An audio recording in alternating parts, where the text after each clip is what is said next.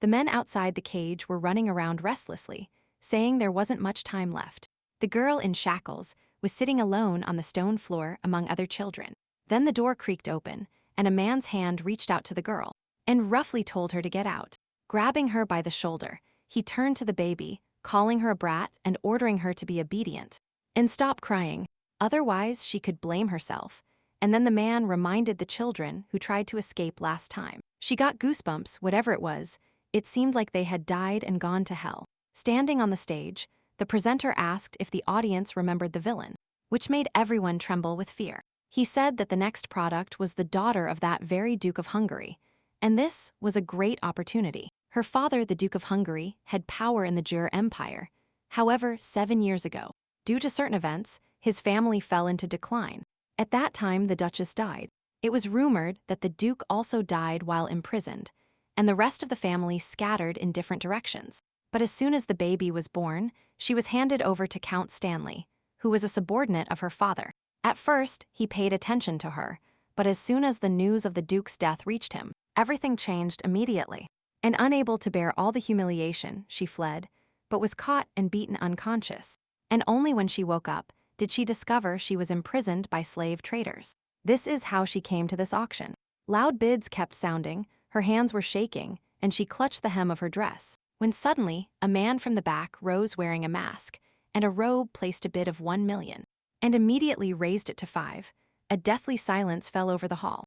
Only a presenter cheerfully announced the price of his product, and asked if anyone else wanted to raise the bid.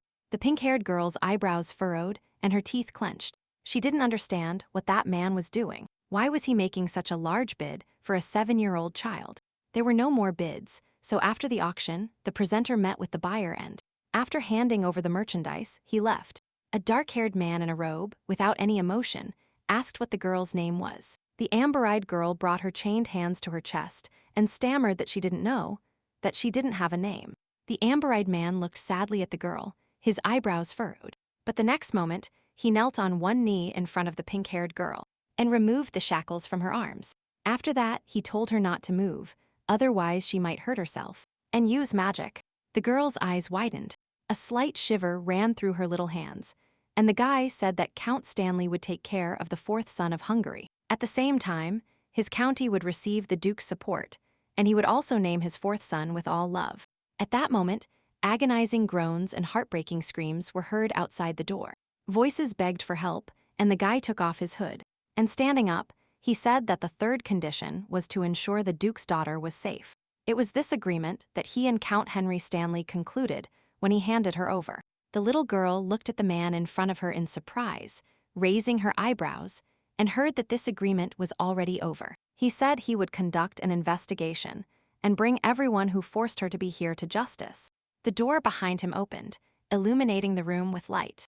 Knights stood in 2 rows, and instantly everything became quieter than before. Walking past rows of men in bloody armor, he ordered the destruction of this place. When asked what to do with the corpses, the man said to burn them, and with a sad look, he said he had achieved his goal and could return. However, as he continued walking forward, he noticed the girl was standing still, and he turned around. The little girl wondered if she should follow him. However, 7 years ago, she was reborn as a nameless girl thanks to a novel she wrote in her past life. She was pulled out of this hell and became the daughter of the Duke of Hungary, a man considered the greatest villain in the empire. They arrived at the Duchy of Hungary, and the man said there were several rules she had to follow. Sitting across from her, the Duke said she was his biological daughter and asked her to be polite because he disliked bothering people. She nodded her head, and then the man carefully asked if she would turn 7 this year, and received an affirmative answer. The father politely observed that his daughter was very small and thin compared to other 7-year-olds. After that, he, turning to the butler and maids, ordered them to take her to the bath and feed her so she would feel better tomorrow. After that, he said he was leaving for the capital, and when the valet asked when he would return, the man said it wouldn't take long, and all because he needed to clean up the mess created while he was supposedly dead. And when he turned his gaze back to the baby, he looked her up and down and said he hoped she would feel better when he returned. Finally, when the dark-haired, amber-eyed man left with a bang of the door, the little girl relaxed, leaned back on the sofa. But no matter what, she was still very nervous and her heart was pounding. And so she arrived at the Duchy of Hungary. This world is the world of a novel she wrote when she was in school in a past life. When she graduated from university, she got a job at a small company. Back then, she was like the concentration of everything bad a person can experience while working in an office. The only things she gained were helplessness, depression, touch, and self-hatred. Her self-esteem dropped, and she started hating herself and eventually quit her job. And then she died due to hypothermia. It all happened because she drank alcohol after several failed interviews and fell asleep on the street from the cold. At that time, the girl was already being sought all over the palace. She accidentally ran away from them because the maids at Earl Stanley's estate often beat her. They pushed and pinched her. She didn't know if that was the reason, but when a large number of people started surrounding her, she unconsciously ran away. Looking at her hands, she saw how they were trembling and realized that although she wanted to leave, her body simply wouldn't allow it. The baby covered her ears with her hands so as not to hear anything, but by then the maids had found her. But they didn't know what to do. The green-haired girl said that the crispy, hot apple pie the cook had baked would soon get cold. And then the baby's stomach began to rumble. A sweet peach tartlet with whipped cream and honey syrup awaited her on the table, butter chicken and roast turkey. And for dessert, there were also chocolate cookies and lemon macarons. The girl told the lady that this was her home, and they were her servants, and asked her to tell her if she didn't like her presents. Otherwise, she could leave, after which the baby looked out from behind the pillar and said she didn't dislike them. The maids smiled happily, and then one of them extended her hand, offering to go right away and enjoy a delicious meal. But for a moment, the little girl stopped and remembered how the servants had spoken of her in the previous house, and modestly said she smelled terrible. The girls immediately understood what the problem was, and then, taking the baby by the hand, she smilingly said that she was on the street, so it was no wonder. This immediately calmed the baby down, and noticing this, the maid offered to take her to the bathroom first. And she nodded. Already sitting in the bath, she thought about how warm it was in there and how kind everyone in the Duke's estate seemed to her. And although the maids treated her very carefully, she still felt they were overdoing it. After a while, someone knocked on the bathroom door, and a green-haired girl asked the liar if she was done and if they could come in. But what a surprise she got when she discovered that the little girl had cleaned the bathroom. The ladies asked who taught her this, but the girl with soft pink hair didn't even understand what was wrong. However, as soon as the maids saw all those cuts, bruises, and scars on the girl's body, they fell into a stupor. Having regained her senses, the blue-haired girl oriented herself and told the lady she would be cold and offered to put on a shirt. She said that if she didn't like it, they could prepare other things. And she also needed to start drying her hair and generally move to another room. After finally taking care of everything after the bath, they braided and dressed the baby. Now that they were done with the outfit and she could eat, the girl sat down at the table filled with sweets and another meal. Only after tasting the food offered to her did her eyes immediately light up with flavor. The maids were also happy about their new mistress's joy, the girl told them, and asked them to leave all the work to her. In response to such a request, the green-haired girl smiled broadly and thanked them brilliantly. Lying in bed, the girl thought she was very happy and hoped this wasn't a dream. And if she could live like this in the future, because if it were a dream, then she wouldn't want to wake up. In the morning, the maid approached her and asked if the lady had slept well. Rubbing her eyes, the little girl answered affirmatively. The green-haired girl smiled and told the lady that today she would give her a tour of the estate. While giving the tour, the girl recounted and showed all the places on the estate. And then they arrived at the garden, which blooms thanks to magic, regardless of the time of year.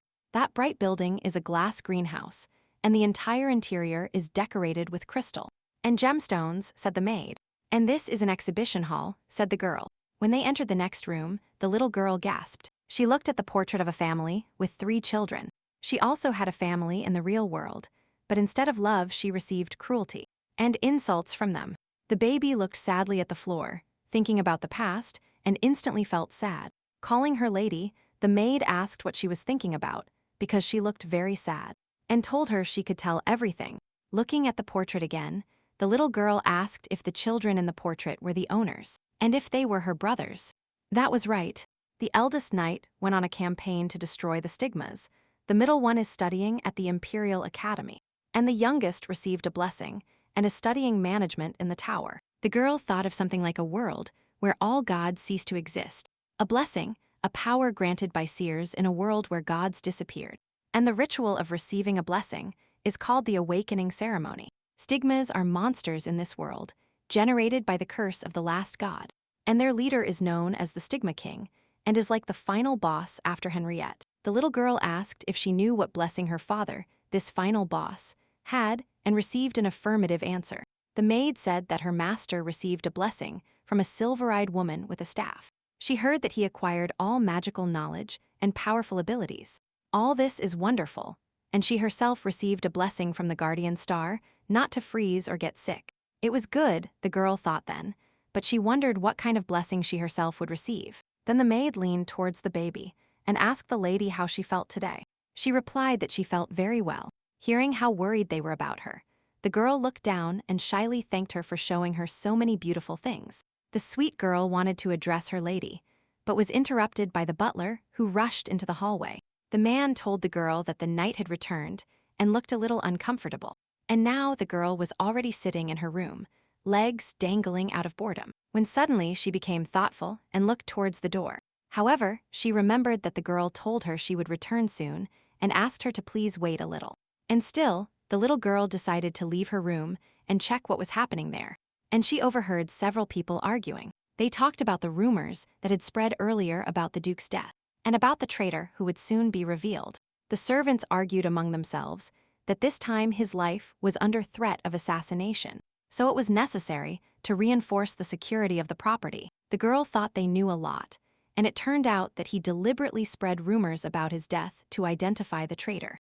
But instantly, she remembered the grim expression on her father's face, and as soon as she got goosebumps, she thought she needed to be calmer. She decided to quickly return to her room, but noticed something strange that hadn't been in this hallway before.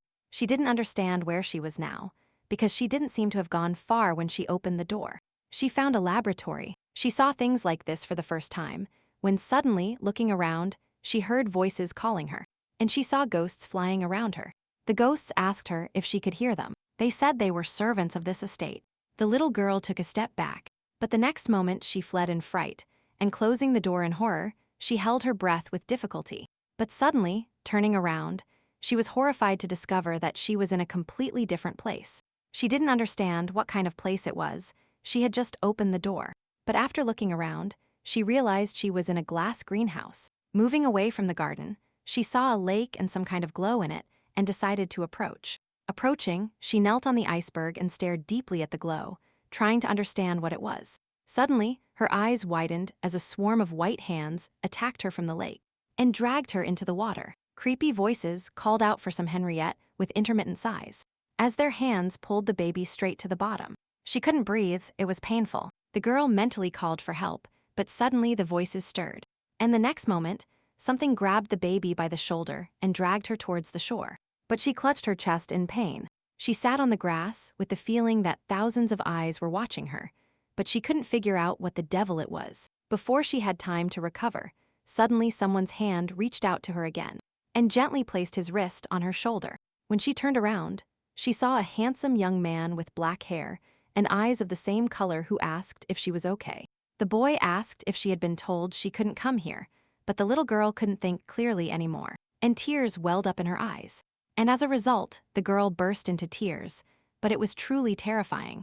Tears kept pouring from her eyes. The boy who saved the lady was a bit scared and cautious of such a reaction. He carefully showed his hands and said he wouldn't do anything to her. Smiling, the cute boy said he only wanted to save her and asked her not to cry. The next moment, the girl, still with tears in her eyes, covered her mouth with her hands. The young man was pleased with this and smiled. He touched her forehead using magic. But the girl didn't understand what it was about. On one hand, it was cold, but on the other, it was even a refreshing feeling. But then the boy announced that it was over. The girl noticed her sleeves were wet and realized it was he who saved her. But the boy stood up, bowed, and said he was happy to meet her. Having regained her senses, the girl suddenly came to her senses and said that she was also delighted to meet you. In response, the young man smiled cheerfully, and a blush formed on his cheeks. It was surprising that they had just met, and she was already happy. The little one thanked him for saving her and asked who he was, having previously thought he was a bit strange. Putting his hand on his chest, the boy smiled and said he was a guest of this estate. In response, The girl said she was lost and asked if he could show her the way back to the estate. And the boy held out his hand to her. Placing her hand in his, she stood up from the clearing and thought his hand was very cold, even though she had just been underwater. Holding hands, they continued walking through the forest. The boy asked her how old she was, and upon learning she was 7 years old, he realized she was the Duke's daughter he was looking for. A chill ran down his back, and he wondered if everyone knew about this, since he said the Duke was looking for her. But this simply couldn't have happened, because he said he got out of prison 2 years ago. But only now did he find her. Suddenly the young man announced loudly, breaking the silence, that they had arrived. And the little one raised her head.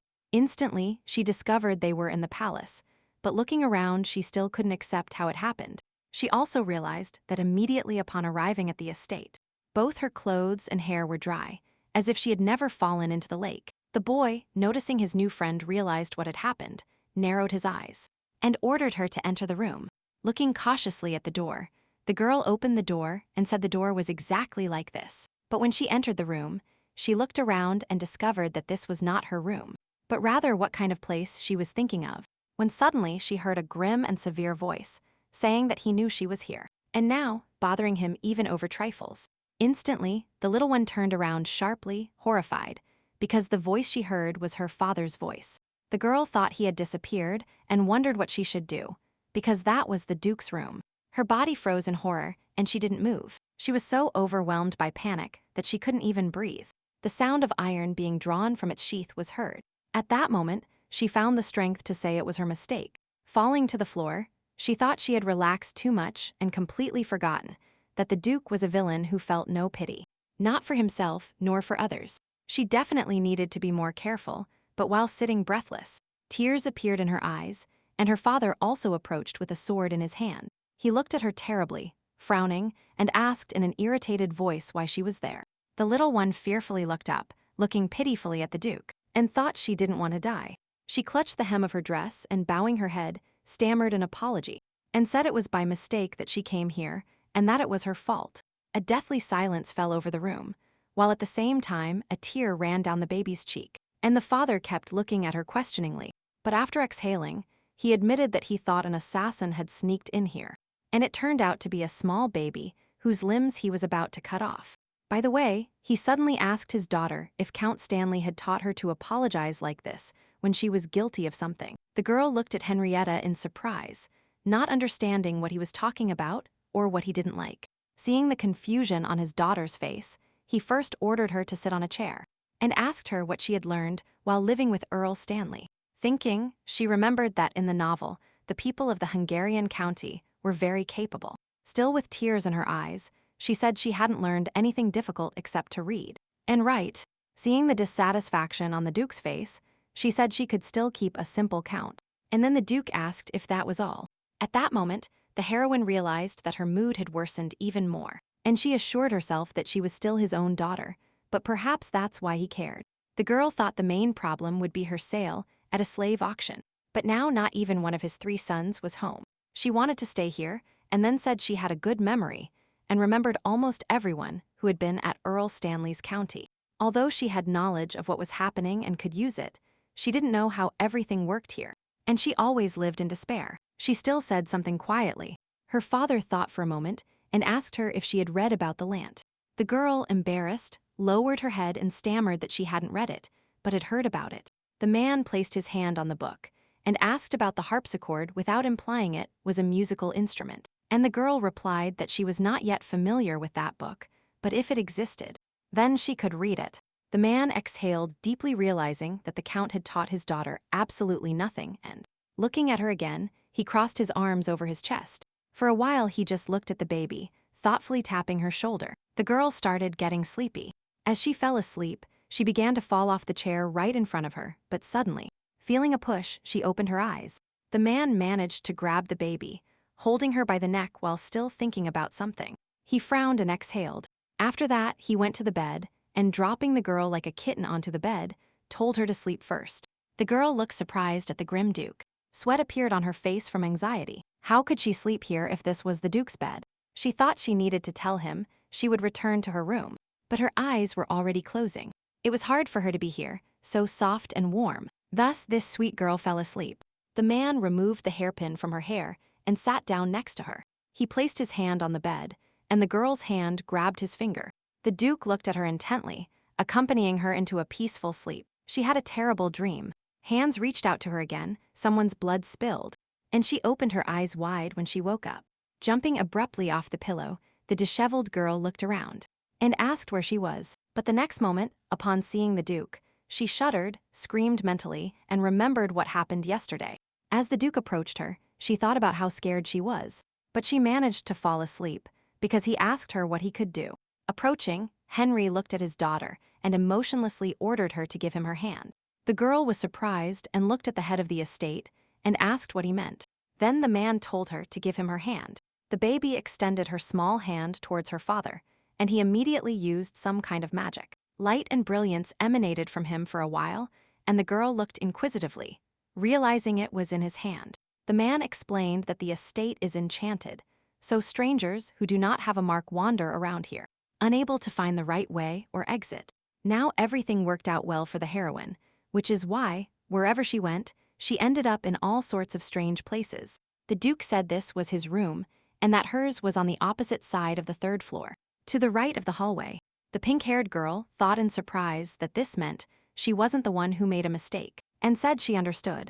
The man looked at her and said he called the servants to take her to the room, and asked her to come to him after dinner. She still had questions, and although the little girl was surprised that this was all, she returned to her room without saying a word. Upon entering, she apologized and greeted Tina, Molly, and Selena as soon as she saw her maids. The next moment, the girls quickly ran to their lady, worried about her.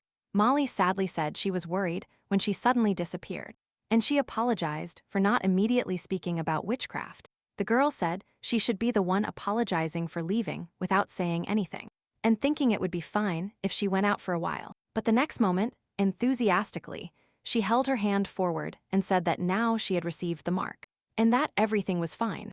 The ladies were inspired by this. Tina said that the young knights only received it when they were 10 years old. Apparently, the knight cares a lot about her. Recalling the murderous look of the Duke, she thought with horror that if this was his concern, then how could he not worry about that person? At that moment, the girl regained her senses and told the maids that the Duke had told her to come see him after dinner. Selena said they should quickly go wash and change their clothes. Tina said that it was probably uncomfortable for her to sleep in those clothes. The girls asked if she wanted to use the same bath products, announcing the arrival of a new dress. And Molly said she would wash her hair this time. Thus, dinner time passed unnoticed. The sun was already high when a knock came at the door and the Duke ordered her to come in. The little girl stood in front of her father, who, while reviewing documents, reminded her that yesterday he told her he remembered all of Earl Stanley's guests. The heroine nodded affirmatively, and then the man asked his daughter to tell him everything she remembered. And so, our sweet girl ended up in a meeting room where people started talking about her and why she was here. The little one bowed her head in embarrassment and thought that this way she would soon have holes in her face from all those stares. However, this couldn't last long. The affectionate father looked at her appreciatively and noticed how uncomfortable she was. And the next moment, the man, with one loud word, ordered everyone to be silent. Those present shuddered. The Duke suggested that, before starting the meeting, they listen to his proposal and then ask him questions of interest. And turning to his daughter, he told her that they needed to return to what they discussed a few days ago. The girl pursed her lips and clutched the hem of her dress. She thought she could bear it and began to list the people who visited Earl Stanley's palace. In the middle of the meeting, she was thinking about what the adults were discussing when suddenly her stomach rumbled loudly. Instantly, the girl pursed her lips in surprise, and a deathly silence reigned in the hall. The girl's face turned red with shame, and her stomach never stopped treacherously rumbling, usually. She eats every 2 hours. Those present laughed sweetly and smiled, but she thought the child's body needed constant replenishment due to exhaustion. The man looked at his daughter and told her she was hungry even in this situation. The little girl shamefully covered her mouth with her hands and thought those were her words. The Duke immediately turned to the servant and ordered him to immediately bring tea with sweets, because that is exactly what children eat. The girl felt extremely embarrassed by this, because now there was a meeting, and he was telling her to eat. Apparently, the heroine of that day thought for too long, so the man asked her why she wasn't eating. Thinking about something of her own, she put the pen down on the table took the plate with the tart, and cut off a piece. Having tasted the sweetness, he informed his daughter that the food was not poisoned. And with such a statement, he surprised not only his daughter, but also the guests of the estate. He told her to eat without problems, but he didn't understand that this wasn't the reason why she wasn't eating. But in reality, her soul felt lighter. And after planting a small strawberry on a fork, she began to eat the sweets, and thanked him for the food. And so, not much time passed since this incident before it was repeated surrounded by maids. Placing a plate of sweets in front of his daughter, the Duke carefully told her to eat. Although the girl felt extremely uncomfortable with this, she accepted the Duke's gesture. It seemed there was a misunderstanding, but she still ate sweets with pleasure. The men watched her. The little girl thought she felt a little uncomfortable, but the taste was overwhelming, and she said she had eaten well. Suddenly, a serious but caring man handed a plate to his daughter and told her to eat this too. Behind them, the maids whispered loudly about what they had just seen and what their master was doing. Because after that day, he was the first to taste the food. The girl thought they probably misunderstood each other, but to be honest, she was uneasy and uncomfortable. When she lived in Earl Stanley's county, she was only called when it was necessary to check for poison in the food. And although it wasn't fatal, it caused suffering. And now the Duke tries it first, saying the food is safe, after which she eats. She truly knows that deep down she is afraid of him. The maids said that magic protects him from poison, but generally she is his daughter, and it may be precisely because of this that he worries about her, no matter how much she thinks about him. As then the Duke told her to get ready for tomorrow, because they would go see the orchard, and it is better for her to inspect the land in advance, which will soon be hers. The girl simply looked at him, surprised. That same evening, the maids were helping the baby dry her hair when she, staring into space, thought about something. When Molly's question snapped her out of her thoughts, who simply asked about her thoughts. And she shuddered. The little one admitted that the Duke suddenly told her about the trip to the orchard, which surprised her. Molly said this must be the place he prepared for her.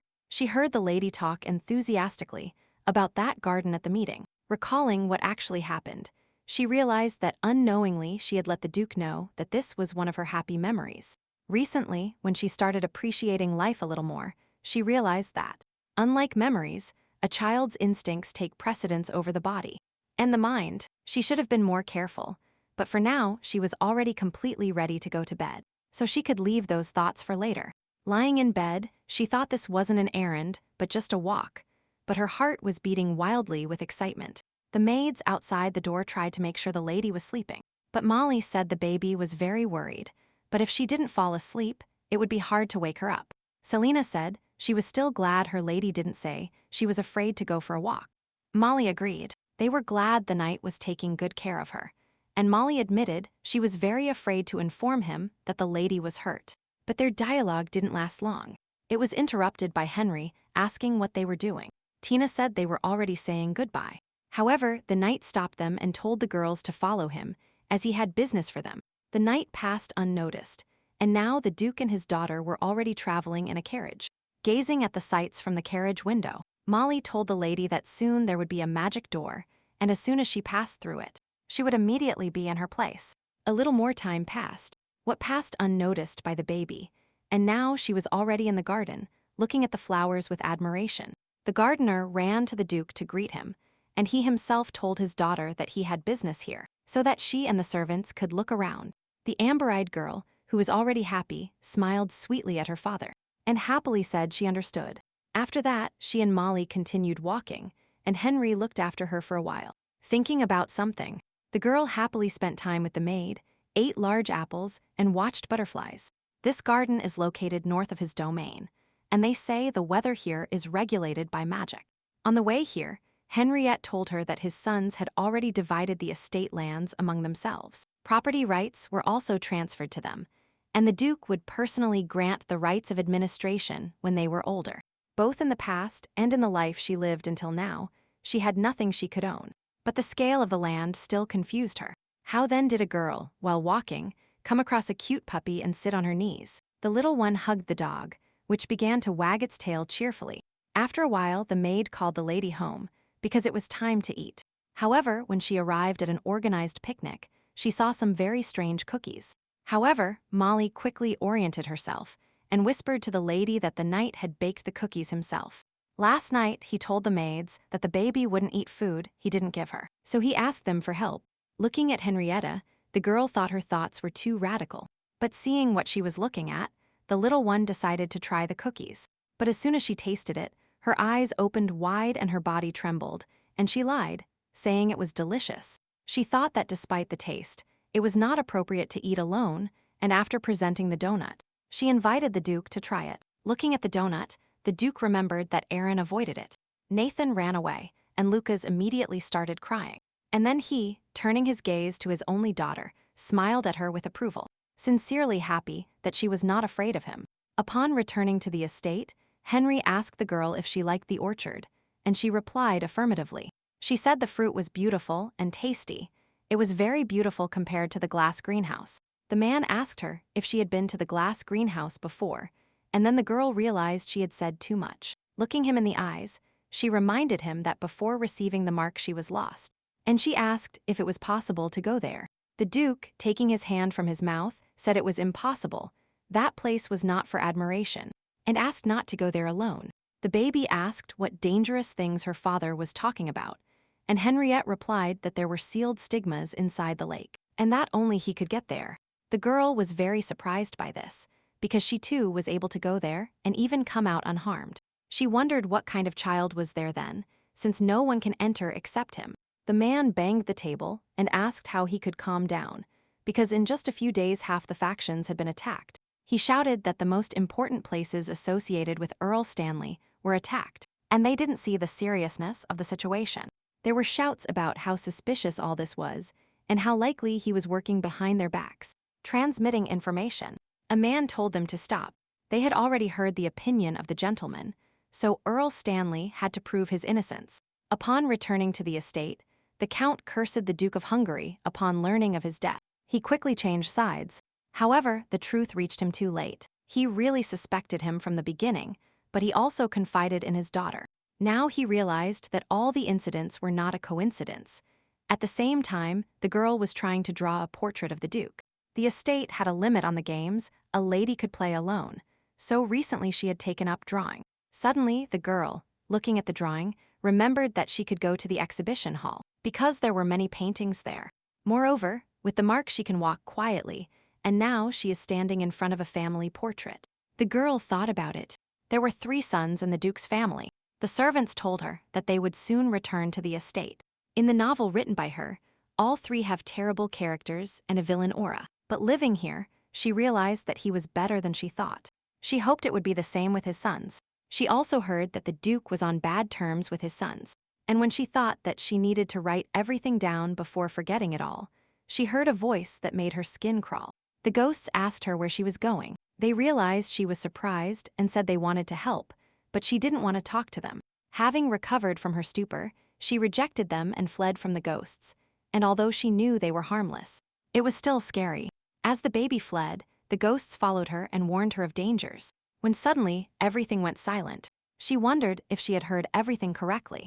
The ghost said about a dangerous place and a cliff. But despite this, the little one was not afraid, for in front of her was only a garden. And she walked forward. Then she reached the apple tree and heard a voice asking if she was lost again. And the girl looked around. Soon the girl discovered that a boy she knew was sitting on the branch of an apple tree, holding a red apple in his hands. It seemed to be reflected in his black and red eyes. Then the little one realized it was he who saved her then. At the same time, in the Duke's office, a purple-haired man brought him the results of the investigation he had requested. The woman said that recently there had been a meeting at Lord Adam's estate, and she checked that Earl Stanley was also present there. Glancing through the documents, the Duke thought about what he was talking about with his daughter in the carriage. She still didn't have a name. Then the little one replied that she had heard that a name is important, and one cannot name without thinking. That's why she didn't give it. At the same moment, Duke Henry returned to reality and looking at the documents. He put them on the table, and getting up from his plush armchair, he asked the assistant where the baby was now. When asked if she was lost again, the girl passionately replied to the young man that she was not lost at all. "Is that so?" asked the black-haired man, sitting on the branch of a tree and looking at the girl, and taking a bite of the apple. However, as soon as the baby saw such an attractive scene, her stomach began to rumble again, and her face turned red. She carefully asked him if he could also give her an apple. Then the boy said it was his. The girl objected and asked if the apple tree didn't belong to the Duke, because it was a tree in his garden. In response, the boy smiled slightly and said that it could be his, because he was close to the Duke. The little one looked at the boy surprised, even dumbfounded, thinking that could happen, when suddenly she heard a giggle. But as soon as she realized that the young man was laughing sincerely, she realized that he had fooled her. And he asked her to open the hem of her dress and come closer. The girl did everything exactly as the boy told her, and the next moment, several apples fell towards the girl. Soon, the young man also jumped down from the tree and approached the girl who was picking up the fallen apple, and handed her another one, the most delicious and ripe.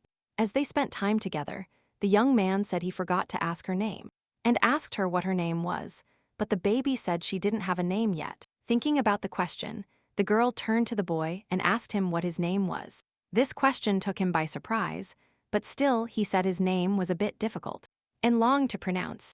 After remaining silent for a moment, he threw the apple and catching it. He said to just call him Kyan. As a result, the young man smiled at his good friend and told her he would be very happy about this. Looking at him, the heroine thought that in the novel she had written, there was no hero with that name. This is not an imperial name either. Maybe then he is an insignificant supporting character, even if he is by the lake, she thought. Suddenly she raised her head and wanted to ask about the last encounter, but discovered that he had disappeared again. And while the girl was trying to understand what it was, the baby was suddenly called. An apple fell from her hands, and she shuddered, and turning towards a familiar voice, she saw the Duke asking what she was doing here alone. The girl hoped he wasn't angry, and Henry said it was almost lunchtime, and that she was holding back his appetite with an apple. And then she turned to the Duke, and holding out the apple to him, invited him to try it too. The man looked at his daughter, surprised by her so kindly offering him the apple, marveling again at her courage. But suddenly, their pleasant conversation was interrupted by a servant calling the master, and he immediately asked him what had happened. The man said that Earl Stanley came to visit them.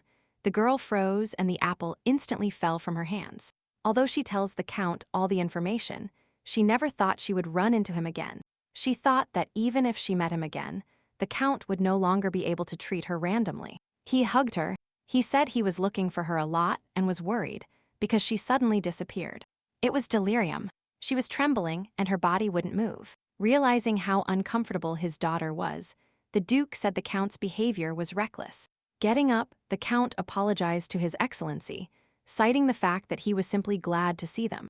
Luck would have it that it started raining, and, although the Duke found it unpleasant, he suggested moving to the living room. Raff kept babbling, but as soon as the Duke got tired, he coldly told him to get to the point and explain about his daughter. Waving his arms, the man said that the lady liked his estate very much and asked if he blamed him for the fact that the lady left silently and was kidnapped. The Duke said that at her age, she still couldn't write or play musical instruments, and her body shows signs of hard work. The Count continued to slander, lying and saying that he gave her the best he could, and the lady herself was interested in everything. However, the little one understood that all that was a lie, that she needed to say it, but she shrunk completely and couldn't move. How then did the Count tell the Duke to ask the lady, and she would confirm it? Because he was telling the truth and addressing the baby. The little one raised her head and looked horrified at the man who scared her terribly, remembering how he used to hit her. She recalled all those feelings and lowered her head and confirmed his words. She simply couldn't tell the truth out of fear. Upon hearing a positive response, the man calmed down and smiled cheerfully and said that Lely had confirmed it. He said that she simply made it up out of jealousy, because all children lie in childhood.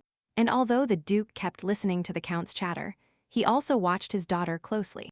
And he saw how his baby paled, how her eyes were wide open, and how she trembled. Seeing this entire state, he understood everything and said that the baby was tired and ordered the servants to take her to the room.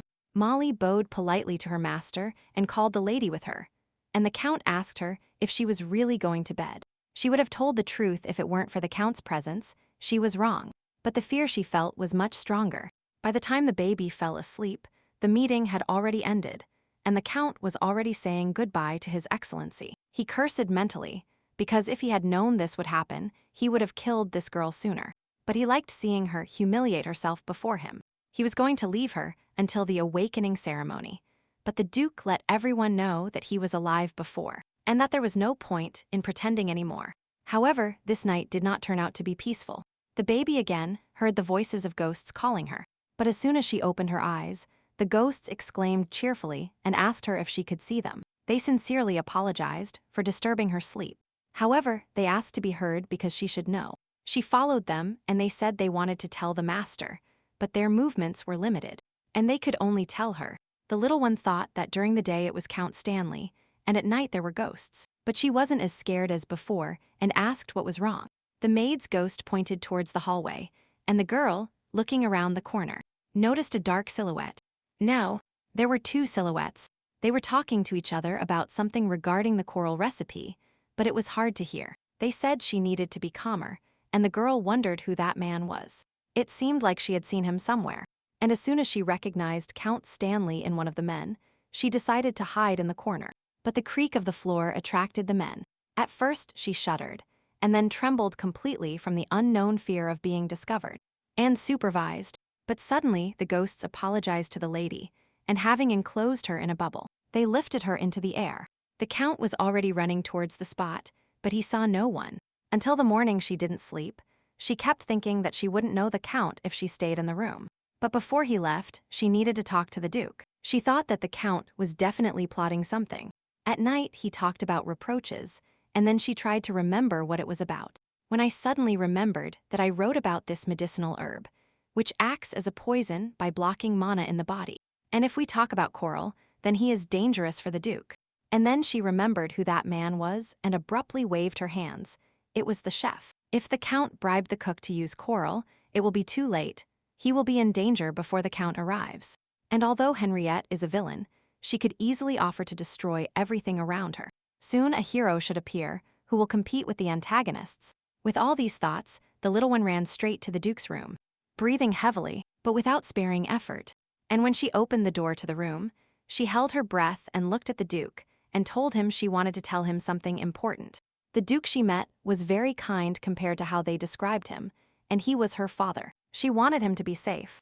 Approaching, the little one said that everything Count Stanley had said was a lie, but that it was difficult to explain further. She said that that night, the Count met with his cook, and they talked about cinnamon. If he succeeded, he wanted to report it to the palace, and therefore, she said, he should be careful. And although his daughter's story was unclear, he understood everything and asked the butler if he had finished cooking yet. The meal was ready. Count Stanley was in the hall, but said he didn't want to eat. However, the Duke said that this was his house and his rules, so he asked for him to be called to the table. He also called the little one to follow him. She looked at his back and was very interested in such a dry reaction. When suddenly she thought he didn't believe her words, she became alarmed that all this was due to yesterday's words. The Count said he was honored that the Duke was taking care of his breakfast, idolizing him as much as possible. He asked if the lady slept well last night. The little one lowered her head and thought what she should do. Then the Duke reminded the Count that he had correctly said that his daughter wanted attention. So he lied. A chill ran down the girl's back. She felt invaded by an animal horror. Her eyes widened, and her heart began to beat wildly. The Count asked how the lady could behave like that. He thought he had told her a lot. He needed to deal with him quickly. The little one thought this could not be allowed. As soon as the table was set, it was necessary to throw away the Duke's plate, when suddenly I saw that all the food the cook had prepared was placed right in front of the man opposite. Seeing all this, the girl with soft pink hair looked at the Duke with surprise and delight, who with a hoarse voice and gloomy look told the Count to prove that his daughter's words were a lie. He ordered the mustachioed and surprised man to eat all the food he had prepared today. A row of knights lined up behind the Count, and he himself, stuttering, turned to His Holiness and told him that he didn't eat vegetables. But suddenly, the girl spoke loudly that this was a lie. Her clenched hands were still trembling. She was still afraid of him, but she suddenly said out loud, it was he who ordered the cook to put coral in the food. The Count froze, she, clenching her fist with her hand and furrowing her brows over the bridge of her nose, declared that she was not a liar. She realized that Henriette believed her. The Count was in no hurry to despair. Although he understood the situation he was in now, he kept trying to argue. But the Duke interrupted him and ordered the knights to capture this idiot who couldn't even teach his daughter etiquette. He ordered him locked in prison so he could personally interrogate, find, and stop everyone associated with his family, as well as the cook. The man was grabbed by the shoulders and dragged away. He shouted to His Excellency that this was a misunderstanding, that everything was wrong. The Count was arrested on suspicion of murdering the Duke and will be punished for treason. The Duke stated, the little one finally understood what they were talking about at the meeting, and her father asked her what punishment she wanted to endure. The Duke explained that she had the right to punish him and that, if she had a proposal, he would listen to her. However, the amber-eyed girl only looked at him surprised, not expecting to hear such words, and thinking, with sadness in her voice, looking at the spot on the table, she said that she only wanted him to be punished according to the law. To which she received the answer that he would do whatever she wanted, and that she would also need to know more about what was happening in the county. Selena said he was a bad person, and Molly asked if the lady was all right. And she replied yes. The maid with the braided brown hair enthusiastically said it was truly incredible, even that she saved the master. Yes, it was incredible. The ladies did not stop praising their mistress, and Selena said, holding a hammer in her hands, that she should tell them everything from now on. Although she found out late, she could only talk to the ghosts at certain times. The servants said this was possible thanks to the power of her magic. They said her father and mother had passed it on to her, but so many things happened today that the baby couldn't sleep. Having stopped swinging her legs, she paused and wondered if she would now know Earl Stanley. Well, after all, he is locked in a dungeon now, but she would like to look at him like that. But she didn't want to see him either. When suddenly, the voice of a familiar boy was heard wondering if he should show it to her. The girl opened her eyes wide towards the boy. She saw Kyan in front of her and thought that first he suddenly disappeared, and now he suddenly appeared in her room. But the next moment the boy, approaching, extends his hand to the girl and she takes it. But suddenly the lights went out. It simply became night. The girl looked around. She could see a faint glow from the torches, and then realized they were in a dungeon. Looking back at her friend, she wondered who this boy was, and he pushed her even further. Some sounds were heard. A dark-haired boy said one must be careful in the dark. Going down the stairs, they heard a loud scream. The girl looked back and realized that the sounds were Earl Stanley's voice. Rounding the corner, she saw Henrietta and Earl Stanley, who was sitting behind bars. The little one said that from that distance, they would be caught. But the young man assured the girl that everything was fine, because as long as she held his hand, other people wouldn't find out about them. The girl thought, okay, simple people, but it will work with the Duke too. When suddenly they hear a loud scream from the Count, who asks the Duke if he thinks everything will be fine for him. Then Henry replied that the aristocrats had come to look for him, a criminal who was preparing the treason and murder of the Duke. He said it wasn't up to him to decide whether he committed treason against the emperor or not, and he asked why he had touched his daughter. If he couldn't raise her, then the baby should have been returned to him when he came to pick her up. And he was a fool to believe him. The little one looked at her father in surprise, without letting go of the young man's hand behind her. She realized that Henriette came to pick her up. He didn't forget her. He kept thinking about her. Whenever he came, he made excuses that she was traveling or sick. He didn't have the courage to meet her. So she believed his words. After hearing these words, the girl suddenly realized that they had moved to the room, and she wondered why this happened now. The young man said he started crying and that it was better to leave it like that. He asked when he started crying while rubbing his eyes. However, the young man did not answer, only separated his hands and wished her good night, smiling, and thus he disappeared from sight again, although just a moment ago he was nearby. She lay down on the bed with her arms spread out and wondered who Kyan really was, who appeared and disappeared. When they met, he asked her not to tell anyone about him, but she thought she could ask her father about him. And so, with these thoughts, the girl came to the Duke's room and knocked on the door, which the man immediately opened. Entering the room and holding a pillow in her hands, the girl asked if they could sleep together today. The man replied that he didn't know how to sing lullabies, and the daughter said that was fine, that she could do it herself. And so, father and daughter sweetly lay down next to each other, and the Duke held his baby's hand all night. The maids asked if the lady was cold after the situation with the Count. The servants became overly affectionate. They asked if it would be convenient to bring her hot tea, and Molly said it was time for a bath. And although everyone wanted to help her, the girl refused any help, but she saw that the wounds had almost completely healed. Molly asked if the effect was good, and she explained that she used a special magic medicine. She cried over a bad person who doesn't repent, she, such a precious little one, and said she would give her a massage. The baby did not refuse, but when they massaged her, she was tickled a lot. But it was fun. Out of the corner of her ear, she heard that the count would be punished, that the records about his family would be destroyed, and that the punishment was expected to be severe, but that she would not meet him again. At the same time, a purple-haired man arrived at the Duke's office and asked if he had called. The man asked him to send it to him personally, and after handing him the letter and asking if he had prepared what he requested, the guy carrying a pile of books stood up. When Selina approached her master and told him that the master was calling her, the girl asked if she needed to come now and received an affirmative answer. As she walked, she thought about what else she wanted to ask him, because she had already told him everything.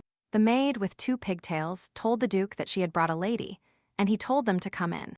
As soon as the girl entered, she was very surprised by the number of books in this office. Her father told her to sit down and rest. The pink-haired girl, not understanding, only looked at Duke Henrietta, but obeying her father. She sat on the sofa and thought about what she should do. Maybe work because she is here, and the sofa is plush. When an amber-eyed friend pronounced the name and looked at his daughter, the girl looked back inquisitively. However, the man shook his head in different directions and said that was not the case. For some time, the 2 men tried to find a suitable name for the baby, but not everything was what they needed. The final name didn't fit either, and then the Duke asked if there was anything more suitable. And only at that moment did the girl realize that they were now busy choosing a name for her. The Duke's assistant asked her for the name Marie, and then he asked her what its meaning was. In response, the boy said that the name had no meaning, but that it was very cute. Henry thought about it, and baby laughed. As such, thought our heroine, it turns out Henry was very bad at this, but still tried very hard for her. He was very warm in his soul. The men kept insulting one by one, trying to find the most suitable one. When suddenly the Duke fell silent, he noticed that his sweet daughter was already sleeping peacefully on the green pillow of the plush sofa. He looked at her for a while, but soon got up. He approached and took the girl in his arms. He decided to take her to the bedroom. He walked with a firm step so as not to wake her. He stopped and looked at his daughter closely and said that the baby was getting tired very quickly. And just at that moment, he looked out the window and saw beautiful pink roses blooming. These soft-colored roses reminded him of his late wife, who had the same soft-colored hair. Arriving at the bedroom, he laid the girl on the bed. How much she resembled her. He thought. The man removed the elastic band from his daughter's hair and sat next to her on the edge of the bed. The next moment, a smile appeared on his face. His eyes looked at the child with tenderness, and he wished his Rosetta good night. This was the old name for summer roses, which are the symbol of the Hungarian family, now called Rosetta Charlotte Hungarian. A man in a jacket called at the room. The door opened slightly, and she said that she had brought a message from the Duchy of Hungary. A dark-haired young man, just out of his teens with green eyes, accepted and unfolded the letter. The excessive care from others began after the situation with Earl Stanley. The lady said that the maids should surround her with love. They must make sure that she lives with pleasure and worries about nothing. She becomes more resilient after the prescribed treatment. Tina and Selina asked her if she needed anything else. Rosetta said she would let them know if she needed anything else.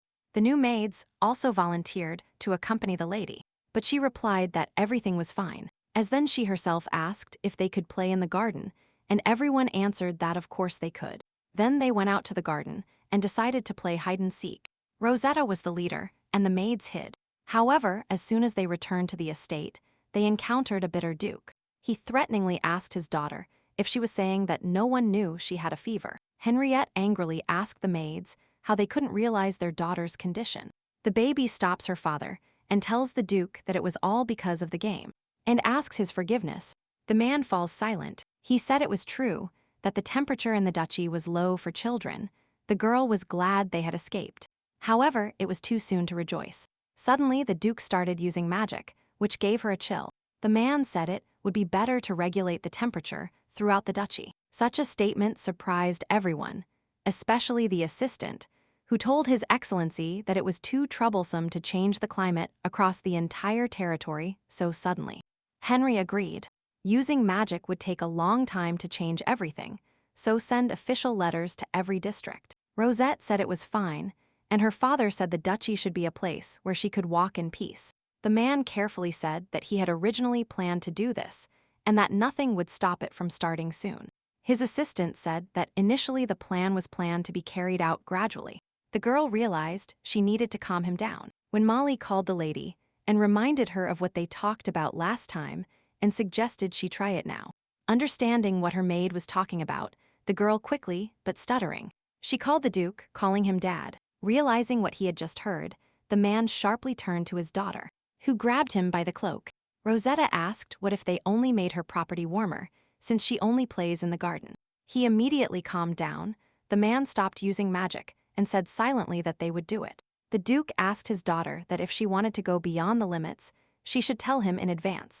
Realizing this word worked for the Duke, the little one, without letting go of his cloak, called him Dad again. The man looked at his little one in surprise again, but the next moment he smiles at her, and he replies to Rosetta, calling her his daughter. Instantly, the little one also looked at him surprised, and the maids were surprised that their master smiled. In response to her father, the girl truly blossomed and sketched a radiant smile. She only had a slight fever, which had subsided by night. The servants were worried, so she stayed on the estate. However, it was still boring to sit inside the estate with nothing to do. And she should also bring a couple of books from the office. Rosetta thought and left the room. But on the way to the office, the view from the balcony stopped her, and the girl, stopping. She approached and looked down. Until then, she hadn't seen flowers here, probably because there was snow on the roof of the estate, which has now melted. A black butterfly flew right in front of her nose, and the baby, catching up to it, asked it to stop and wait. However, she stumbled and was about to fall, but an adult grabbed her from behind and squeezed her against him. Already standing calmly, the girl opened her eyes and heard a voice asking her if she was all right. It was Kyan. The boy smiled and apologized and said he just wanted to joke a little bit, but it turned out a bit dangerous. But our heroine thought that at that moment, he was definitely older. And with surprise on her face, she looked at his face. The young man looked at his girlfriend as an answer, piercing her with his black eyes with a touch of red. Rosetta thought that although this was foolishness, interest prevailed, and she asked Kyan if he was a butterfly now. The other day she asked her father about him, the boy Kyan, who lived on the estate. But the Duke didn't know about him. Rosetta then said that he was a little older than her. He had black hair and eyes of the same color, emitting a red glow. Angrily, the Duke said that there were no such people on the estate and asked where she had met him and what he had done to her. However, the little one avoided answering by telling her dad that she was simply mistaken, since she had found out about it somewhere before. But if Henriette doesn't know him, it means he is an uninvited guest of the estate, and even uses his abilities to hide from him. So she asked Kyan, he is not a person. At first the boy was very surprised by the question, but almost immediately he smiled and said that they had found him out and that he himself was a fairy. Rosetta didn't believe these words and raised an eyebrow and asked him if he was joking. The young man replied maybe. The fairies she knew did not look like this one, but Kyan said there were many types and listed some as examples. The little one asked if he was one of these fairies. The answer was positive. He was not her enemy and posed no danger. Lifting her head and nodding, she thought that he had already saved her many times, and said that this was the case. The girl became interested in why he appeared in the form of a butterfly, and in response heard a carefree answer that he thought she was bored. He extended his hand to the cute lady with pink hair, and asked if she would like to play with him if she was bored, to which the diligent Rosetta replied to the young man that she had already promised that today she would only play on the estate. In response, the boy smiled. He was satisfied with these conditions and nodded and said, "That means they will play inside the estate." The baby took his extended hand, and the mysterious Kyan still couldn't stop smiling friendly at her. While traveling in a carriage, the young man asks his companion why he feels like something has changed. Indeed, asked the older one, and looking out the window he noticed that there was no snow on the roof anymore. At the same time, our heroine, holding Kyan's hand, has already moved to a new place for a walk. But looking around, she realized that it was her father's glass greenhouse. Kyan asked if she remembered the last time she fell into the lake and couldn't see everything clearly. Rosetta objected. She was only allowed to come here with servants, to which the boy replied by saying that he would show her a place where she couldn't get even with servants. The baby thought her father had told her more than once that stigmas were sealed in the lake. She was worried. However, the young man, taking her by the hand, told her there was nothing to worry about, because everyone who lived here was afraid of them, and she was in no danger. And as a result, the girl agreed to his persuasion. They walked simply enchanted by the beauty of the place. As for a moment, Rosie thought that the further they went, the more beautiful it became. But at the same time, stranger creatures appeared. She felt uncomfortable and told the boy that he looked strange, but he explained that this was one of the types of stigmas. Usually, stigmas are born that way, but there are also cases where they become stigmas after death. Kyan said that after completing the formation process, they become a separate type of stigma. The girl thought she didn't know, but she was interested in why then they lived in a glass greenhouse. The young man noticed his friend's confusion and asked if she knew that the Duchy of Hungary was originally barren territory. Rosetta became interested and traced the cold earth where nothing could grow freely or live. This place was originally like this. The boy reported that the ancestor of the Duke of Hungary, just like the current Duke, received protection from a powerful guardian star. The imperial family valued the previous Duke highly and tried to maintain friendly relations with him. He was an ambitious man, but in the end, the imperial family declared war on the Hungarian family. Having won, they expelled the latter to the most remote, lifeless northern place. Infested with many stigmas, the imperial family waited until they started asking them for help. But the family was able to independently subdue the northern land, thus becoming the only powerful wall protecting the empire from stigmas, which greatly influenced the imperial family. If the Hungarian family goes further and manages to tame the stigmas, it will be a reminder to the empire that they are not safe. Rosette thought that the stigmas appeared in the second part of the novel. It turned Henrietta into the only villain, but she still wanted to side with him. This is so stupid, but at the same time interesting. Suddenly, out of nowhere, said the black-haired one. She looked at him. Kyan said that the people who were sent to feed the stigmas ended up being used by the stigmas to keep an eye on people like them. Squinting his eyes, the boy explained that he thought people would be more careful, because not much time had passed since the Alba incident. It happened 9 years ago. Alba is a large state that calls itself an empire, but due to the invading stigmas, along with the king, it was destroyed in one night. The surrounding territory was in chaos for a long time. Not much time has passed since this disaster, but it has already been written down in history. Kyan is really not a person, she thought then. After all, the only thing she heard was that the imperial family got what they deserved, and that Henry took revenge as expected. At that moment, they finished the conversation, and hand in hand, walked in silence through the back of the greenhouse. At the end of their walk, the young man, smiling, asked her how it went. The little one replied that she liked everything and thanked him. Kyan asked if they would return, otherwise they had already started looking for her, and Rosetta asked how he found out about this. And before the boy had time to clearly say that he simply had good hearing, the black hand of the stigmas grabbed his interlocutor by the leg. She screamed in fear, asking to be let go but Kyan was not surprised. He pressed his foot on her hand and, irritated, he covered it with insignificance. At that moment, the oppressive aura dissipated, and the boy asked Rosetta if she was all right. The girl replied yes. Suddenly, the expression on his face changed, and he wondered if he had told him her name. In a moment, the boy realized that he had said it without thinking, and quickly said that he had heard the servants call her that. He also asked her if she could walk because they walked a lot, and her legs probably hurt. But the baby said that everything was fine. However, no matter how she answered, the boy took the baby by the hand, and they moved again. She returned, she said, surprised. Kyan said that if you look at it that way, she hadn't introduced herself to him in person, and asked if she would tell him her name in person.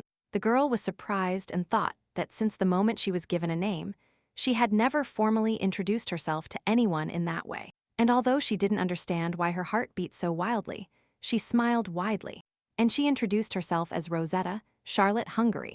The young man, smiling, repeated her name aloud and told his friend that it was beautiful, and it suited her very well. He also asked if they were friends now they knew each other's names, if they hadn't become closer this way. If it was really a custom among fairies, she thought. And although she wasn't sure if he was a fairy or someone else, there was nothing wrong with being his friend and, agreeing, she asked if they could communicate informally. The boy literally smiled and told his friend that she could address him as she wished, and he was comfortable with that anyway. When suddenly the voice of the servants called the lady, she turned around, and the boy told Rosette that next time they would have fun. The next moment he disappeared, and Molly ran to the balcony. She asked the lady if she was cold, to which the little one replied that everything was fine, and asked what was wrong. And the reason was that the young lords, the eldest and middle sons, had returned. And that's how the little one entered her father's office. 3 people looked at her, the eldest son and brother. He had black hair and amber eyes. He was like a copy of his father. And also the middle son and brother, who also had black hair, but his eyes were emerald. Rosetta thought they looked older than in the portraits. Maybe they wouldn't recognize her either if they could make friends. When she wrote this novel, she reasoned that if he was a villain, then her character should match. But now he already regretted it. The boy with amber eyes and black hair seemed very similar to Henrietta to the girl. He approached his little sister and knelt down in front of her. He said uncertainly that she was very small, and that her eyes were big. The girl asked him what he was talking about, and the young man cheerfully said that since he was talking, it meant she wasn't a doll. He took the baby's little fingers and greeted her with a smile, and told her he was her older brother, Aaron. He told his sister that he missed her very much, and was very happy that she was back. He wished her a good return.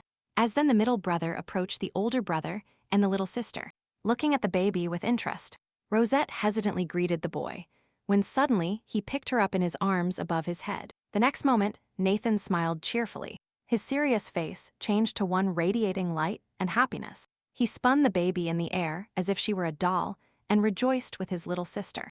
The girl was already dizzy, but it was still fun, as if she were on a ride. Nathan introduced himself and told his brother that she was much kinder than all those sisters they boasted about at the academy. And Aaron asked him not to make any noise. The young man understood what his older brother meant and immediately carefully placed his little sister on the floor. Then the Duke approached and said that, as he had heard, these were her brothers. His eldest son, Aaron, and the second, Nathan, Lucas, the youngest and who would return later. A little hesitantly, the girl tilted her head to the side and smilingly said she was pleased to meet you. She introduced herself as Rosetta and asked to take care of her. The brothers couldn't take their eyes off her, and Henriette told them that since they had nothing to do at the imperial palace, they could live here on the estate.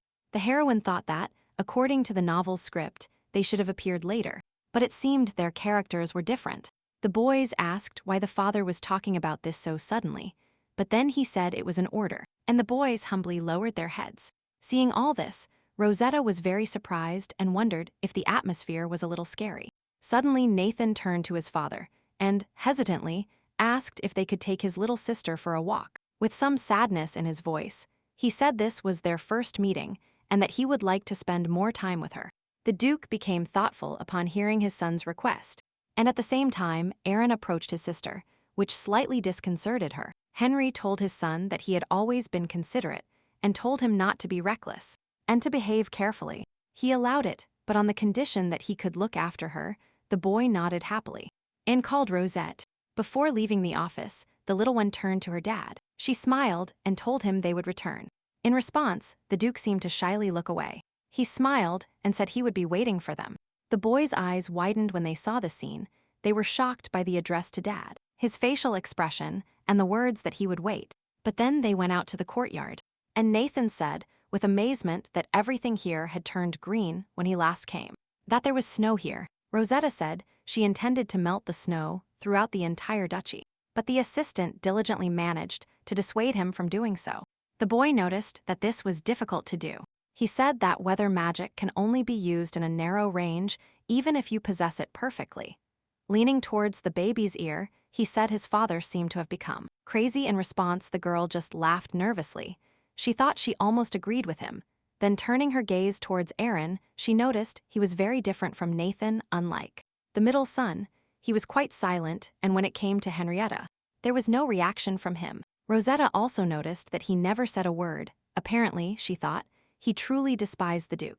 Suddenly, Nathan cheerfully turned to his brother and invited him to think of a nice nickname for Rosetta, saying that everyone at the academy does this. Aaron nodded smilingly, and the little one realized there was a good relationship between the brothers and that they were favorable towards her. The boys started choosing a suitable nickname for their sister, as there are many options, but they still settled on Rosie. Nathan asked what was wrong with her face. If she liked the nickname, Rosetta said no, and she thought it was a bit childish, but they still tried their best. And then she suggested to the brothers that they should also give them cute nicknames. Hearing no objections from either the eldest or the middle one, she decided to give the former the nickname Ari. Looking at the middle Bart, she thoughtfully said the nickname Natty. Both young men were confused, but the little one happily repeated their new nicknames, and they seemed very cute to her. Nathan laughed heartily and said he liked that everyone had nicknames. Aaron, hesitantly, agreed with him. And the next moment, the brother who closely resembled his father patted Rosetta on the head. He asked her to call him as she liked, but forbade her to call him that in front of others, because otherwise they might start to despise him. Ari explained that they were a family, that they were considered the evil of the entire empire. There were many people looking for opportunities to attack them. They were not allowed to display family matters. After all, if they are given that opportunity, they will treat them with disdain. Now Rosie understood how Henry raised his children strictly and indifferently, but the young man immediately apologized for saying too much. He said he regretted if bad memories arose because of him. At that moment, the little one realized that her older brother knew about the situation with Earl Stanley in her novel.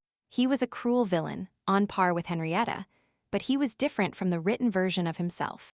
Aaron is affectionate and sophisticated. She smilingly said that everything was fine. The Count had already received his punishment, and she had nothing to fear. In response, Rosetta's older brother said that if this was the case, then he was glad. And the middle brother laughed and said he thought he died too easily. He explained that this punishment was not enough. It was necessary to shoot him or burn him slowly at the stake from the very beginning. The boy offered increasingly cruel punishments that resembled torture more and more, which made Rosie feel pain from his words. Suddenly, the older brother told Nathan to stop, reminding him that children's psyche is fragile, and the boy covered his mouth. Aaron looked at his sister with concern and asked if she was all right. The girl answered in shock that she was. It seemed to her that her older brother understood much better, perhaps because he was older, when suddenly something caught his attention. Aaron asked Rosie what was wrong. Maybe she wanted to visit the glass greenhouse. The little one replied that she had already been there. While looking at a nearby tree, she remembered her friend and decided to ask her brothers if they knew Kyan. But contrary to her expectations, the boys only looked at each other and both heard this name for the first time. Rosie said that Kyan is a little taller than her. His hair is black and his eyes are the same color, but with a red tint. Aaron asked about his name again, and then the girl explained that his name was actually long and complex, so she asked to call him that. The older brother said that there were no such people on their estate, but Nathan interrupted him and said that he had realized that this was Rosie's friend. The little one seemed to look at her brother with joy, as if he knew, but there were doubts that this was not the case. But then she heard Natty whisper to his brother that children often have imaginary friends. Then it became clear that no one believed her, and these two had not been on the estate for a long time, and maybe they didn't know about it. She thought. The boys asked if she was in a bad mood and what kind of person he was, and she thought she looked offended as they were consoling her like this. Aaron was interested in how Rosie spent time with her friend. Nathan maintained his interest. Then the little one said that Keen was handsome, affectionate, and polite, although sometimes he bothered her a little. Aaron said that if he hurt her, then he was a bad friend, and asked her to tell him if someone hurt her in the future. And he concluded this affectionate speech with a chilling phrase that he would drown her at the bottom of the lake. Rosetta thought that now, if someone wants to torture her, she should warn her in advance to be careful. And then Natty reminded Ari that her father would be angry if the lake water spoiled, and suggested that it would be better to cut off his head and bury it in the garden. Time passed unnoticed, and now the family, almost in full strength, gathered at the table. However, the whole idyll was slightly interrupted by the Duke, noticing the cheerful faces of his children, and telling them to concentrate on the food. The boys immediately lowered their heads, and the girl chewing thought that the atmosphere was too tense, and that she would have to get used to it. Some aspects were different from the original. The relationship of the brothers with the Duke was much colder than she expected, but today she was tired, so she fell asleep first. However, even that day the sleep was not entirely restful. The baby woke up in the middle of the night because her throat was dry. She got out of bed, and after taking a few sips, she saw light, although it was off everywhere, and she wondered why it was shining there. Suddenly, from the place where the light was shining, a curtain moved, terribly startling the little one with its surprise. Interest overcame her, and she approached the slightly ajar door and asked if there was someone outside. The ghost greeted the lady, wishing her a good morning. She thought, how can you call it good when you meet a ghost upon waking? However, the girl, as if reading the baby's thoughts, immediately asked for forgiveness if she scared her. She offered to follow her if everything was all right, although it was tactless of her, but they prepared a special place for her. Rosetta hesitated about her decision, despite the fact that last time they helped her, and it seemed like there was some kind of problem. She was still scared, but still, as she walked behind the girl, she wondered why there was so much light at this hour of the night. If it was because of the lanterns. The full moon was a symbol of magic. She had heard that the full moon fills everything with magic on nights. She recalled while walking near the window. The girl said that today was the first full moon in a long time. On such a day, ghosts received power and could show their appearance without the master's permission. Rosetta thought that this meant that on this day, all the ghosts could appear in front of other people. The girl, saying that everyone was waiting today, the day they could see the lady in person, opened the door to the ballroom. Facing the other ghosts, she said she was a little late with the introduction. They are the ones who also live on the estate, having received a second chance from the master to live in a new form. She apologized to everyone for not being able to introduce herself to her sooner. The girl introduced herself as Ariel, responsible for all the ghosts. The baby looked at the ghosts. Each one looked like someone, some of the voices she had heard before. Soon she greeted everyone in the same way and asked if they had communicated before, and received a very detailed answer from everyone, where and when they met and how they helped her. Ariel then said that today they had gathered here to greet her and introduce themselves on her estate. She hoped the lady would feel comfortable here and started the performance, the ghosts playing instruments and dancing. Clapping upon seeing all this beauty and wonderful desserts, the girl thought how fun it was. Some time has passed, and Rosette has already started devouring the sweets brought by the ghosts, when suddenly Ariel, who was sitting next to her, asked if she could ask the lady a question. Noticing an interested look, she asked if that dangerous creature was near the lady. For the moment, Rosetta did not understand what danger she was talking about, but she remembered the warnings about danger when she ran out into the garden. And realizing who she met there, in complete confusion, she asked if she was talking about Kyan. The next moment, a deathly silence filled the hall. All the ghosts fell silent, and the music completely stopped. Ariel was enveloped in an oppressive aura, and asked the lady if that cruel monster had even told her his name. The baby replied nonchalantly that they had become friends, but in response the girl grabbed her hands, and said that this could not happen, that it was too dangerous. Worried about the lady, she said she couldn't tell the details, but that she could no longer approach him. Frankly, not understanding what was happening, the girl asked about the reason, and asked what kind of creature Kyan was. A slight rumble swept through the hall due to the discussions about ghosts, and then Ariel coldly said that everyone had lost to him at least once. Therefore, there were restrictions in the contract. These are the rules of those who died, and are connected to this world by magic. The girl denounced that he imposed too many restrictions, so that they would not mention it to her. But she suddenly said she could tell the lady one thing: she should remember his eyes well. She is the one who can always hear their voices, even when it is not allowed, so she will definitely be able to see his eyes. That was all she could tell about this boy Rosetta. She didn't even have words to answer, when suddenly the door opened sharply, and a man's voice asked what they were doing here at this hour, since they woke up his daughter so early. He asked what they were doing, and the ghosts, seeing the angry master, immediately began to ask for forgiveness, saying they were sorry. Then the little one ran to her dad, and taking him by the hands, asked him not to be angry, telling him they just wanted to greet her. Henry said that this should be done at the right time for the child, and picked her up. He was surprised that the Duke was talking about proper child care. The consultations on raising children paid off. Hugging Rosetta, he told her they would return to the room now. The little one nodded, but discovered that Ariel was gone. Rubbing her eyes, the girl remembered the half-eaten strawberry cake, and Dad said that tomorrow morning would be dessert. The Duke asked if they hadn't called her to tell her all sorts of useless things. The little one recounted that they ate sweets, listened to music, and talked about Kiana, the fairy she met on the estate. And Riyadh told his daughter that there were no fairies on his estate. The girl asked, surprised, what that meant. The man understood which child she was asking about last time, and said that now there were only 2 boys on the estate, Aaron and Nathan. No, there was another boy, but he doesn't leave the room, so she couldn't meet him, admitted Dad. Rosetta looked at the Duke in surprise. It turns out there was someone else on the estate besides them. This was the first time she heard about this. She thought, if it's Cayenne, Henriette shouldn't recognize him after her explanation. So it's someone else. But who? The man said he still had work to do, so he couldn't take her to his room. They would see each other in the morning, and he patted her on the head. Suddenly, the little one turned to her dad and stood up, tugging his shirt hem, and kissing him tenderly on the cheek. The next moment, the man only looked stunned at his baby, who had already returned to bed.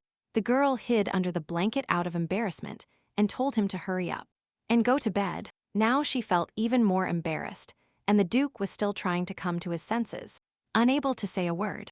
But once composed, the man smiled affectionately at his daughter and thanked her. He told her to rest, because Lucas was supposed to arrive tomorrow. The Duke left, and Rosette couldn't help but think about the awkwardness. But she is only 7 years old, so there is nothing wrong with that. If you look at what Henriette did for her, he loves his children, but it is not clear why this happened with his sons. Yes, and with her it was the same at first.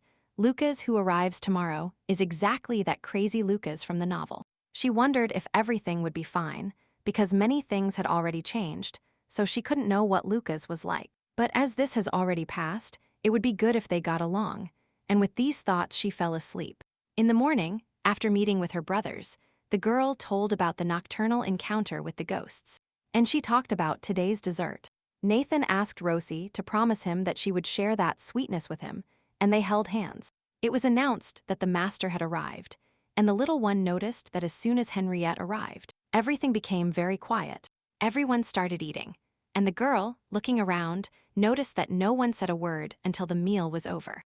When the servants noticed that the lords were finishing their meal, she said she would bring the dessert. But when the little one saw a piece of cake, she realized it was different from yesterday's. Its shape was slender and neat. Rosie asked if Dad also prepared today's dessert, and said it was much more beautiful than the previous one. To which, faced with his daughter's question, the man smiled widely at the compliment, and said that it was so. However, his older children did not notice, and, surprised, asked their father what he had done.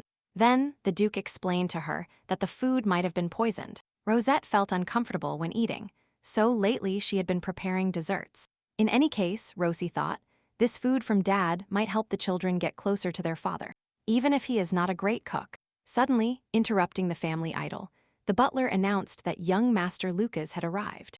A boy with pink hair and green eyes entered the room and greeted his father and brothers, telling them he had returned. But without going too far, he drew attention to his sister and asked who that P was. This really turned the heroine's life upside down. No one had ever called her a P, so it was unexpected. Nathan defended the baby and asked who the P was, saying that his little sister was a bit small. Lucas, emotionlessly, said he had heard about her and asked if she was the fourth daughter his father was talking about. He asked the Duke if he had checked that she was truly his blood sister. Maybe she was fake, Lucas suggested. Henriette turned to her son and, irritated, ordered him to stay in his room until he allowed him out. The next moment, the boy lowered his gaze to the floor, and without contradicting his father, he said he understood. However, before leaving, the boy chuckled and looked at his sister, meeting her eyes, and left the room. Immediately after, Nathan asked if Rosie was okay or not, and Aaron said he would scold him later. The baby said she was fine and asked not to be angry with the third brother. There was an awkward silence. She thought the conversation was not pleasant, but she expected it. He would hate her even more if she was angry with him. But the next moment, Nathan hugged his sister tightly, calming her, and told her they could kill the Count again. The eldest said he got away too easily. She realized that they thought she didn't like people being angry about what happened in the county. But so be it. After lunch, the girl sat in her room, making different drawings, and thinking about what happened. She recalled Lucas's words about the authenticity of her blood, and it is true, this could also happen. Lying in his arms, Rosette reasoned that her mind had become as childish as her body, which was a little depressing. Everyone loved her so much that she had already gotten used to it, but still everything was very strange. She got up from the table. Rosette was not in her novel. She had no connections with the main hero and heroine. The villain family initially consisted only of Henrietta and 3 sons. There was also Assistant Henrietta, the Hungarian family servants, and Count Stanley. But still, now everything has changed a lot. The plot is increasingly resembling the future. Something really changed thanks to her. To start with, it seemed that the incident with Count Stanley was definitely related to her, but everything turned out to be beneficial. This novel was written for her, and that's why she receives such special treatment, the writer wondered. But in fact, the strangest thing around her was Kyan. She couldn't understand his abilities. But compared to other heroes appearing in the novel, he is definitely an unusual hero. Thinking about the plot development, no one had appeared there with such force. The brain was already simply boiling with information. This won't work. If there are too many thoughts in such a small head, the temperature will rise. The little one thought. She was about to accept that, as the brothers said, Kyan was an imaginary friend, when suddenly she heard the sound of a knock on the door. The baby couldn't even think who it was, because she asked the servants not to disturb her for the time being. But when she opened the door, in the threshold of the room, she saw Ari's brother. And now, he was finishing reading the story of how the princess faced the monster under the bed and saved the prince. She was surprised when he suddenly came and told her that he was an imperial knight, and that until he returned, he wanted to be with her. This is how this young man ended up in her room and read her a bedtime story.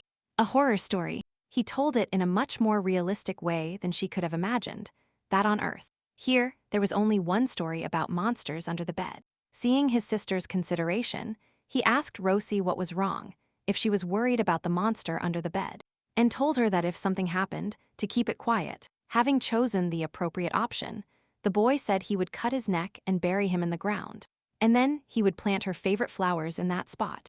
It was clear that at first he wanted to say something else, but then he thought of the stigma of monsters. And then he asked his brother why monsters always hide under the bed. Aaron told him it was because they were unbaptized. In this world, everyone is baptized from birth by sunlight, air, the earth, and all objects in this world, starting with the guardian star. All this so that creatures could breathe, live, and exist even in darkness, was more of a blessing than a baptism. She asked her brother what would happen if she wasn't baptized, and Aaron smilingly replied that there was none who wasn't baptized. If someone cannot be called a living being, then they are already dead. He emphasized the last word with a shout. The girl screamed in fear and surprise, and clutching the pillow to herself, said that he scared her. The young knight apologized to his sister. He was sorry, because he only wanted to joke, and asked her if she was very scared. Rosie buried herself in the pillow, and said that she would show him her scared appearance only once. The older brother, who resembled his father, thanked the girl and patted her on the head. He admitted to Rosie that he was very happy that she returned. He really missed her, and the girl's soul became warmer. And immediately after, the brother asked if he could still read books to her in the future, and the little one nodded satisfactorily. Lying in bed, she thought that for some reason she felt like she had become like a little girl lately. But Henriette, her brothers, and even the ghostly servants accepted her naivety. It was probably compensation for the fact that she hadn't been able to receive proper love before. Everyone treated her well, so she also had to try, for example, to talk to Lucas tomorrow. When suddenly she saw some movement, she couldn't understand if she heard it. It was probably her imagination after the fairy tale. Although no, something really moved there. Was there really something there? And what kind of knock was that? Aaron was standing right next to the bed. Would he have seen if there was something there? She wondered if she should quickly look under the bed. There was nothing there. She just needed to make sure of it and lowered her head. However, as soon as she did this, she saw in this total darkness 2 burning red dots staring at her. Fear took hold of her, and Rosetta screamed loudly. The next moment, Henriette ran into the room in response to her daughter's screams, and called her by name. The girl turned to her father. Tears formed in the corners of her eyes, and she looked very scared. Following the Duke, her sons ran into the room and at the same time called out to Rosie, whom the father had already taken in his arms. When the baby rubbed her eyes and buried herself in her dad's shoulder, he asked her what was wrong. The baby talked nonstop about the bed. She told her sons to check if there was anyone in the bed and to search the entire room. Having finished the search, Aaron said there was no one. Nathan asked Rosie if there was anyone in her bed. Crying and stuttering, the little one said that under the bed there was a monster with shining red eyes. Then Aaron admitted that, in truth, he had recently read a fairy tale to Rosetta, and she seemed to have dreamed of a monster based on it. The Duke, frowning, asked his son what he was doing. The eldest asked for forgiveness. Rosie did not understand why this happened. Clutching her father's shirt, she said she really liked what brother Ari read to her, and she was no longer afraid, since everyone came and thanked Dad, brother Ari, brother Natty, and little brother too. Luca, irritated and dissatisfied, asked who the smallest pea called. Then the older brother apologized to his sister and told her that in the future, he would not read scary fairy tales to her. And he patted her head. The Duke wanted to forbid his son something, but the little one couldn't allow this to happen. If this continued, they would grow even further apart. And the next moment, she couldn't think of anything better than kissing her brother on the forehead and thanking him.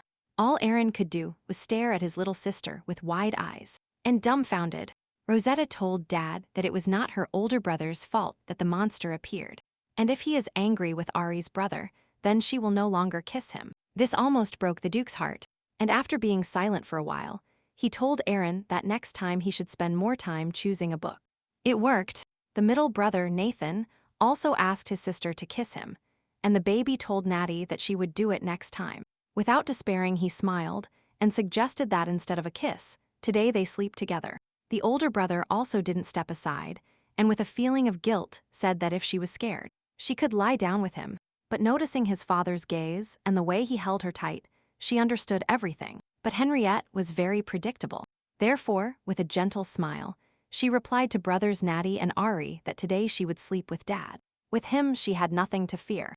At first, both brothers were very surprised and, as a result, unhappy to see how their father and his sister communicated sweetly. Although everyone said she had dreamed, she knew there was definitely something there and, however, it was very peaceful to sleep with Henriette. The next morning, after all the routine, the girl sat down to read a book. But her thoughts only focused on yesterday's monster. She closed the book because she couldn't concentrate and decided to go for a walk. Based on her experience, if something strange happens on the estate, there is only one suspect worth considering. And then she, going out to the garden, called her friend Kyan, kept calling him and asked where he was. But there was no answer. And then the little one took radical measures and said that if he didn't come out, she would go to the lake alone. And the next moment a voice was heard from behind. He said it would be difficult, and Rosetta turned around sharply. The baby ran towards the boy and took his outstretched hand, looking into his eyes, and asked him if he was all right. And tilting her head to the side, she asked her friend what had happened to him, that she was the first to come looking for him. Stepping away from the young man, the girl said she wanted to ask him something if he was under her bed that night. His eyes widened for a moment, as if he hadn't expected the revelation. But when he came to his senses, he asked her if she had realized now. As usual, smiling and bowing in front of the girl, he said he was glad that, even if it was late, she recognized him. The little one arched her eyebrows, and still worried by this action, asked him why he did it. After remaining silent for a while, with a sad expression on his face, he said he did it because he was angry that she called him an imaginary friend. This scared Rosette.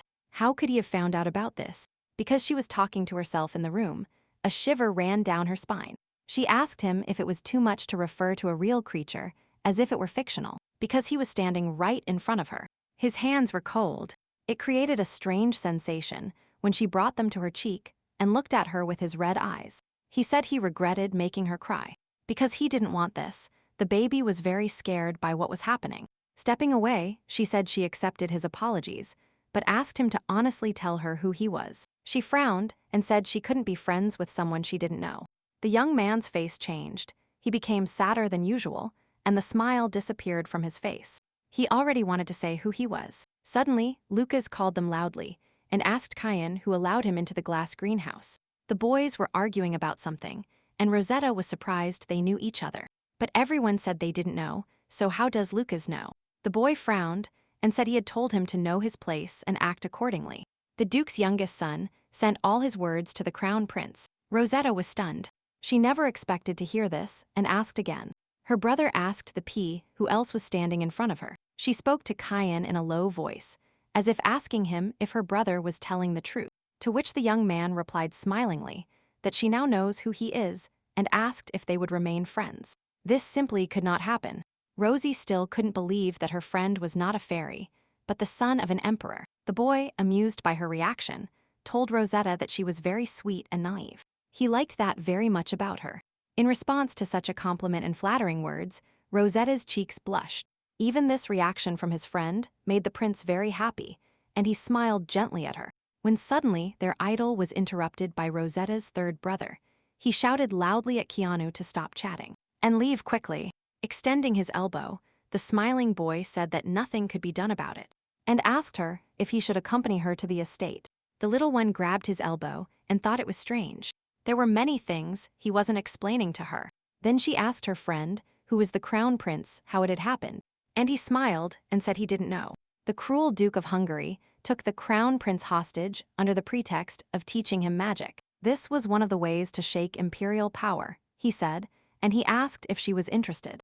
And when Rosie asked him if he had been practicing magic all this time, he replied that she herself knew how outstanding her father was. But when she asked about him, everyone answered that they didn't know him. Then Kyan replied that it was because only she knew his name.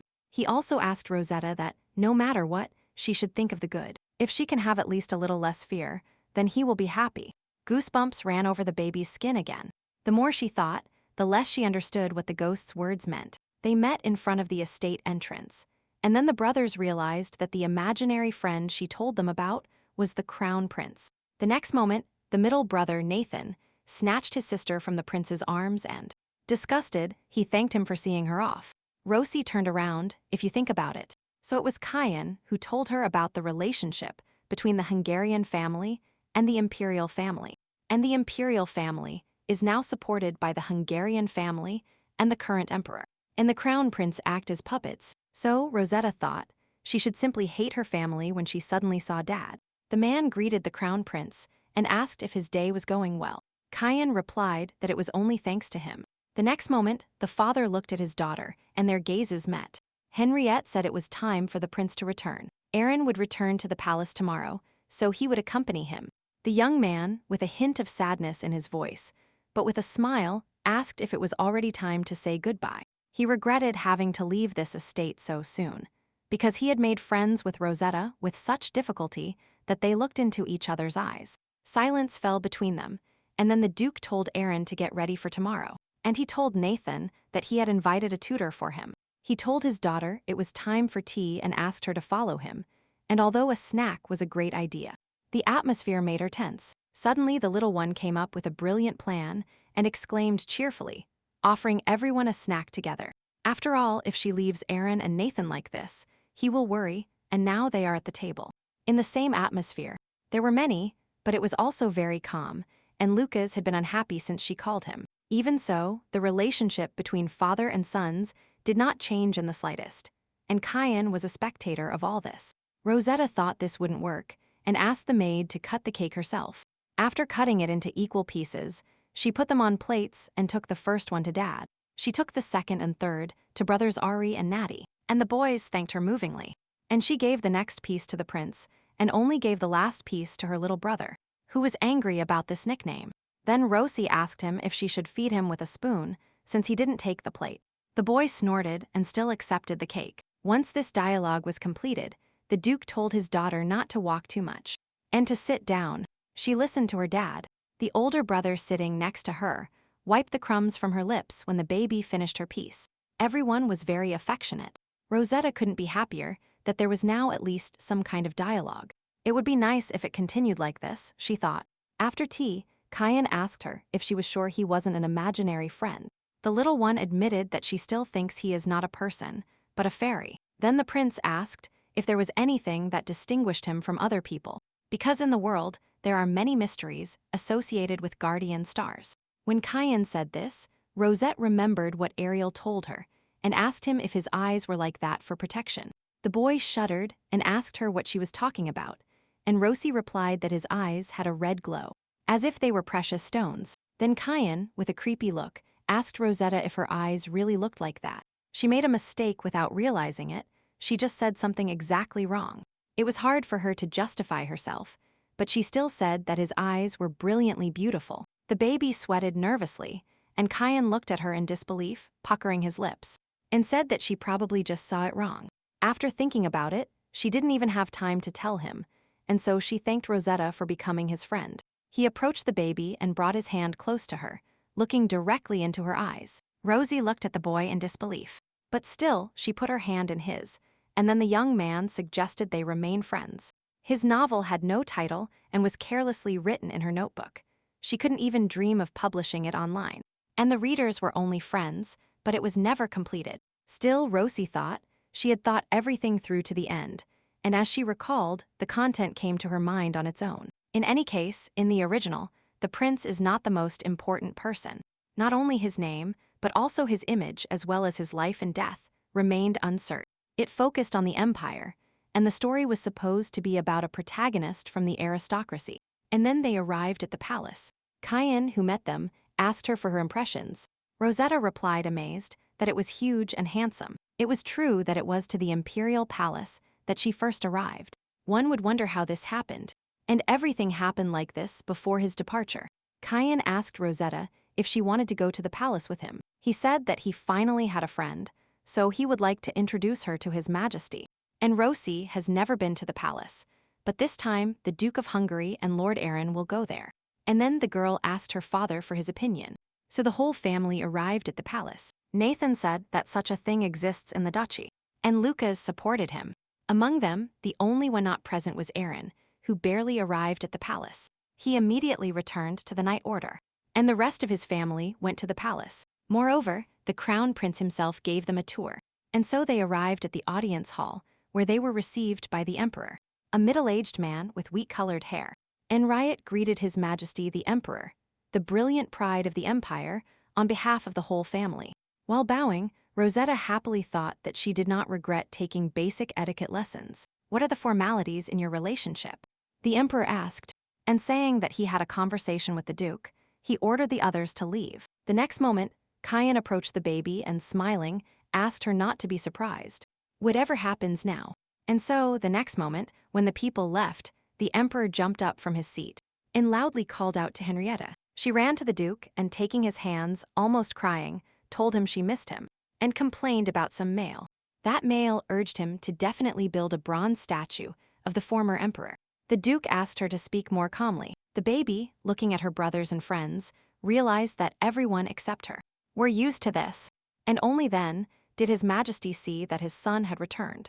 Cayenne told his father that he still feels sorry today. If you think about it, this is what the emperor was like, mediocre and weak-willed, someone who is not worthy of his title. But this was too much. This empire still manages well with this or that emperor, as it would be right to say, as if there was a gray eminence controlling the imperial family. How then did Cayenne offer to show Rosetta the inside of the palace for now? Since this conversation was getting long, the duke's estate was not easy, but the imperial palace was even worse. A friend suggested we look through this part for now. Suddenly, the little one asked her friend if His Majesty the Emperor was always like this. The maid's son ascended the throne, and then gave all rights to the throne to his son. And in all this, the Duke of Hungary participated, the boy told his friend. Smiling, he asked, "Isn't it surprising that such a person is the emperor?" Rosie liked such gossip. But still, who was his son? He could speak of his father like that, she suddenly thought. But then the young man, smiling in his own way, said that now they were going in that direction. There were paintings and sculptures of the imperial family, as well as portraits of all generations of their family. She had seen mentions of all these images in the book, and now saw them in reality. It was incredible. Suddenly, she approached the portrait of a young man who looked like an emperor with the same wheat-colored hair and blue eyes. Then, pointing to the portrait, Rosetta asked who he was, and Cayenne tilted his head to the side and smiled in a somewhat creepy way. He asked his friend what she was talking about because he was depicted in the portrait. Rosetta was paralyzed. She looked at the painting on the wall again and looked at her friend, who asked her if she looked different. Smiling terribly, he asked her if it seemed to her that he looked different now than in the photo when he approached the girl. Taking her hand, he asked, she sees him the same as in the photo. The atmosphere gave me the chills. The situation was alarming. But then he softened, lowered his gaze, and said, "It means she wasn't mistaken, and she sees his true self." The next moment, the girl screamed for him to let go and, freeing herself, ran out calling her brothers. And her dad, her heart beat wildly, tears formed in her eyes. She didn't understand what was happening at that moment. She didn't understand how all this could happen. Without even realizing it, she bumped hard into Lucas. The older brother grabbed her by the shoulders and, indignant, asked the P where she was going. And he also asked her to come to her senses, as the girl, realizing she had called her brother for safety. She also asked him who her brother was here. She, not listening to her indignant brother, hid behind him and asked in a trembling voice to help her. She asked what he was doing now, but she noticed that her sister was looking wildly ahead. He fell silent and looked ahead. Cayenne approached them as if nothing had happened, and turning to Rosetta, he apologized to her and asked if his duck was too much. He knew exactly the reason why Henry did not recognize Kian when he asked, and why Kian reacted the way he did to the snow story. The boy said he apologized and asked if they had made up, but he didn't just look different. Kian was not human, but well, she was worried that a character who was not in the original would appear and, hiding behind Lucas, she told him loudly not to come. Then the older brother addressed His Highness the Crown Prince and asked how he dared to offend a member of the Hungarian family. But the next moment, he turned to his sister and asked if she had stupidly fallen for this again. Rosie was surprised. Then Kian, smiling calmly, said that it seemed to him that it would be difficult for her to make amends today, and then they would see each other again on another occasion. Placing his hand on her chest, he said that if she thinks of him, he promises to visit her, and told her he would go.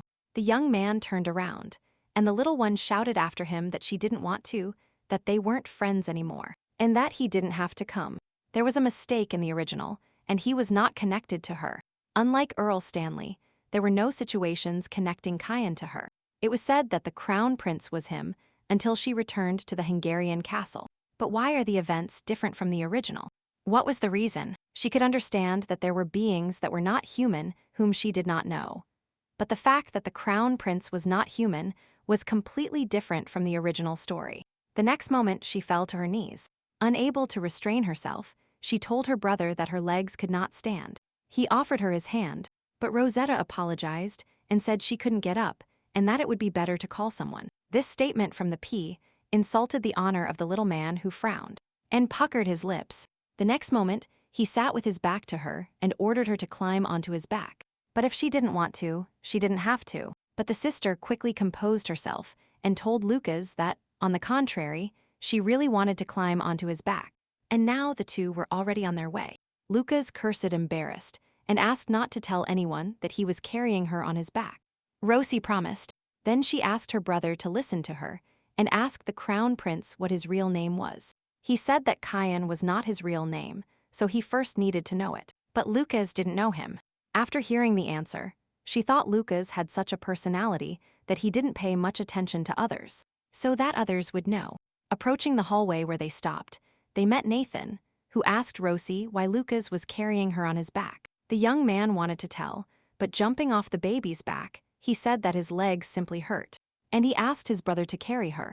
She thought she couldn't explain everything now and decided to change the subject, when she suddenly saw Ari's brother.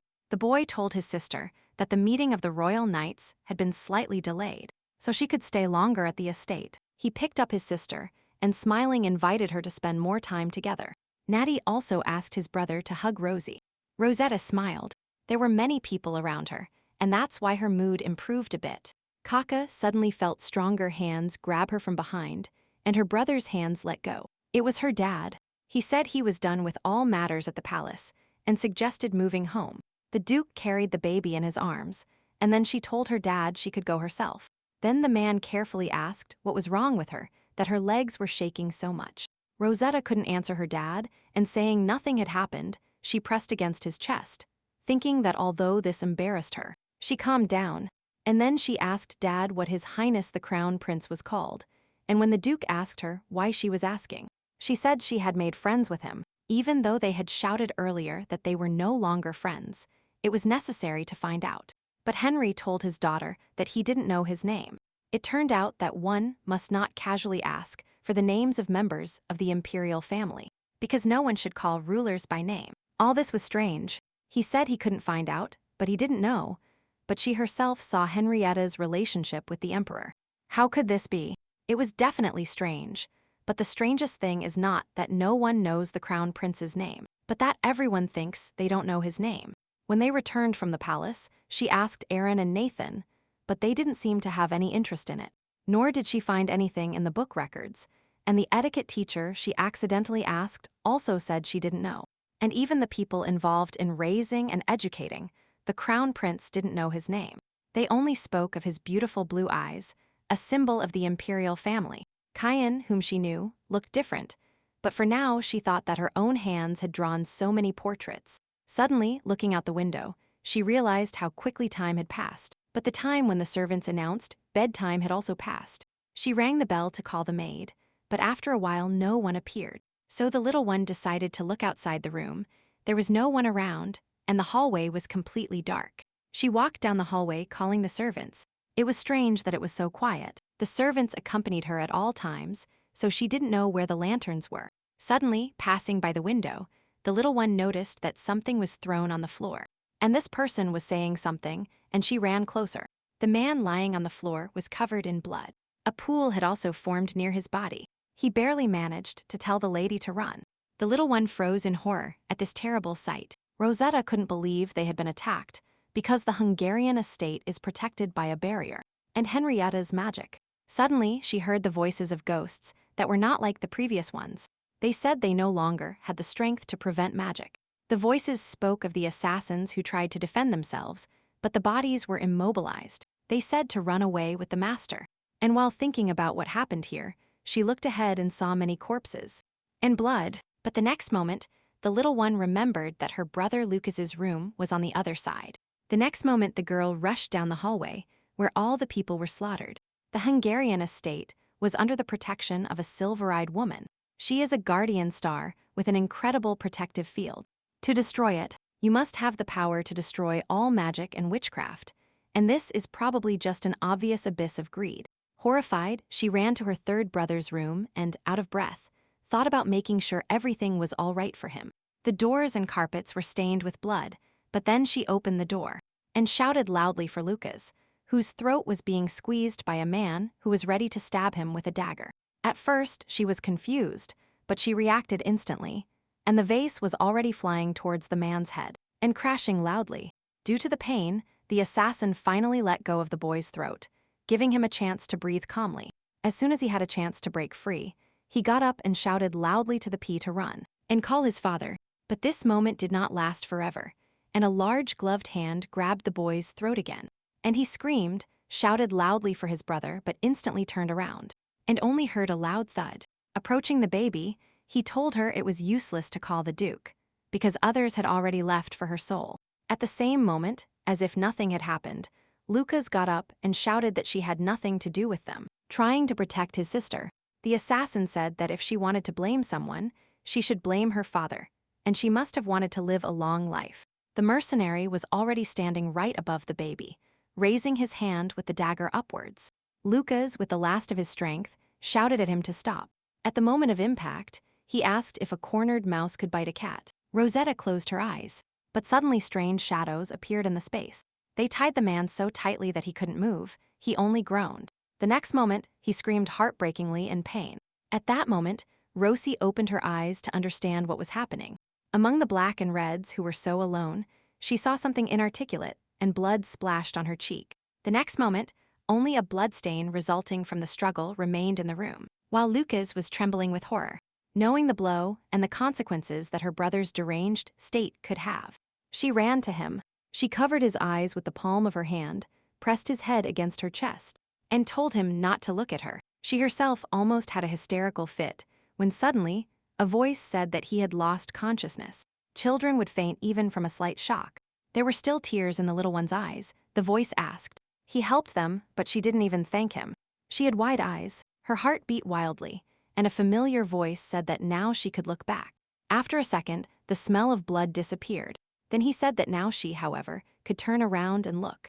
The girl abruptly turned her head back. The one behind her had a painfully familiar voice. A young man stood in front of her, extending his hand. However, his fingers were not human.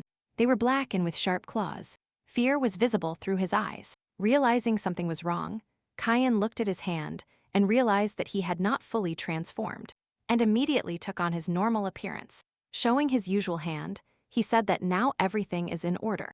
Baby asked why, and how he had come. The young man lowered his head sadly, but still smiling, he said that he was in danger, and he asked her how she couldn't come. Moreover, he promised her that if she only thought of him, he would come right away. After putting her brother to bed, the girl moved away from the mentioned guest and asked him what he was. But in response, Kyan, smiling in his own way, said that he just wanted to save her because they were friends. At that moment, Rosetta thought why she couldn't guess it right away. Because this was a world protected by guardian stars. There was only one creature called a monster in this world, and looking into Keanu's eyes, She said that he was the stigma, the only remaining trace of the curse in this world. The most terrible disaster, for you to understand everything, he said, turning and asked if she now recognizes that he exists. He wouldn't want her to think otherwise, because people like her are afraid of him. And for them, he is the king of the stigmas. In the novel, which is not yet finished, this is the last chapter remaining only in her head. The one who brought this world to a terrible state. This is a living disaster, and the one who became the cause of all misfortunes, ending in a novel that only exists on paper. So she still didn't know that when he revealed himself, looking at her like this, she would experience indescribable fear. Tears formed in her eyes again, and the next moment she turned sharply and shouted that she didn't want to when he touched her shoulder. Kyan looked at his friend with surprise, tilted his head to the side, and asked her why she was so scared. Now there was nothing to fear. He took care of the uninvited guests. His family was also safe. He asked if there was another problem. Maybe something hurt, but in response, the little one just shook her head fearfully and said she didn't want to. She said to leave. At that moment the man was confused, but stepping back a few steps, he said that this way he would maintain distance. He asked her if this was normal. Rosetta felt satisfied, but wondered why this happened. Therefore, she asked Stigmata how it happened, that and how he became crown prince in the first place. Hearing this question, the man smiled and said that the real crown prince died several years ago, and he himself had lived among the people for a long time. Then he was surrounded by them when he became a victim of assassins. Then, approaching death's threshold, that child knew that he was not a man. But tremblingly, he approached him and asked for a favor. It's not a hall, it's for his weak-willed father, or to preserve the imperial family, who was in critical condition, but he only fulfilled his request to live in his place, and took his place. Due to the type of contract that was officially drawn up, everyone sees him in the appearance of that prince. Everyone sees him, except her. Rosie wondered why it was only her, but now that she thought about it, she had also heard ghost voices when others couldn't hear them. She asked why no one knew the crown prince's name. Then the king of the stigmas replied that they could not appropriate the names of the dead. After all, names are the essence of all living beings. Even if it is the name of someone who already died, it is not desirable for people like him to use it. That's why he made everyone forget his name. So Rosetta realized that he didn't kill or hide the crown prince somewhere, and her soul became a little lighter. Then she, pursing her lips, asked Kyan about the assassins. If he knew who sent them, he replied smilingly, of course. He said that his father especially had many enemies, but that to decide on such a thing, one should not corner a person. He asked then, and he explained to his little friend, that now there was only one person who was in such a situation, and she herself understood everything perfectly. This was the male Ophius. My father and his assistant were talking about him when they talked about those who were still associated with Earl Stanley. Although they spoke so calmly and the stigma did not harm her, there was still a heavy burden on her soul. Then she asked him what he wanted from her, why he invited her to be friends, or because he knew her true essence. Tears formed again at the corners of her eyes, and she said with pity that she would pretend not to know anything, and that she wouldn't tell anyone. In response, the king of the stigmas sighed and, smiling widely, told Rosetta that this was not the reason at all. On the contrary, he is glad that she knows his true self, so he wanted to remain her good friend in the future. First, he touched a lock of her hair with the true form of his hand, and then transformed it into a human one. He also said, with some sadness in his voice, that no one can recognize him. Only she is capable of doing it. The little one looked sadly at her friend. With her head she understood, but with her body she was still shuddering. Realizing this, Kyan stood up and said that, as she sees, this appearance of his is too unusual for her. And the next moment, right before her eyes, black shadows appeared, and the appearance of an adult man began to change. And so, the familiar image, the familiar Kyan was looking at her, asking in his own way if it was better like this. He said that this form was not very different from his true form, so he chose it to appear in front of her. But he noticed that she was still afraid of him, and, transforming into a butterfly, asked her if this appearance would be better. In response, the pink-haired girl closed her eyes, shook her head, and her body trembled. As he thought, said the young man, resting his head on the mattress, she liked this look. And he asked her if it would scare her if he chose other forms.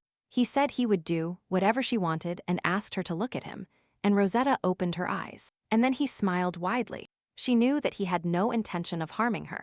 Otherwise, he wouldn't have tried to please her mood. But still, it was scary. Stuttering, she asked him to remain himself and not change his form. The young man smilingly said that he knew that she liked this form better. Pressing his tightly clenched hand against his chest, he asked her if she wanted to be friends. Then he wouldn't hurt her. Kyan replied that from the beginning he hadn't thought of putting her in danger. Even recently, he took care of everyone. Rosie asked him why he did this. Because she didn't do anything. And he replied that they don't have to do something for each other to become friends. They only need to communicate, spend time together. They can do many things being together in the same space. He really liked her, his small and lovely friend, and he would protect her in the future. The baby looked surprised at the king of the stigmas, who was her friend, and puckered her lips. His hand trembled, and he said he would understand if she said now that she didn't want to communicate with him. And he will not appear first until she herself thinks of him. And when this happens, he will believe that she is no longer afraid of him. He stepped back a few steps, smiled, and said he hoped to see her again very soon. And the next moment, he disappeared, leaving behind only the remnants of red magic illuminated by the moonlight that night. The Duke heard the characteristic chime that occurred when the protection was activated, and he himself was now dealing with the people who broke in. He thought Aaron should be fine, Nathan and Lucas were protected, but Rosette was not. Suddenly, a young female knight with a sword in her hands called the Duke and told him that young Lord Lucas and Lady Rosetta were there. The man's heart almost sank. He started sweating cold from fear for his children. He instantly ran to the room the knight had shown him and opening the door called for Rosetta and Lucas with concern. A small girl looked from the bed, whose face was scared and full of tears. Unable to bear all that tension any longer, she buried herself in her father's arms and sobbed loudly. At the same moment, Henriette looked at her youngest son, who lay unconscious and frowning. The smell of blood emanated from him. At that moment, his beloved little one still couldn't calm down. Feeling safe, she finally succumbed to emotions. Pressed against his chest, she, without realizing it, calmed down and burst into tears. And until she heard a voice, she cried hard and then fell asleep, as if she had lost consciousness. The next morning, everything was in order. All the corpses of the servants and knights were removed, and they were buried without any formalities. There were some unexpected casualties, but it was rumored that most of the attackers died, and 2 were captured. It was assumed that the male Ulfuse sent the attackers and did everything possible to avoid Henriette's magic, but they were defeated without taking into account his swordsmanship. Aaron was also able to repel the attack with the power of defense and immediately went to Nathan, and the 2 of them successfully resolved everything. Except for the dead servants, the most serious victim was Lucas, who forgot everything, and he also broke his arm. He said that the pea came later and remembered everything up to the moment. She threw the vase at the attacker's head. How then did he ask what happened to his eyes? But she cried so much that they swelled up, but she said he didn't need to know. Fortunately or not, Lucas seemed to remember nothing from the previous day, but nothing could be done about the fact that the assassin threw him, breaking his arm. They asked her why she had gone to Lucas's room. She thought even if they ate and talked about Kyan, they couldn't do anything, as there was a lot to tell them. She said it was already late, but none of the servants came. All the people were lying on the floor, next to her brother's room, but someone attacked him and she, without realizing it, threw a vase at him and then he approached her. Everyone was angry that this happened to their sister and daughter, but she finished her story by saying that there was a thud, and then there were pieces and everything red.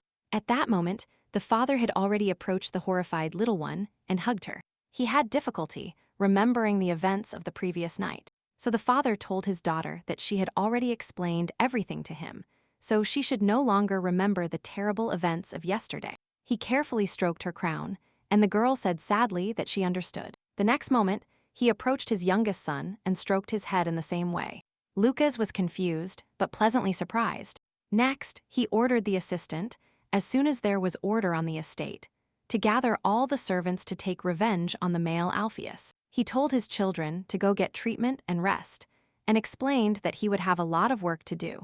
However, before the Duke had time to go far, Aaron got up from his seat and said he would help his father, followed by his middle son, Nathan, and so 2 younger children, similar to each other and who survived that unfortunate night together, were left alone in the room. Rosette looked at the magic device in her brother's hand.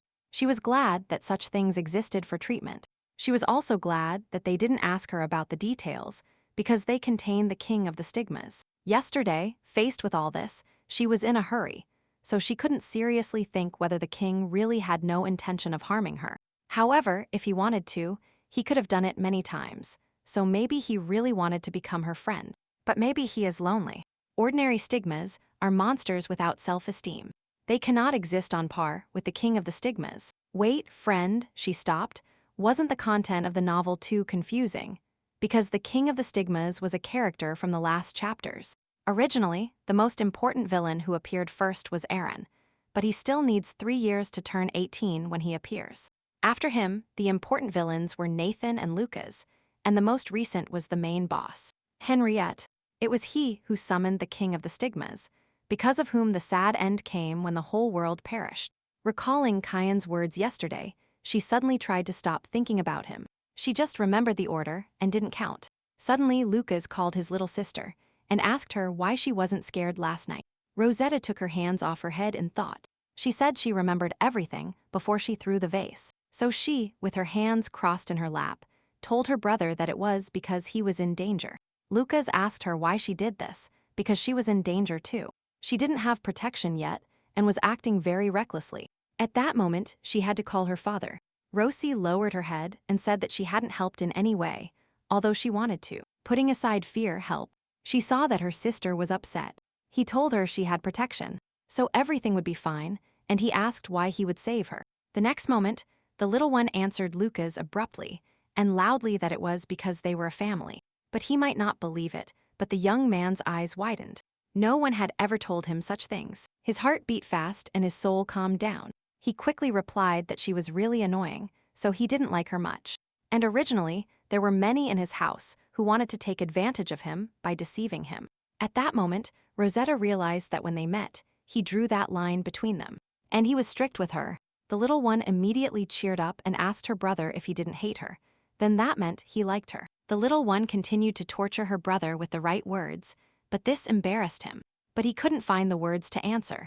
Although Lucas was rude, he didn't know how to lie. It was obvious, and she wondered why she hadn't noticed it before. But now she found the strength to thank her brother, in gratitude for her salvation. But it was still embarrassing for him. Therefore displeased, he asked her if she was happy now. Rosetta smiled sweetly and said yes. And then she wondered what his reaction would be when he received a drawing of his portrait. The doctor said that the lady was in very good condition today. Probably due to the scare that day, she constantly had nightmares. The long-haired green doctor told the Duke that when something like this happens, relatives help him feel safe. After that, Henriette took Rosetta in her arms and carefully asked her if she had nightmares today.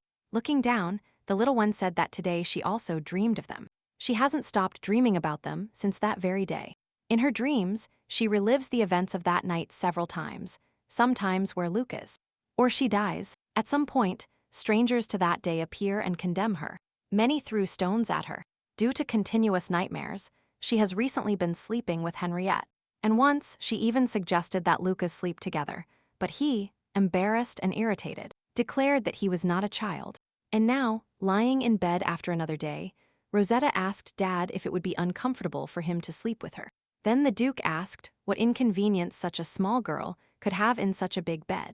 Maybe he could sing her a lullaby, since she couldn't sleep. The baby agreed, but when her father started humming the lyrics, Rosetta, distracted, told her father that he was singing incorrectly again. After that, she herself sang the lullaby, demonstrating how to do it, and soon fell asleep from accumulated fatigue. In the dream, a familiar voice asked her if she could promise him that she would definitely return to where he was. Then, looking at the tall, dark-haired man with long black hair, she asked who he was. The voice said, even if she dies, only before his eyes, if she lives, only under his gaze. And at that moment, Rosie woke up. Tears sprang from the corners of her eyes, and she thought that it was. It seemed like a dream. But she didn't remember it. However, for some reason, her soul felt heavy. Turning on her side and lifting the blanket, she began to think. Although it was night outside, there was still light outside. Henriette further strengthened the magic, but decided to call Kyan and talk. In truth, if she could, she wouldn't want to grab him, but since she couldn't escape reality, she had to face it. Going out onto the balcony and putting on a cape, she called the king of the stigmas, and instantly a boy with an apple in his hand appeared in front of her. The black shadows of the stigmas were still flying around him, and he smiled. And he told his little friend that it had been a long time since they had seen each other. He handed the juicy, red apple he held in his hands to Rosetta, and she accepted it surprised. The young man asked her if she didn't like it, and apparently he needed to bring something else. And he asked her if she would tell him yes. In response, she said nothing. She just lowered her head shamefully, who said he was happy to meet his friend, but apparently not her. The boy's face became sad, and he looked at the ground and said that he had happily come here, but that now he was upset. The next moment, the little one noticed black shadows behind her friend's back end. Shivering, she asked what was there. Smiling, the boy asked, it was not in vain that he was called the king of the stigmas, that all the stigmas follow him. An apple fell from his hands, a fortified barrier that Henriette Hungary, the strongest mage at the moment, strengthened for several days, suddenly stopped working. She knew what it was and thought she was prepared for it. But despite everything, she was trembling just by standing there. But if Kyan had wanted to harm her, he could have done so many times. Rosetta told the king of the stigmas that last time he proposed friendship and asked if the proposal was still valid.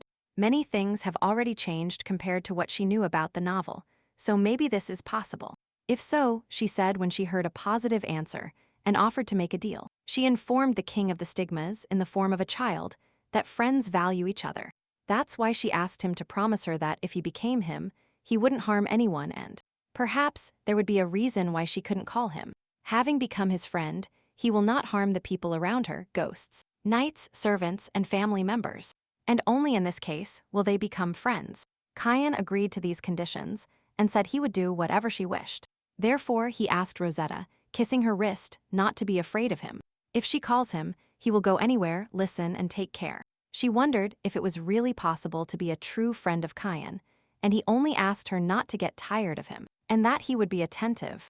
After the conversation, the hem of her nightgown lifted, and she thought that if that was enough, she could trust him, when suddenly a hoarse male voice came from behind, calling Rosetta with concern. The little girl shuddered and looked around.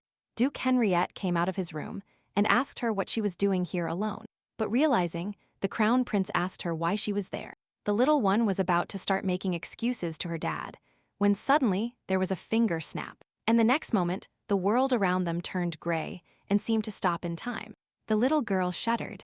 Looking at her friend, she indignantly and worriedly asked what Kyan had just done. Smiling, the king of the stigmas said that she was truly the one who received the strongest star. The guardian, he reported that everyone on the estate had just been forced to sleep, but she did not succumb to this spell. The boy said that if his family offends her in the future, then she should tell him immediately, and he will kill everyone. No, said Rosetta loudly. She promised that he would not harm anyone and her opinion would not change. After a pause and reflection, the young man told his friend that he understood her. She was always sincere, but he didn't finish the sentence. And immediately after that, he smiled gently at the girl and told her that they would meet at another time. First, the young man began to disappear, dissolving into space, and then his magic, leaving the baby alone. Immediately after this, the Duke came out of his room and asked his daughter what she was doing here alone. The little one said she had a nightmare, so she wanted to clear her head a bit, and apologized for going out without permission.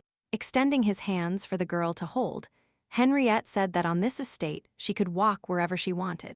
And taking his daughter in his arms, he told her that it was better not to disappear alone at night, and that if she had a nightmare, she should wake him up. He carefully justified it by saying that he did not want to sleep peacefully while his daughter was having nightmares. Rosetta told Dad she understood and hugged him around the shoulders, thinking that everything would be fine. It was late summer. Starting from that day, she would live in the Hungarian estate in the capital. But in reality, it was almost a palace, similar to the imperial one.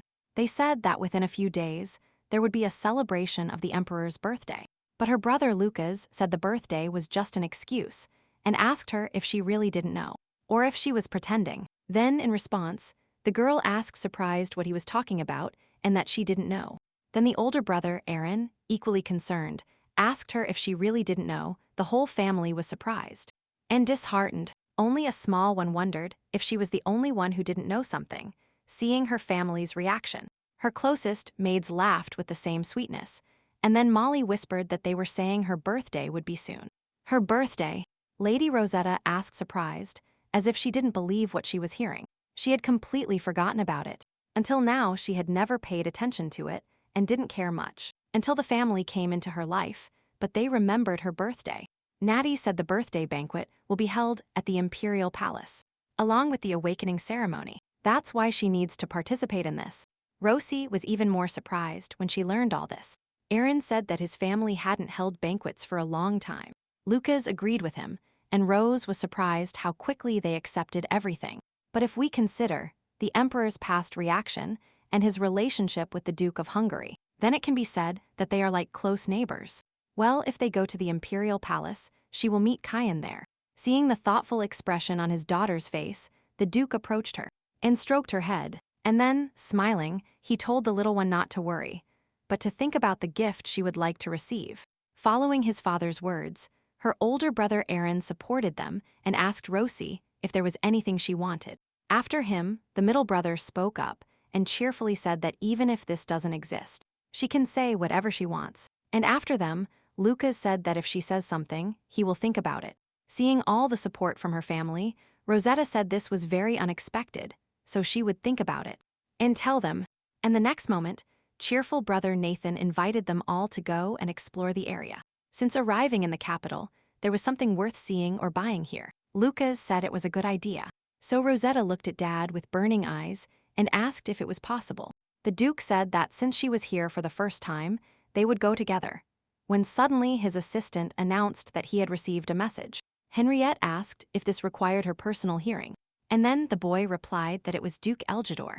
After that, the father said that then they would have to go alone and take several guards with them. And now they were on the street. Seeing how happy his little sister Ari was, smiling, he said that if he had known she would like it so much, he would have brought her here a long time ago. The sister and her brothers had fun. They ate delicious food. They were surprised by many things and simply had fun. Aaron said that normally the emperor's birthday lasts until the day after the ball. But this year, his father extended the celebration due to Rosie's birthday. Then Nathan, smiling, said that his academy mates would also come to the banquet and that he would introduce her. Aaron told his brother not to bore Rosie, and he replied that he was very proud that his sister was prettier than the younger ones. The older brother said he heard that Duke Elgidor contacted us recently and asked if he would come too. Natty said she thought he was on bad terms with her father, and Lucas asked if the relationship between the three duchies wasn't bad to begin with.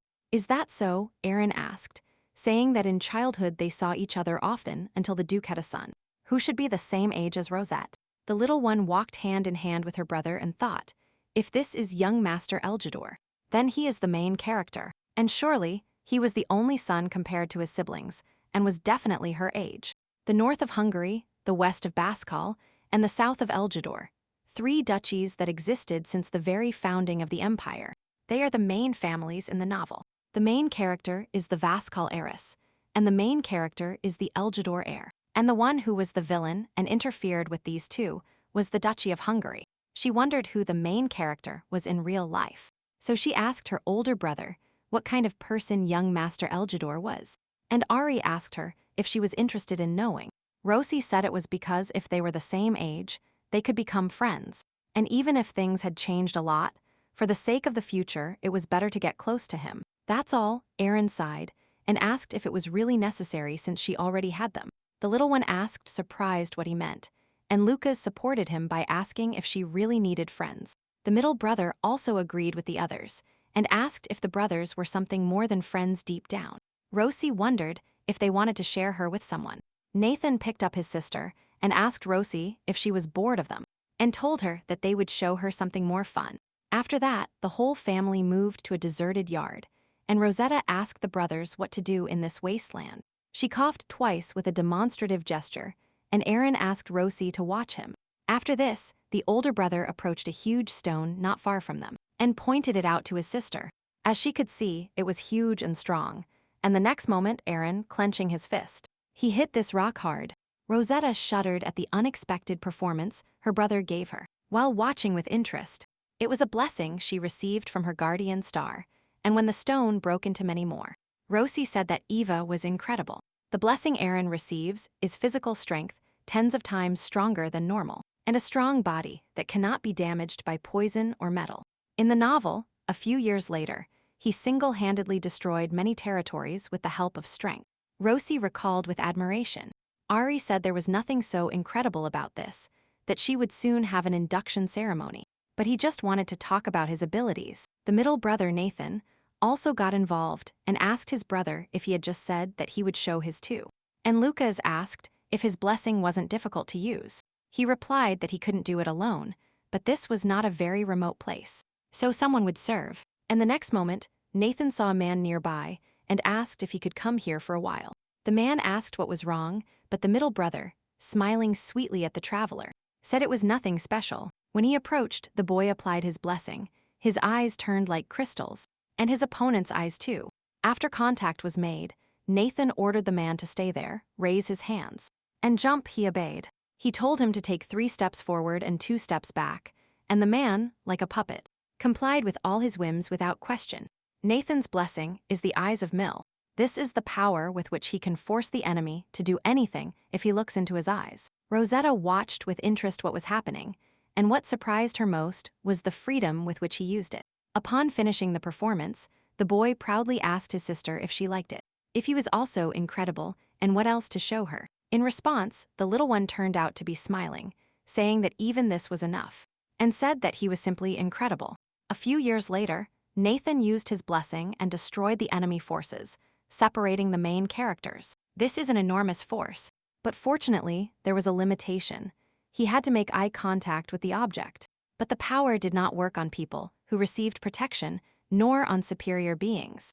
At that moment, the passerby had already regained consciousness. He did not understand what had happened, but Natty thanked him and wished him a good trip. Then Rosie asked why he did it to him and not to a knight or servant. He replied in a whisper, to use the power you need to be sure that no one finds out, and also to use it in such a way that no one would guess it. He thought it was really difficult to use power when many people saw it. No wonder they took her to a remote place. After answering the question, Nathan pointed to his little brother and said he would be the last, but Lucas said he wouldn't show up. The brother asked him if he still couldn't control it, and he replied that after returning from the tower, he learned, but he didn't want to show it at all. Aaron, who picked up Rosette, asked her if she was afraid that Rosie was afraid of his ability, but Lucas shouted and said that was not the case. The number of existing blessings, some cannot be counted, are rare, and there are those that the owners cannot control. And for such cases, a tower was created that helps to cope with power. If he has such a blessing, he might not want to use it, as he has only recently learned to control it. She said that her little brother does not have to demonstrate it if he does not want to, and Lucas asked why she always calls him that. Here she spies. Rosetta asked him if he didn't like how she called him. Then maybe they could think of a nickname for him. The brothers agreed, and Lucas said he would manage, but the little girl thought the nickname should be cute, and she started choosing a suitable one. Ziu Ziu, the little sister, suddenly said, and asked her brother how the nickname surprised the boy. The older brother, laughing, praised his younger sister, saying she started thinking better about names. Natty laughed and said it suits him well.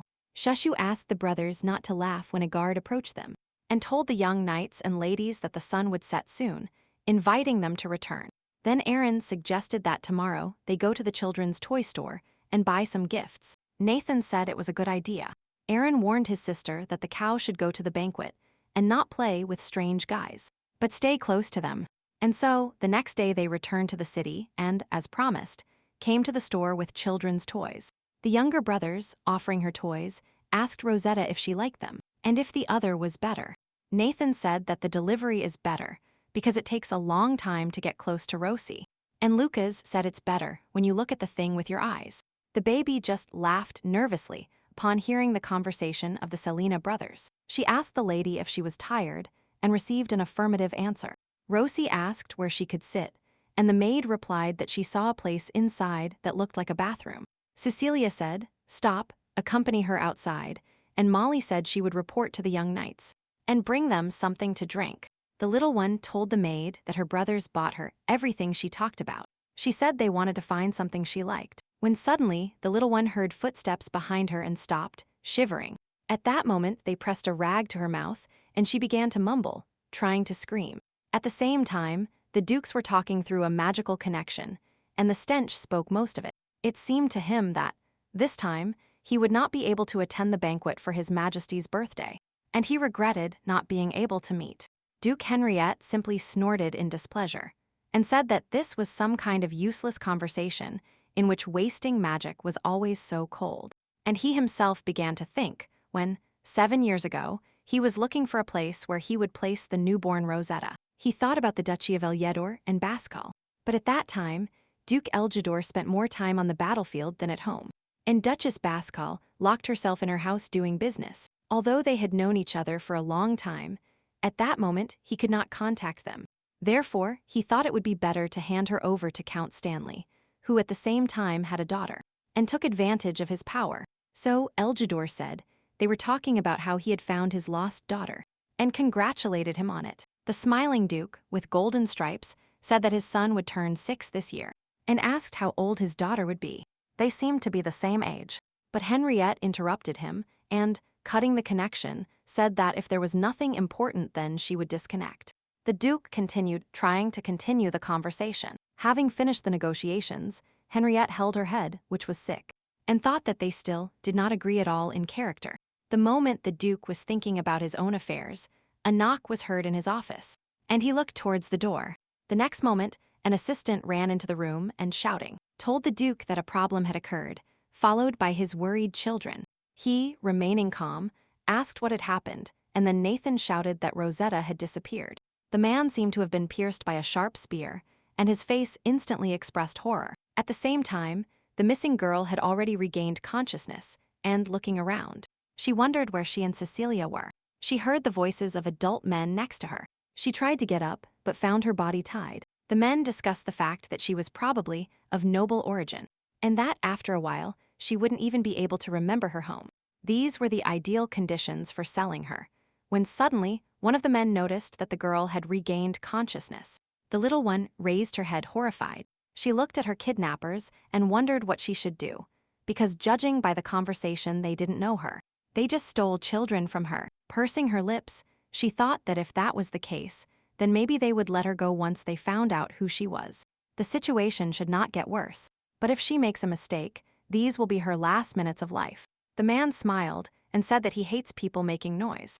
After this, little Rosetta asked to be let go, and then she would not talk about them. The man asked her what she was talking about. He said she was funny and asked if they let her be, and then why they caught her.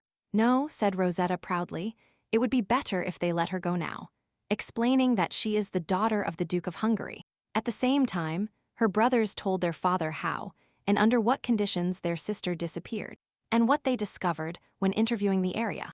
Nathan said that Brother Aaron had taken guard and was searching the area, but there was still no news. He felt it. They should have watched Rosie better. The Duke told his sons to stop making excuses and ordered Neville to contact the court immediately.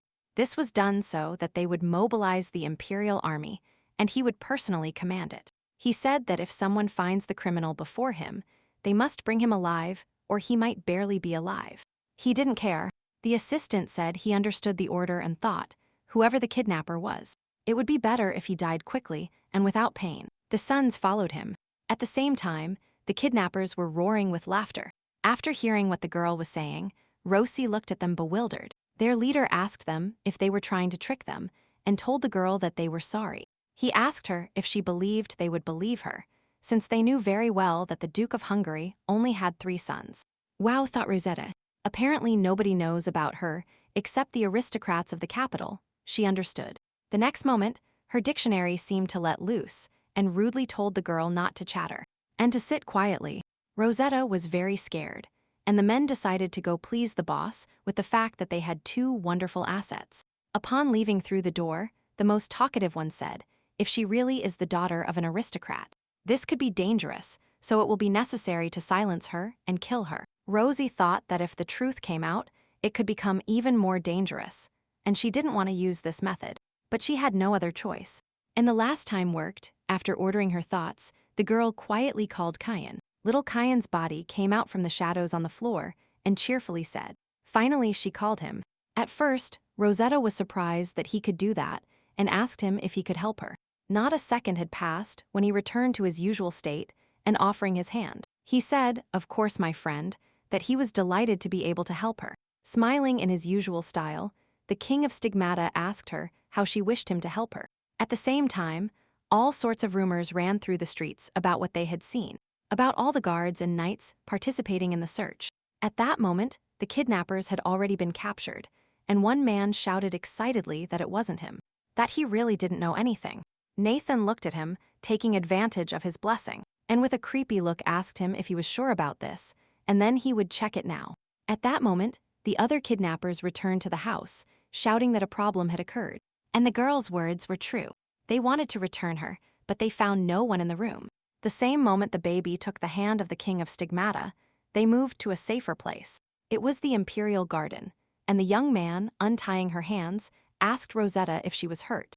The little one said no, that he had come quickly. Tilting his head to the side, the boy, with a sad expression on his face, asked if it wouldn't be better to kill them all. Rosie replied that then she would have had trouble, because she was with them before they died. Kyan said he could do everything without leaving a trace. The rope on her hands dissolved, and Rosetta, exhaling heavily, said it wasn't that she didn't want them to die. Millet would have been better off if he hadn't killed anyone, and she thought that although it was true, she just hated people dying. In response, Kyan simply exhaled, without answering anything, and Rosette, remembering that he was the first to take Cecilia away. She said to take her out, remembering that he not only saved his girlfriend, but also her maid. He used magic. But he suddenly stopped, nothing happened, and the king of Stigmata said indifferently, he must have swallowed it by mistake. Rosie looked at him sadly and hopefully. Her heart sank, and she asked her friend not to joke like that. Kyan looked sadly at his friend, sighing guiltily, as if showing with his entire appearance that what he said was true. But the little one simply couldn't believe it. Clutching the fabric of the dress on her chest and asking if it was true, tears were already welling up in her eyes. Rosetta suddenly called him Kyan, erasing him from her eyes. He was already smiling and apologizing, saying he had gone too far. That's a lie. Looking sadly at his friend, he asked her not to cry, and the girl, who was already scared, she said it was too much. The boy said it would be better if his servant didn't see him, and remained unconscious a little longer. Rosie said he should have said so immediately, and asked not to joke about such things. He took his girlfriend's hand and apologized again, saying he would show her something good as an apology. A strong wind blew, as if thickening the space, and the next moment they found themselves in a new and wonderful garden. This place, smiled the king of Stigmata, is called the Secret Garden. The girl looked around. She thought it was different from the imperial garden where they had just been. This garden was a bit like a glass greenhouse, but much more luxurious. The young man smiled upon seeing his friend's good reaction and said, "It's beautiful. There are many flowers here." Suddenly, the girl saw that the petal she had just touched Kyan's hand with turned to ash. The next moment, the dark-haired young man approached and kissed the baby on the forehead. After that, he moved away, and the friends exchanged glances. Rosie looked at him surprised, and Kyan smiled back. The girl didn't take this kiss for anything special at the time. She was just concerned about how cold his lips were. After this, Rosetta said that it was already very late, and that her family was probably worried. And she called him to return, but Kyan said it was impossible. They hadn't seen everything yet, but inside this garden there was much to see. He would show her. At the same time, the Duke was informed that the criminals had been caught outside the door. Shouts and pleas for salvation were heard. The man, who this time was the most talkative and distinguished, shouted that when they entered the room. She was gone. Aaron, who was conducting the interrogation at that time until his father arrived, got furious and hit him in the face with all his might. But suddenly the door opened, and the Duke ordered his son to stop. He looked at him seriously, but his older son didn't want to let the scoundrels go just like that, and tried to prove it to his father. But there were no words. Henriette said that the interrogation was not over yet, and asked Aaron not to be so hasty, and that he also did not allow them to be executed. He asked him if he would continue to behave as he wished. The guy released the man, and the Duke asked Neville to call Nathan. Soon the middle son approached them and used his blessing on one of the criminals. Having learned everything he needed, Natty told his father that they were not lying, unless, of course, it was a case where stronger magic was used. But Henriette said she had already checked, and it wasn't the case. Neville asked the master what to do with them. The men asked for mercy, begged to be saved, and the Duke, looking at them with a cold gaze, and murderous, said to take them away and kill them. But remembering his daughter's request, he changed his mind and reluctantly said that they would be dealt with according to the law. investigating all their crimes, in addition to theft, and splitting into search groups. Well, then Lucas approached them. He told his father that he would use his power and find the P, meaning Rosetta. Everyone looked at him surprised. And the father said, "If you are sure you can control your strength, then it's okay. But if not, this is not a situation where he should overdo it." At first, Lucas hesitantly lowered his head, but remembering how Rosie encouraged him after the night of the attack, he raised his head and said he could do it. After that, they left the summer palace, and Lucas, concentrating, began to activate his ability for his sister's sake. Walking behind the dark-haired man through the garden, Rosetta never ceased to be surprised. Walking along the moonlit path, she spoke with admiration of how everything shines, how amazing and beautiful it is. Suddenly, Kyan led his friend to the edge of the cliff, where the view was even more amazing than before. After admiring the view for a while longer, she asked him and told him it was a garden, but that it wasn't too big. The young stigmatist said smilingly that this is because they are now in the space that he created with the help of magic. While he stayed there, he slowly decorated it to alleviate boredom and asked her if she liked that it was so big.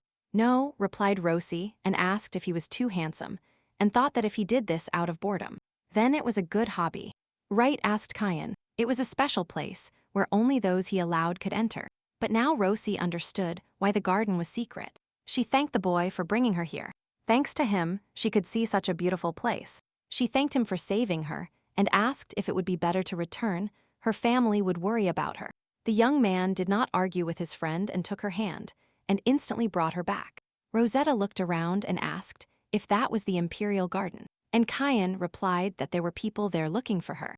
Radiant with joy, he smiled widely and said that in order not to miss them, they could wait here a little longer. In the end, he offered to keep playing, but in any case, she couldn't return alone. They sat in a clearing full of flowers. Rosie picked one up, and her friend asked her if she liked them. Hearing a positive response, the king of stigmata inserted a flower in her hair and said that now everything is perfect. "You too," exclaimed Rosetta, inserting a red flower into her friend's hair. The boy looked at her surprised, with wide eyes, and looking at him the girl laughed and said he was handsome, and if he had hair like hers, then she could weave a flower more beautifully. Hearing this, the young man immediately grew his hair long and asked her if she liked him to keep it long, and then she should do it that way. And now they were sitting, surrounded by flowers like two friends, and Rosette was weaving flowers into her braid. When everything was ready, Kyan asked her if she liked it, and his friend replied that although she didn't want to praise herself, it turned out very beautiful. The boy asked her if she liked his current look, and if he should remain that way forever. He wanted to look how she liked it. The girl thought that disguised as the king of stigmata, he looked a bit scary, and she asked, if we don't take into account what she likes, then what is his real appearance? She asked him if he had seen it then, although that image was not complete. It was very close to the real one, but then she was crying, so she really didn't see anything. Hearing the answer, Kyan said he could take any form, but that now he wanted to resemble the one she liked to look at the most. He said that among all his disguises, there was a very scary and disgusting one, but if she says she wants, he can show it to her. Rosetta immediately replied that she didn't want to, and she herself thought that if he talks about himself like that, then it is very scary. That's why she didn't want to see it.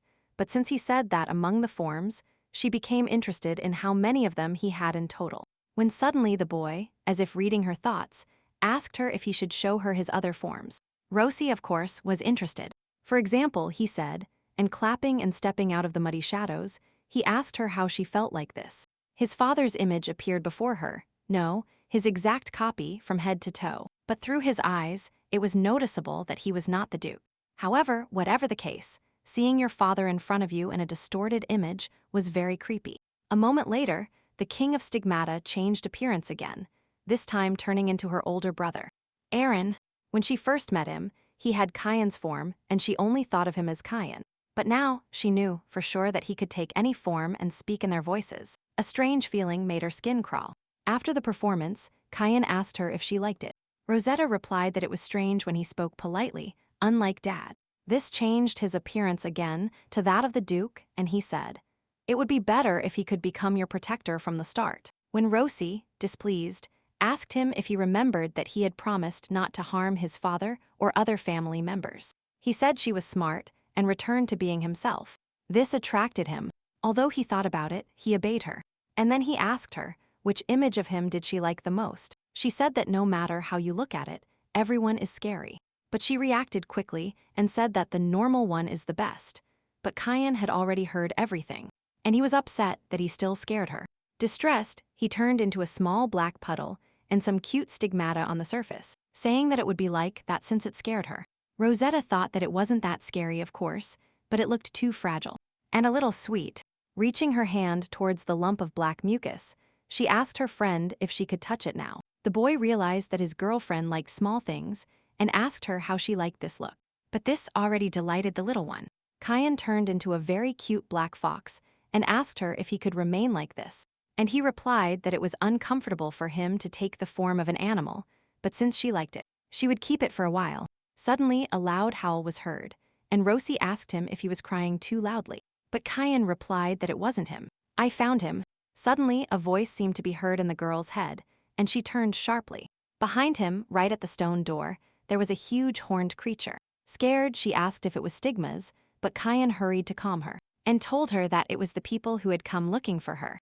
After this, the fox jumped out of her arms and said he was leaving and that he would leave the maid in a suitable place. Rosie turned around again, thinking if these are not stigmas, then who could it be? When suddenly she saw Nathan. The next moment, Dad ran to her, grabbed her, and lifted her up in front of him. Immediately afterwards, he hugged the baby tightly and, worried, asked her where. Where had she gone? Her voice and hands were trembling, which Rosetta noticed, burying herself in his shoulder and apologizing in a trembling voice. He said, breathing with difficulty, that he was very worried. No one had worried about him like this before, so although he was worried, he couldn't believe it. Suddenly the little one, seeing a pink monster that looked like a horned cat approaching them, shouted. Scared, she asked her dad who else it was, and the monster, irritated, asked if the P was talking about this. Realizing who always called her that, she still couldn't believe it was actually brother Shushu. The older brothers, Aaron and Nathan, ran after him, and behind them were the Hungarian guards and the imperial guard. Duke Henriette kept trying to regain his senses and calm his heart and trembling, looking sadly at his daughter. Hugging her, he waited until all his sons approached and told him they would talk when they returned home. While the father was going to disband the guard, he told his sons to enter first. Rosie, sitting next to her, looked at Suzia. Surprised, he asked her embarrassed why she looked like that, and she thanked him for finding her. Guardian star Lucas the sage who broke taboos was said to be a great sage who investigated stigmas. Recently, he was very surprised because he really thought they were stigmas. But when he saw it, he realized it was Lucas's power, transforming into the form of a stigma. There were side effects when he transformed, and that's why he left the academy and moved to the tower. Because if he lost control, it would become a big problem. That's why he hates using his power, but he said he would do anything to find her. He must have been complaining out of fear, but he did it for her. Aaron asked Rosie if she was hurt. Nathan asked her if she had hit herself at that time, because the illness could take time to manifest. But as soon as she crossed the threshold of the house, they examined her and told her brothers that the doctor had said she was fine. Then she saw movement in the corner of her eye and turned to see her father entering the room.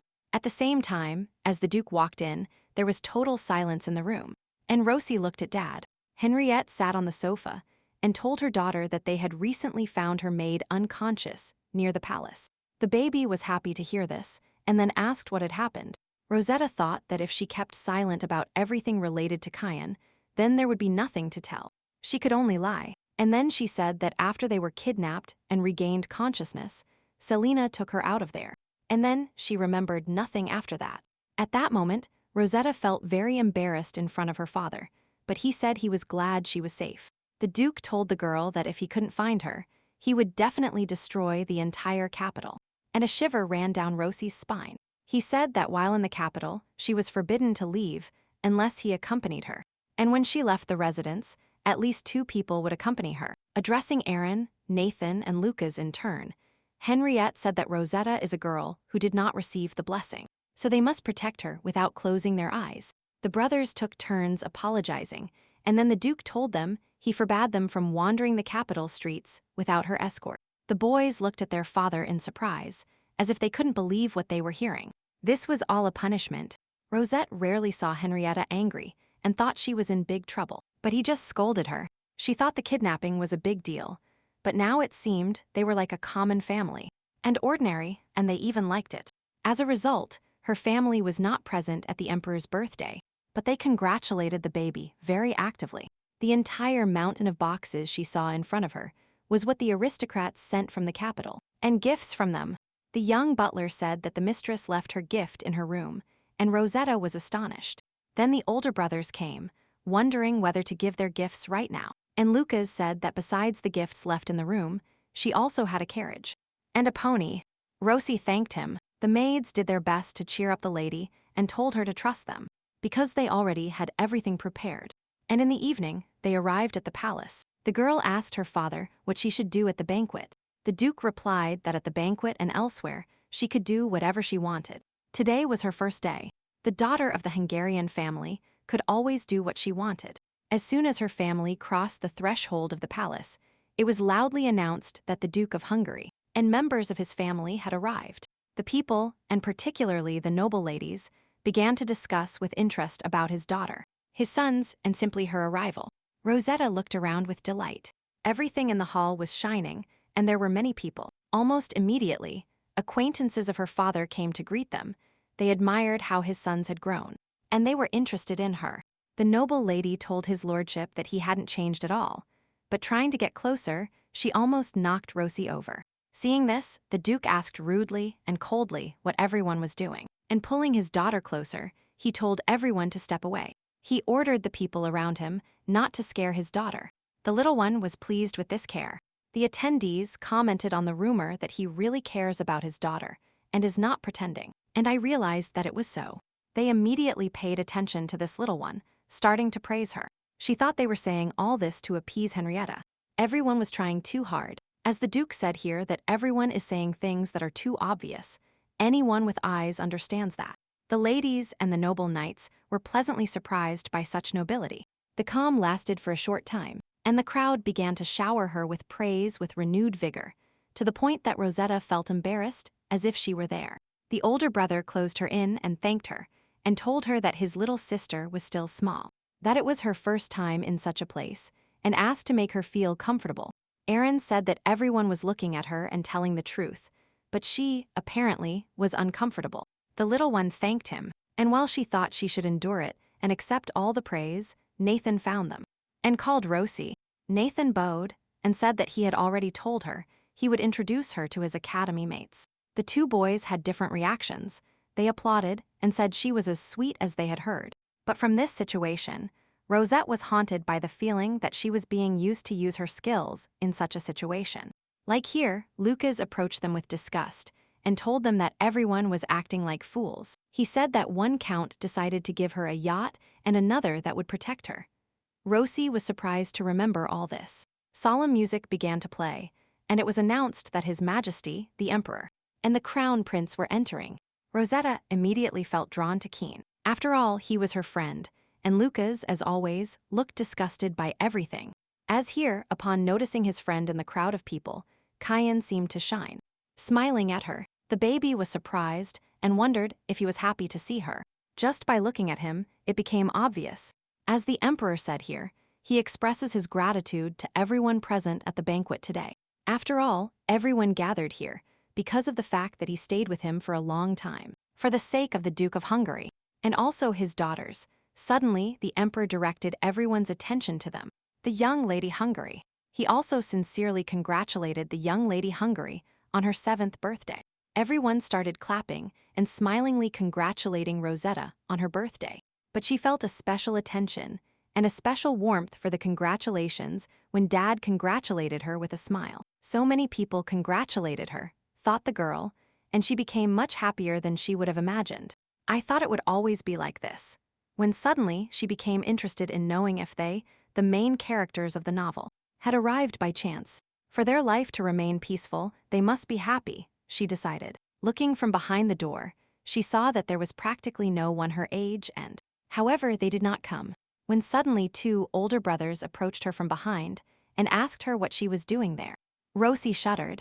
The little one, who was caught by surprise, said that she just thought maybe she could make friends with someone. Friends, prolonging this word, asked Lucas with disgust. And then he remembered that they didn't like the fact that she wanted to make friends. Rosetta, thoughtful, said, more precisely, she wanted to play with them, but they talked to other people. She didn't want to interfere. But the next moment, Nathan picked her up in the air and told her that they weren't busy at all and offered to play. But Rosie suddenly said, putting her on the floor and asking him who she liked best among them. Aaron asked why she was asking such a difficult question, but Nathan said he was interested. But the eldest didn't stand aside either. And Lucas said that they are always like this, so she can answer faster. Rosette was surprised. It was like the golden apple of Eris, from Greek mythology. Whoever you give it to will receive it as a gift, and the rest will curse and hate, or just get angry. And in the end, the legend ended in war. Mentally, she asked not to look at her with such thirsty eyes. Then Dad approached them and told them that it turned out everyone was here. He asked what they were talking about, and Rosie replied that her brothers asked her which of them she loved most. In any case, declared the Duke, Rosette had already decided who she loved most. His 3 sons looked at him in shock and stood paralyzed as if frozen. She already knew the answer and thought she should tell him. She thought this was the best ending for this story. And smiling cheerfully, Rosetta said that's right, she loves Dad most of all. He smiled back at her. He extended his hand and bowed to ask her if she would dance with her beloved father afterwards. The baby looked at him surprised at first, but instantly smiled. She was happy. And she said out loud that she agreed. She placed her little hand in her father's hand, and together they went out to dance. And finally, after such a difficult day for everyone, they arrived at the empire's capital, the residence of Hungary. Only when she got to her room did the little one drop onto the bed saying how difficult everything was, and thinking that after all she liked it. She was thinking that so far it had been an ordinary day when she was born, when suddenly she heard knocks on the glass. They came straight through the window, but it was the 3rd floor when a muffled voice said that he was Rosette's friend, and the girl instantly jumped out of bed and ran to open Keanu's window. As soon as the window opened, the king of Stigmata looked inside, and smiling at his friend, he wished her good night. The girl, looking surprised at her friend, wished him good night and asked what brought him here. The young man explained that they hadn't been able to talk at the banquet and asked if they could chat for at least a little. After all, today is a holiday in honor of her birthday, and he also prepared a gift for her. And he asked her to close her eyes for a minute. So suddenly, thought Rosette, but she decided to trust him and be his friend and closed her eyes. Yes, said the king of Stigmata, and after a moment told Rosie that she could open her eyes now. We came to this place last time, said Kyan smilingly. It was his secret garden. Well, then the boy turned to Rosetta and, offering her his hand, asked if she wanted to dance with him. Without hesitation, the little one put her hand in his, and the dance immediately began. It was exciting and then fun. After the dance, Rosie said she didn't even expect him to dance so well. Kyan said it was an honor for him. In response, the little one laughed and asked him if dancing with him was his gift. Maybe, said Kyan mysteriously, and approaching his friend, he gently kissed her on the forehead. As soon as the boy moved away, instead of a kiss, a light black material was drawn to the girl's forehead, and she asked him what he was doing. At that moment, that spot on her forehead was glowing, and Kyan replied that she told him she liked this garden, and that this was his gift.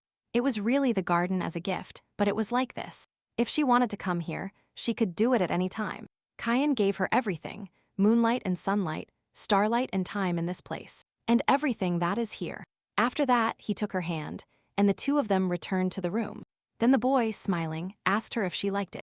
Rosetta looked at her powerful friend with surprise and asked him if she could accept this. But the young man replied that, of course, she could use it as her heart desired. After that, he jumped onto the windowsill with his feet and congratulated Rosetta on her birthday, and said they would see each other later. Before leaving, he wished her good night, and Rosie, watching his silhouette dissolve, thanked him, wishing him the same. And then she, already lying in bed, thought her birthday was over, and it turned out she was very sad. A couple of days later, the party in the capital also ended, and the kidnapping case was also resolved. They said that my father changed the entire public order system in the capital, and all that remained was to return to the Duchy. But here, Henriette told Neville that she wanted to stop by the tower on the way home, and asked to contact them. Rosie looked at her father in surprise. Seeing the questioning expression on his daughter's face, Dad said there was a star tower in the south of the Duchy. The tower is a link between people and guardian stars. There are several in the Empire. And this is just one of them. And so, they finally reached the Star Tower, the priests, upon meeting the Duke of Hungary. They said he had left a long time ago. He said they would go to the room with the fountain and sent Lucas to check the state of the body after using the power. Rosette looked at her brother in surprise, and he, in turn, told his father that he was fine and that he would go with them too. But the Duke said that the Guardian's power cannot always be absorbed by people. Before that, he had difficulty controlling the power and needed to be tested. Lucas kept objecting, saying that he could control it exactly now. When the priest called Mr. Lucas, he said they already had everything prepared and, saying it wouldn't take long, he called him. The boy looked at the familiar man in surprise and immediately averted his gaze, embarrassed. Seeing his brother leave, Rosie thought that Lucas wanted to go, and it seemed like a doctor's appointment. The room with the fountain is a place where you can contact the guardian star. But this place is not intended for her because she has not yet received the blessing. Rosetta then asked her dad if she could look inside the tower while they were busy. She would go with the guards and servants. She didn't think she would get this far, but Dad said not to leave the tower, and that if something happened, she should contact him immediately. Apparently, the little one thought, due to her recent kidnapping, they began to protect her even more. During the whole walk, Rosetta was having a pleasant conversation with her personal maid, Molly, when suddenly something caught her attention.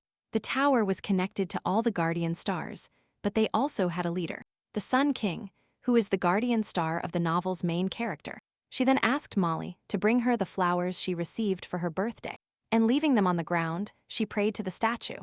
There was no God in this world. The guardian stars were seers who lived in the past, but now all cult customs have disappeared. Apparently, the problem was in the worldview.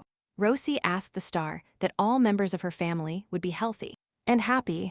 After the prayer, Molly asked the lady if she was done, when suddenly a loud scream was heard, and Rosette turned around. And the next moment, a small boy flew towards there at high speed, and they shouted at him, telling him not to run. The boy's name was heard, and Rosetta couldn't believe who it was, as it was the main character.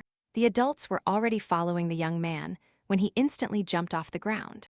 The next moment, Duke Isaac Elgidor approached them and, pushing his son, told him to apologize quickly. Quickly! The next moment, the boy bowed to Rosette and asked for forgiveness for being too playful. Having finished his apologies, the blonde boy opened his blue eyes and held out his hand to the girl. Taking the baby's hand, he told her it was okay and thanked her. And then she realized that everything was true.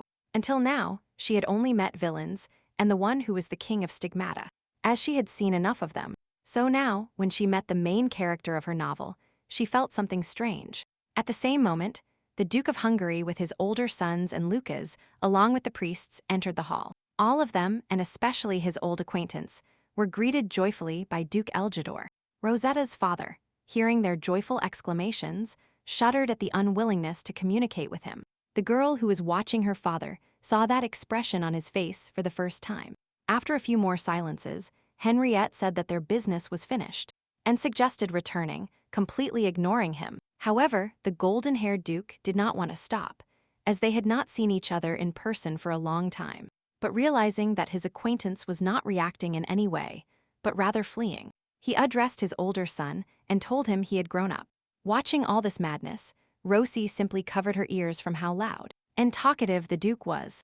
At the same time, Isaac asked Aaron if he heard correctly that he was suspended.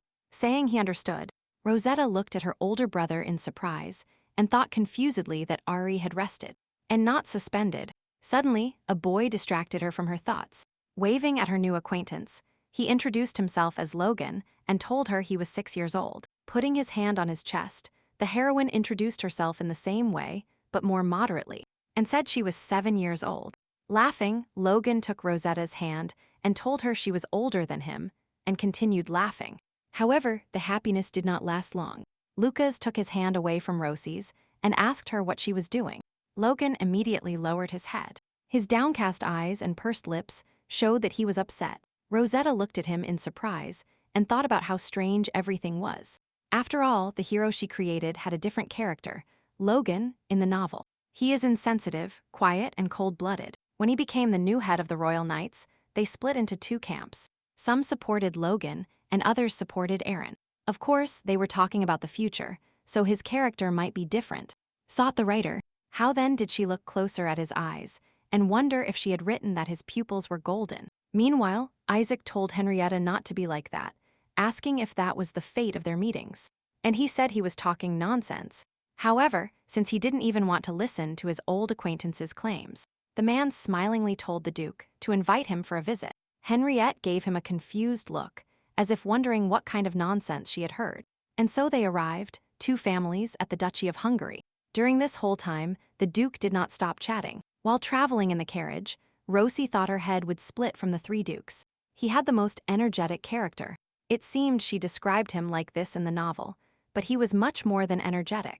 Immediately, Logan took the baby by the sleeve, calling her little sister, and was immediately attacked by a swarm of dissatisfied looks, and irritated from her real brothers. This made Rosetta feel a little uncomfortable, but she forgot that they told her that friends were not welcome. She thought that if they continued together, they would definitely become enemies. But she didn't want that to happen, and deciding that she needed to get Logan out of here, she called him to the garden, but Nathan defended her and told him he could do it himself. However, a negative answer awaited him and the others, their dissatisfied faces indicating it. Rosetta showed the boy the greenhouse and the garden, and he was amazed by the beauty.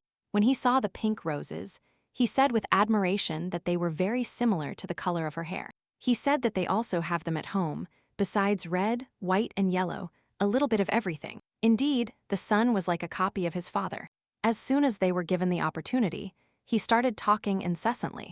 And although Rosie was still thinking about it, she decided to invite him to be friends. Hearing this proposal, the boy simply couldn't resist and like radiating. He accepted to be friends. How then did the boy ask her what she was doing then, up until the moment they clashed in the tower? Rosette then explained that she put flowers and asked the Sun King for her family to be happy. After remaining silent for a while, the boy looked at her with a lifeless gaze and coldly said that it was impossible. I got goosebumps, and he explained that nothing should be given to the guardian stars. Otherwise, they will become gods. But the next moment, the boy happily said it didn't matter, because the stars received a gift for the first time, and they would probably be happy. However, Rosetta was alarmed by the boy's behavior and asked Logan if he knew who the gods were. He said they existed 1,000 years ago, but they don't exist now, and his father told him this. That sacred places, faith, divinity, and people who believed in all this disappeared. Logan said it somehow differently. They have fallen, they have lost their name, there are no gods, and only a curse remains. Rosie noticed that the atmosphere had changed, but before she had time to think about it, Kyan grabbed her by the elbow and looked at the boy with a threatening frown. Even gloomier, but more innocently, Logan looked at the king of Stigmata, who rolled his eyes in irritation. The next moment, he was stunned and asked the lady who she was, and the girl replied confusedly that he was her friend. However, the boy behind her continued to squeeze her elbow, as if pulling the girl towards him. This was alarming, as then, Logan introduced himself disgusted and said that he was her sister's friend, and he ordered not to interfere with them while they were playing. The king of Stigmata mockingly asked the boy what he was saying and told him not to make him laugh. Rosetta was confused and puzzled because her two friends wanted her to play only with them. And then, the next moment, the boys, looking at each other, grabbed Rosetta with different hands and pulled her towards them. Logan sarcastically told His Highness the Crown Prince that his little sister was suffering, and he asked if he would let her be. At the same time, Keen looked at the little one and nagged with disgust, telling him to let her be, and asking him what kind of trick that was. Rosetta realized they knew each other, but she didn't understand why they wouldn't let her go talk. When she got tired of all this, she pushed both of them and shouted reminders that she was in pain and felt uncomfortable. Kyan asked her if she was in a lot of pain because he was trying to control his power, and both apologized with guilt. Then Rosie suggested forgetting it and told them to apologize and reconcile properly. Rosetta, realizing that the boys didn't know how, decided to teach them how to make up and told them to hold hands, to hug each other and apologize, friend. Her last word was a kind of threat that if they didn't make up, she wouldn't play with them. The next moment, the boys looked at each other, and the rest happened in milliseconds. And after apologizing, they asked her if this is how she was and if she was happy, although it wasn't as it should be. But the main thing is that they made up. However, the little one sighed deeply and thought about what she should do with them now, when suddenly they called her by name. It was her brothers. She said, surprised, that she told them not to come near her. However, Nathan said that the servants told them someone was fighting next to her. They just couldn't help but come. The middle brother asked if this is how they fought with her, and Rosetta replied no. Then Aaron noticed that the crown prince was here, and apologized for not noticing him immediately. He wondered if it was because of him that the recent mess started, however. His words sounded like a threat. Nathan hugged the baby from behind and asked with disgust who dared to offend them. Rosie was slandering the prince. What bothered Rosie was how informally they spoke. As Logan said in a trembling voice that he just wanted to play, Keen gave him a dissatisfied look when footsteps were heard. And the Duke appeared and asked what they were talking about. And now Rosetta was already sitting silently, alone with her thoughts and simply eating sweets and tea. At that moment, when Henriette approached them, she instantly realized the whole situation and forced everyone to disperse. He said it would be better if Rosetta personally presented herself to Duke Elhedor and told his sons to show Logan the residence. But he sent the prince to the room, and it was true that in that situation it was better to dissolve everyone. Then he would have to tell Keanu not to fight with Logan. As Isaac distracted her from her thoughts and asked if it was delicious, saying she had a good appetite, he said he had heard rumors, but in real life it was even more surprising. She couldn't believe that Henriette cared so much about her. The Duke of Hungary did not answer these words from his friend and merely continued drinking. How Elhedor laughed that he didn't even deny it, and Rosetta looked at him in surprise. How Isaac's mood changed, and looking closely at the baby, he said that the more he looked at her, the more she looked like her. Henriette asked not to talk nonsense, and the Duke asked what was stupid about his daughter looking so much like his wife. Looking at his little daughter, he said all this was nonsense. How then Rosetta asked her dad interestedly if she looked like her mother. In the novel she wrote, there were only 4 rich duchies, and little was known about the Duke's wife. Only that she died in a tragedy 7 years ago. There were no people in the duchy who didn't talk about her. She wondered what kind of person she was. When Isaac asked, she was interested in knowing about her mother. When the Duke looked seriously at his friend, calling him by name, he fell silent for a while, and then he burst out laughing. Smiling, he said that her mother was his dear friend, and that they had been close since the academy. One could even say she was an academy fairy, this girl with soft pink hair and apple green eyes. Once I told a fairy that she got caught in the forest. Because of this, even the king of fairies himself invaded the academy, said Isaac. Furthermore, one day, when he arrived, having caught the stigmata, Rosetta looked at her father's friend in shock. The Duke of Hungary rubbed the bridge of his nose, thus hiding his face from the absurdity and the embarrassment of all these stories about his wife. After all, she was nicknamed Fairy because she constantly found herself in similar situations. But still, no one denied that she was a genius. She had surprised all the professors by finishing her thesis at a very early age, and he had heard that Henriette had helped her with it. Dad immediately intervened in the conversation, irritably telling Isaac to stop. Looking at him with a frown, Duke Elgidor noticed his friend's rude attitude and with guilt said he understood, and he apologized to Rosette for his father. After a while, the little one left the office. The maids asked her if she was leaving alone, and the girl confirmed it. The Dukes wanted to talk in private, and then Molly asked if she would go with the brothers, but Rosie replied that she would go to the gallery. Approaching the family portrait they had recently painted, she remembered what she was like. At that moment, lost in thought, she turned to her maid and asked where they had hung the painting that was here before. Molly pointed the correct place to the lady, and now, standing in front of the portrait, she asked them how her mother died. Molly looked at the lady in shock, confused, as if she had heard the terrible truth. But the next moment, everyone regained their senses and immediately started changing the subject. To the piled-up bun, to new shoes, and even to her well-being. And then Rosetta admitted that she had already heard rumors in Stanley County that the Duke of Hungary had killed the Duchess. The court ladies immediately started refuting these rumors, shouting loudly that it wasn't true. They said the Duke loved his Duchess very much, and asked what kind of low-class person dared to say such a thing in front of her. She also thought this couldn't be true, but she wanted to make sure because she couldn't ask her relatives about it. Selena said indignantly that the master and mistress had a good relationship. Tina added that people know nothing. Judging by the servants' words, in the Empire, most aristocrats enter into arranged marriages. But the Duke and Duchess loved each other passionately, and, after going through many difficulties, they got married. Molly said the lady's death was a tragedy, but what she heard was not true. Selina wanted to stop her friend, but said it was better to tell the lady everything than to let her be so mistaken. The baby leaned her ear close, preparing to listen carefully to the story, because all this happened 7 years ago. It was raining heavily that day.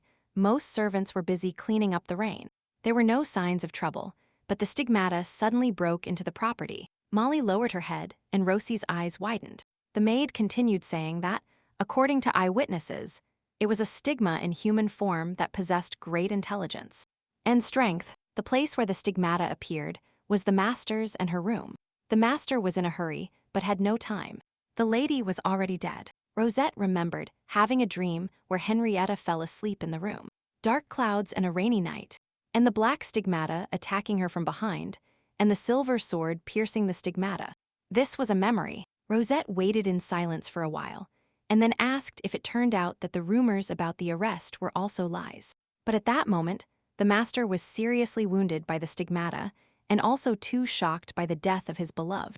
And he could not take care of the children. Her father has many enemies, so it was dangerous to speak openly about what happened. So he was imprisoned and decided to send her to a safe place. Indeed, it was an unexpected tragedy. But Rosette felt better when she found out the truth. Henrietta did not abandon her. She was the only one who survived that day. The stigma perhaps did not harm her. On the contrary, she was the easiest target. The Dukes probably protected her. Seeing how upset the lady was, Molly approached her. She said they were glad to have returned home safe and sound, and that they made her days so happy. They told her all this now, because they wanted her to know how much the master loved each other. And the knights, Molly and the other maids, were on the baby's side, and were ready to support her with all their might. She said that if she was upset by this, she could punish her, but asked her to remember that her parents truly loved her.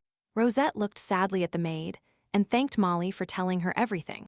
That same night, the bedroom door was knocked on, and the Duke opened the door, and saw his daughter asking if she could sleep here today. The baby told her dad that today she learned about her mom, and she became very interested. So she asked the maids. Henriette asked about what she had asked them. Then Rosetta admitted that she asked how her mother died. The Duke asked what they told her, and the daughter replied that she died protecting her, and that then he also suffered a lot. Her hand trembled, and she said that the servants worried her with such meaningless words. However, Rosie said she forced them to tell her, and asked Dad not to be angry with them. She admitted that when she was in Stanley County, she didn't hear many rumors about this. And when the father stroked the baby's cheek, she looked into her father's eyes, and asked him if he hated her. After all, it was because of her that my mother died. The Duke was very surprised at first. He wrinkled his face and pursed his lips. The next moment, he hugged his daughter tightly to his chest so as not to look into her eyes, and told her it was definitely not her fault. There were always those who took pleasure in the suffering of others, he said, and asked her not to pay attention so as not to listen. Her father told her to have confidence in herself, because both he and her brothers would support her. She should believe that she was doing everything right. Hearing these reassuring words, Rosetta asked her father what to do if she suddenly became so rude, to which the Duke told her that she was of Hungarian descent. No one would say anything to her. And besides, these are children's ghosts, she can enjoy herself. Hearing these words, Henrietta felt calmer in her heart. She didn't know she needed to hear this. After this, the Duke covered his daughter with a blanket and sent her to sleep, to which she asked if he would sing her a lullaby. And although he couldn't sing at all, and constantly asked Rosetta not to laugh at him, she still liked it. Thus they wished each other good night. Today she heard many stories. She thought she knew a lot about this world, but it turned out to be the complete opposite. And while she was wondering if these events appeared in the novel she wrote, the kingdom of Morpheus had already swallowed them both. At that very moment, when both were sleeping soundly to the sounds of the night, the baby's head was stroked by a feminine, fragile, and transparent hand. A lot has happened in the last few days, Rosetta thought in the morning, so she completely forgot that these two were still here. But whatever the case, at least she was grateful that the brothers were busy and were not here at this moment. So she loudly and sonorously asked if they had made up and offered to play together today. Kyan cautiously said that if this is what she wants, then so be it. Instantly, Logan hides behind Rosetta and cautiously says that even just saying this sounds intimidating. But Rosie instantly defended her friend and said that he always has that face. Kyan was stunned by what he just heard. He didn't understand what it meant that he always had that face. So Rosette paid attention to yesterday and asked Logan if yesterday he didn't speak like an adult man. These words, on the contrary, inspired the little one, and he asked if he spoke like an adult, and what it meant. Rosette thought so, she thought. It seemed strange to her, but she was sure he did it on purpose. But she didn't remember that she created special conditions for the protagonist's childhood. She really missed something. Already at the table, Logan said that he and his little sister went to the tower together yesterday, and they asked if the crown prince was there. However, the young man categorically replied that he was not there and brought a cup of tea to his mouth. Logan looked at the boy with interest and asked why he didn't go there, because he had a bad relationship with the owner. Rosetta thought this was a good topic, but guardian stars and the king of stigmata would naturally be on bad terms. And then she asked the boy if he liked talking about guardians and what guardian star he wanted to get, and decided to change the subject. Of course, she already knew which star he wanted. Logan was blessed by the Sun King and received the exact same power as him. Because of this, in the novel he was nicknamed the incarnation of the Sun King, when suddenly the boy happily said he wanted to become a huge palace. Rosie wondered if there was something called a tutor, since it was generally possible, and he would get the tutor he needed anyway. When the boy asked his little sister which star she wanted to get, the little one thoughtfully said she hadn't thought about it. Then, Kyan intervened in the conversation and said that, in any case, this was just the strength of those who were the same people as everyone else. Nothing extraordinary. The girl became interested, and Logan shouted that he couldn't talk like that and that the guardian stars wouldn't protect him. The guy replied smugly and said that these are presumptuous words, because who else protects whom? Logan's face instantly changed, and frowning, he sternly asked who the arrogant one was here. Immediately, Rosetta stood up and angrily reminded them that she had told them not to say bad words. But the boys said that was not the case. After a while, a maid came and called the young Master Eljador, telling him the Duke was looking for him. He was annoyed that they would have fun without him, and Rosetta asked if they should all go to the palace together. Kyan didn't mind. The Duke pulled his son's cheek and, angrily, reminded Logan that he had told him they had a meeting after lunch. Isaac said it wasn't often he got a chance to meet the Duke of Hungary. The boy, guilty, said he forgot and apologized. The girl thought that if he wanted to become a knight, then it was important for him to gain support. And it turns out the Duke was looking after him. After the friends said goodbye, Rosette asked her friend what they would do. Kyan said he would always follow her wishes. At that moment, Rosette was about to offer something when she suddenly saw her distant brother standing in the hallway. She thought, if you look at it this way, Aaron said he was on vacation, but Duke Eljador said he was suspended. Noticing the concern on his friend's face, Kyan smiled and asked if she was worried about him. And having decided to leave, and since he was her friend, he added to his loving Rosetta that he would leave then. And she always takes care of her family, and at least this time he will yield, but then she will play with him. And he smiled broadly. The girl happily thanked her friend and ran towards her brother Ari. She asked him what he was doing here, what was wrong with him. Scratching his neck, Aaron replied that he was just passing by. However, Rosetta didn't believe him and said she saw him standing with a very serious face, and repeated it. After that, she looked at her brother and asked him if this was something that was hard for him to tell her. The young man looked at his sister in surprise, not knowing what to answer such a question when she took his hand. And she said that she didn't know what was going on, but that he had to tell someone. If not to her, at least to her brothers or her dad. Or even to his friends, it would feel better, she suggested, because for her it was like that. Such speeches and worries slightly embarrassed the older brother, and a barely perceptible blush appeared on his cheeks. And the next moment, the brother picked up the baby and said that she was very smart. Much better than his brother.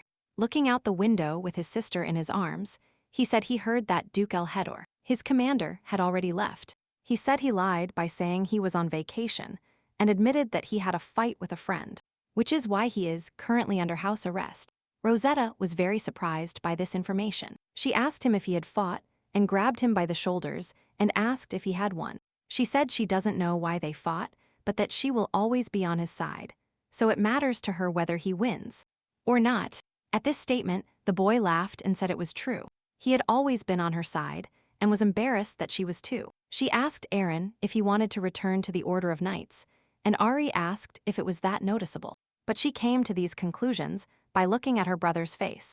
Then he stopped and thought that if Aaron didn't return to the Order of Knights, it would be very good. Then all this written in the novel can be avoided if Aaron is not in the Order of Knights. Jumping from his arms, she took his hand and told him that if he didn't want to, he didn't have to return.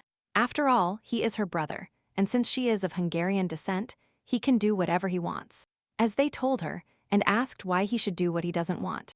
Ari wanted to stop her, but Rosie kept asking him if he couldn't stay with her. She told him not to go back to the Order, that if he stayed with her, then they would do what he loved and wished. The young man confusingly admitted that he was not sure yet, and that he himself did not know what he liked. But the little one, not giving up, enthusiastically said that then together they would find something that he would find interesting. The Aaron she met turned out to be an affectionate and responsible person. Sometimes he got angry with others because of her or other family members, but everything was fine when he was sincere. But Aaron Hungary was absolutely bad at hair care. The boy replied that he was interested, and after a short pause about hairstyles, the two laughed happily, and Rosie said that she would style her own hair.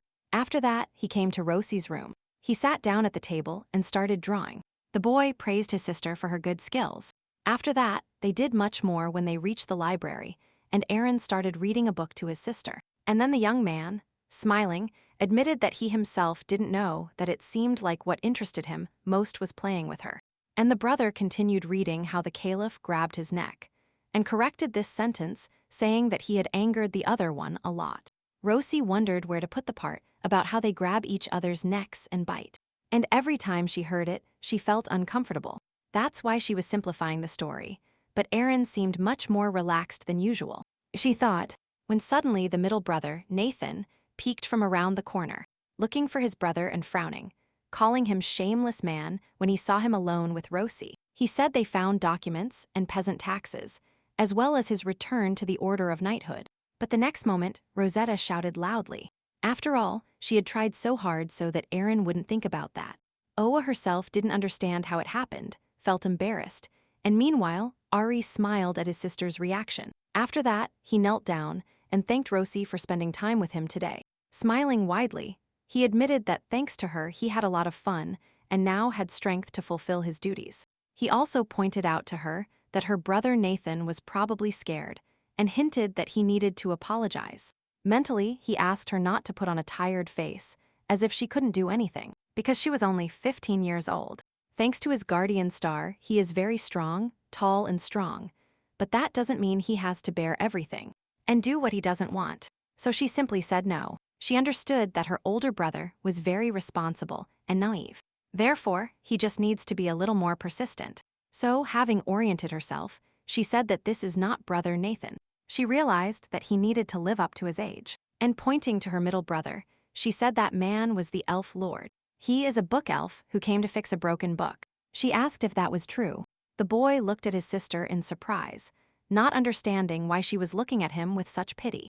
As he then realized and decided to play along with his little sister, telling her he was a book elf and asking her how she knew. And handing the book to the book elf, he asked him to take care of her and turned to his brother Ari. It was a method that only a 7-year-old child could use, and taking her brother's hand, she pulled him to do something else. Aaron felt very flattered by this treatment and the way she excused him from work, while Nathan stood there in shock. He thought he should have found out more about what happened, but still didn't want to remind him again. Of course, it's very good that he didn't want to return to the Order of Knights, but even better, even if he returns, he will be able to follow his own path. How then did Molly meet them and cheerfully greet Molly and the knight, telling them she was looking for the second one?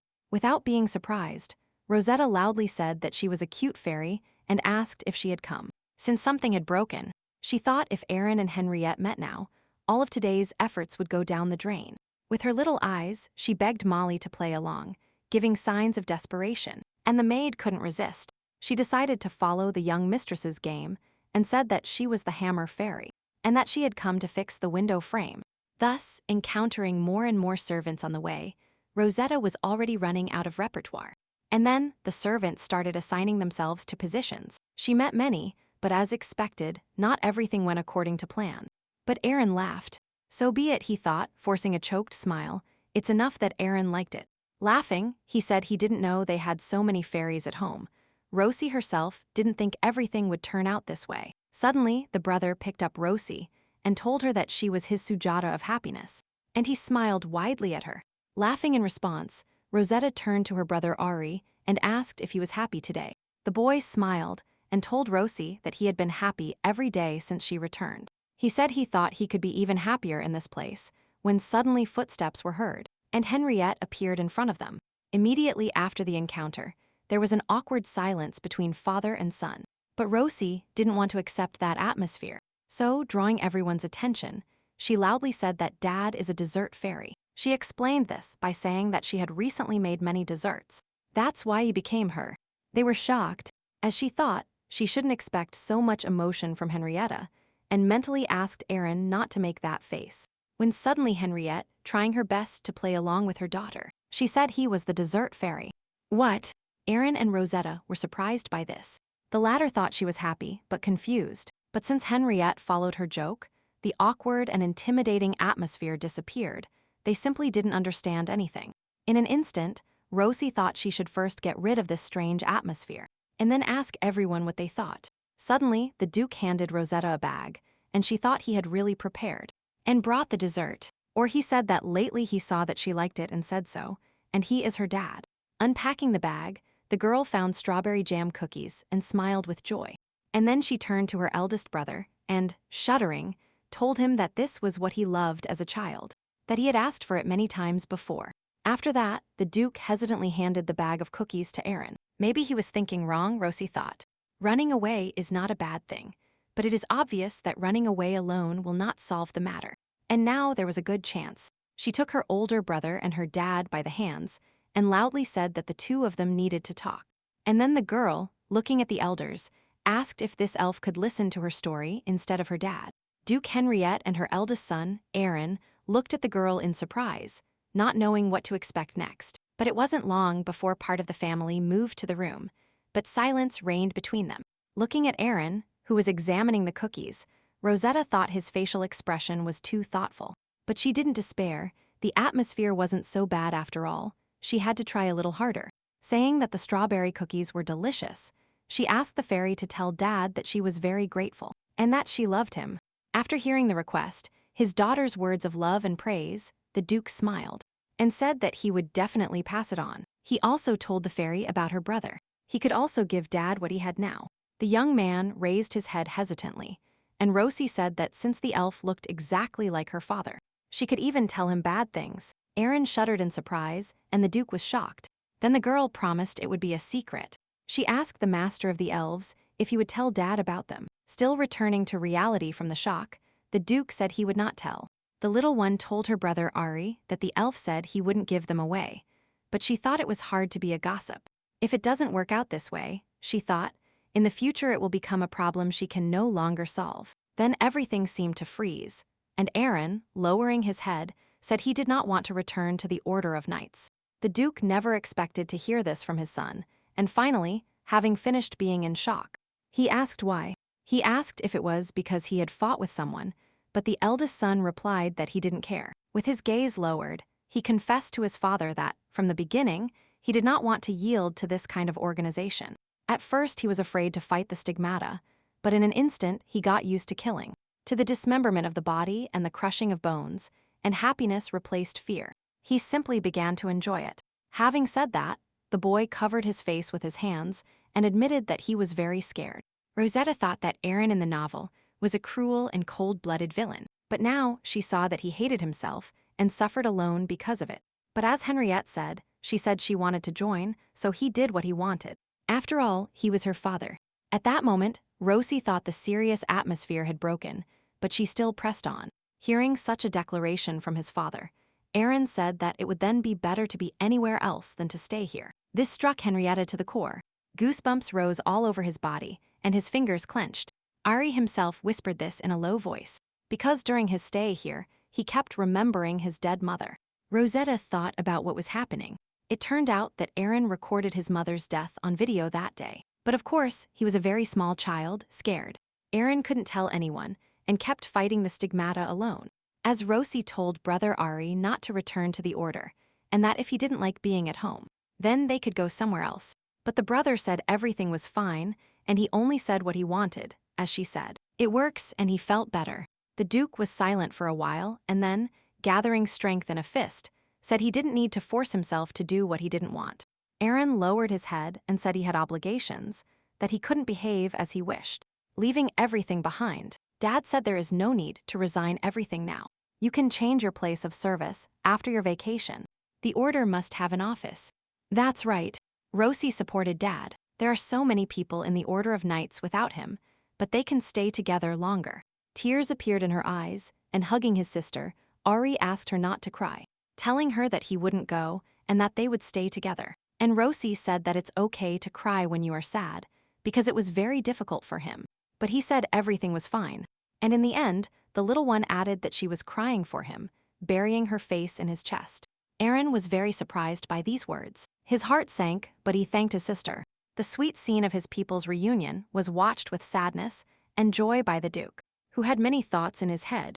It was difficult, but they talked to each other, and as a result, Aaron will soon leave the order. He thought while walking down the hallway. He thought they had been awkward the whole time, but he couldn't help it when it came to memories of the Duchess. But there were breakthroughs, and he had to find the root of the problem to be able to solve it. But now, he faces numerous conversations about elves and fairies. But if this embarrassment helped Aaron, he didn't care, when suddenly a bright light blinded her from the window. She asked if it was Logan, but upon approaching, she realized it wasn't him, and because of the sunlight, it was impossible to see his face. Suddenly, this winged creature that looked like a small child greeted her and introduced himself as the Light Fairy.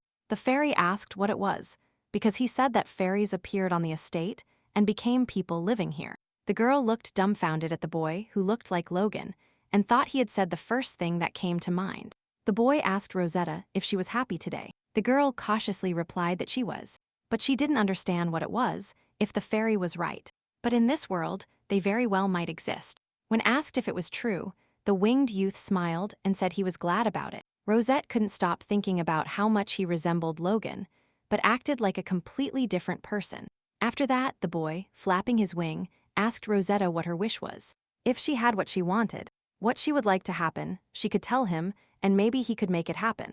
The little one was surprised, and looking aside, thought that probably wouldn't hurt him.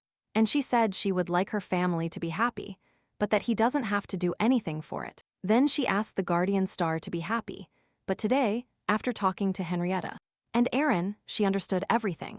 Joyfully, he said that she and her family would try to make everyone happy.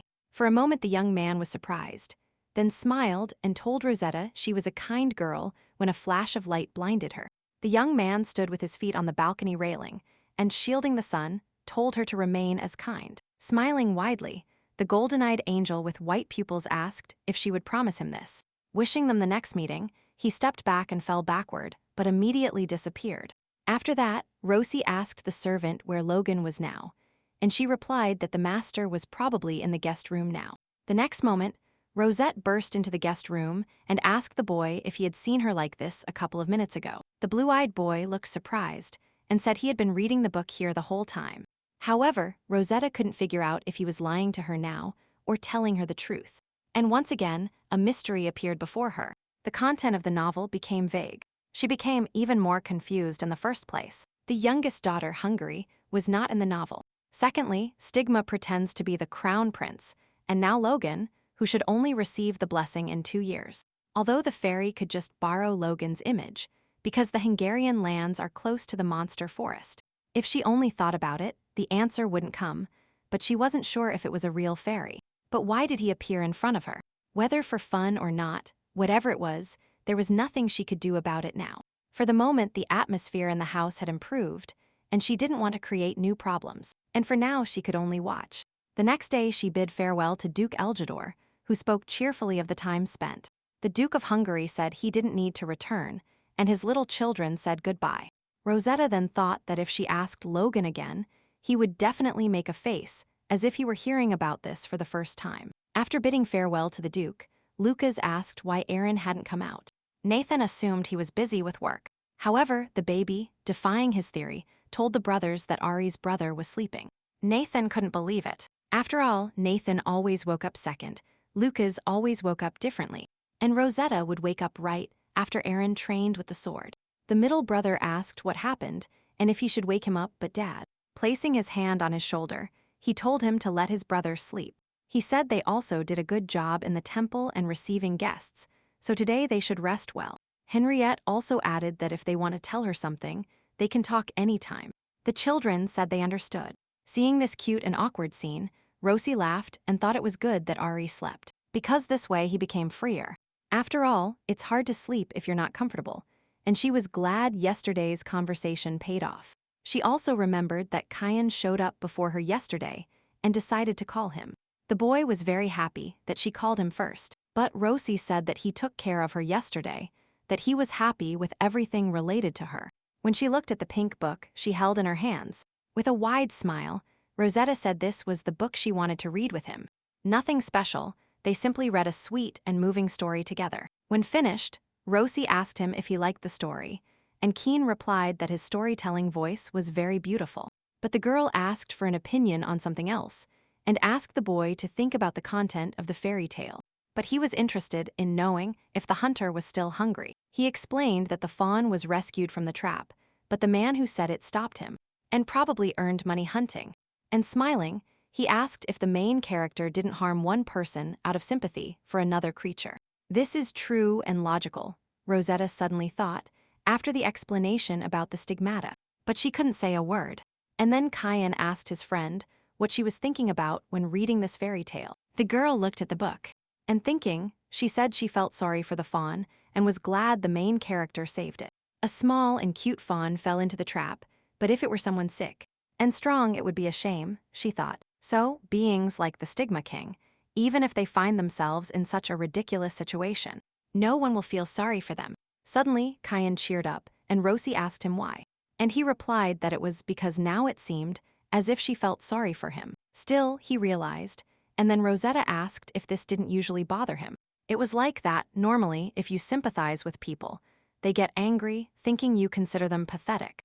Kyan explained, and he asked why he cared what those who were not associated with him thought of him.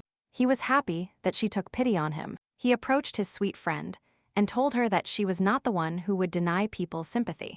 At first, Rosie indignantly asked him how he knew she wasn't like that. But when the boy asked her if that wasn't the case, she felt ashamed. Smiling cheerfully, the boy said that even if it wasn't like that, everything was fine.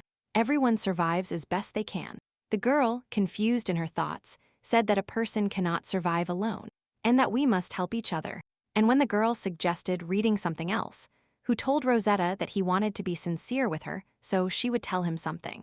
He was happy that she read to him attentively, but he didn't care at all with what intentions she did it. It was better than she thought. But still, if she doesn't care, he can read more. He feels very happy when he can look at her and listen to her voice. Rosette was excited that he asked her to read the book, so she didn't expect the process to make her think. It was good to know that she would feel this way. Like here when Rosetta was reading a book, Kyan, pointing his finger, said that this book was not very good, and the girl asked why. The boy explained that the hero walked away from his friend when he needed help, and when he succeeded, he suddenly became friendly, and true friends don't act like that. Rosetta thought. Kyan invited her to be his friend from the beginning. It seemed his concept of friendship was unbreakable. However, she wondered if there was anyone who could become a friend to the Stigma King. So the girl asked Kyan if he had friends besides her. But the boy said he doesn't know. There was once. He was alone for a long time, slept for a long time, seeing a dream that never ended. He thought that until Henriette called him, he didn't even think where he was, if he really had a seal on him. Having finished the backstory, the boy smiled and said that now she is his only friend. That's why he values her so much. Rosie asked him if that was why he treated her with so much respect. She thought he was polite to everyone, but acted differently towards Logan. Kyan said that choosing words is a sign of politeness. It is a rule of human society, and he knew it. He said that Rosetta is the most important person to him, whom he values above all else. She was surprised. How then did the girl say that she speaks informally to him, but he is always polite? And doesn't this seem to distance them from each other? Kyan was surprised, and Rosetta, saying this was a problem, suggested that her friend omit formalities between them. Kyan remained silent for a while, trying to figure out how to do this. But in the end, he said it was difficult for him. Laughing, the little one said he was concentrating too much and suggested he try saying whatever he wanted. Then the boy, turning to Rosetta and resting his hand on her cheek, said he was very happy, and happy that she was his friend. The baby was very surprised, but taking his words for granted, he didn't react too emotionally. The youth looked into her amber eyes with sadness and placed his second hand on her cheek. The next moment, he seriously asked his friend to promise him that she wouldn't leave him. The little one, smiling, said that she had already promised him that they would remain friends if he didn't intentionally harm others. Kyan said it's still difficult for him to communicate, and Rosetta said not to try too hard, just speak in the way that suits him best. Lately, he seemed very dangerous and serious, and that's why he remembered that he had a friend from a long time ago. Before going to bed, the little one was choosing a book she was going to read tomorrow with a friend when she suddenly heard a voice. Holding the book to herself and turning around, Rosetta thought this voice was very familiar to her. It was Ariel. He said that after returning from the capital, he constantly had guests, which is why he was late for the greeting. So, bowing and smiling, he congratulated her on the fact that her 7th birthday had passed safely. In sound, how then did Rosie think that she was the one who told him about Kyan's eyes? Which means they knew his essence. So the little one asked Ariel to listen and said that last time she said she knew Kyan's essence. Her hands trembled, and she asked him how he could stay with him knowing his true nature. Smiling, Rosetta said everything was fine. They made a mutual promise that he would not harm people. When the girl's ghost asked the lady what she was asking for this promise. After all, if this is just a promise in words, then it has no strength. The baby's eyes widened. If you think about it that way, that's how it was. Her promise with Kyan was not forced, but for some reason, she felt that it had become an oath. This was probably due to the fact that she took the promise they made to each other seriously, as if it bound them. Ariel restlessly asked the lady not to follow her cunning speeches. The girl looked at the ghost in surprise, and after remaining silent for a while, she smiled widely and thanked him for the experience. Kyan was dangerous, and she knew it better than anyone, but he kept his word, so she wanted to keep trusting him. She knew that in the end, he became the one who destroyed this world, but she wanted to change it. If she sat in silence, nothing would change. Ariel turned to the mistress. He hugged her and told her that he understood that she had her own thoughts on this matter. He said she must remember that there are many who value her, which is why she needs to take care of herself. The girl asked the baby not to get involved in dangerous matters, because his essence is danger. Rosie said she would try, but she can still be a little calm, as there are people protecting her. The girl asked what this meant, and then the ghost, as he left, said that everyone would protect her. A year later, at the Hungarian residence in the capital, the servants notified their lady that a guest had arrived. Kyan, in fox form, asked his friend if she would read him just one book today. Rosie said she had already said she would have guests. The girl said that only her family comes to the Hungarian estate, and if the crown prince constantly comes, she will become the subject of gossip. Kyan said she pays too much attention to unimportant people. Rosie said she had played with him long enough. After the summer of last year, when she was worried about everything that was happening. A year passed, all this time they lived peacefully. They came to the capital again for her birthday, and she was able to attend a banquet in the imperial hall. She didn't think they would be there again. Last year, the banquet was called the homecoming celebration, and this year she wondered what it would be called. When Logan flew into her arms and said he missed her, Rosetta asked her friend if everything was okay. She asked where Duke Elgidor was, and the boy cheerfully replied that he would meet his father, and that he was waiting for her. Indeed, all this time she thought of Logan as a sun fairy, so she worried about it all the time. During the past year, he never contacted her. Nothing strange happened, or he was a completely different person. Isaac said he worries about small things. That's why he frowns all the time. And Henriette said that he is the only one who considers the choice of a new head to be a small thing. The Duke said this was a matter for the imperial family and asked them to just leave it to them. And then he asked if Pascal would be present. But Duke Henriette replied to her friend that she had heard he hadn't left home in a long time. Isaac shouted that this was a problem. They were very friendly at the academy. He hadn't heard about his current situation. In response, Henriette annoyedly said that this is what he usually does, and pretended not to have heard anything. In any case, his daughter is the same age as his children, but she has never been seen. And he told his friend to contact him when he had a chance. The men made eye contact, but the Duke of Hungary played war, and said he would try. Rosie asked how long they would be in the capital, and the boy replied that they had come for her birthday and her awakening ceremony. Rosetta turns 8 this year. After her birthday celebration, she will go to the awakening ceremony.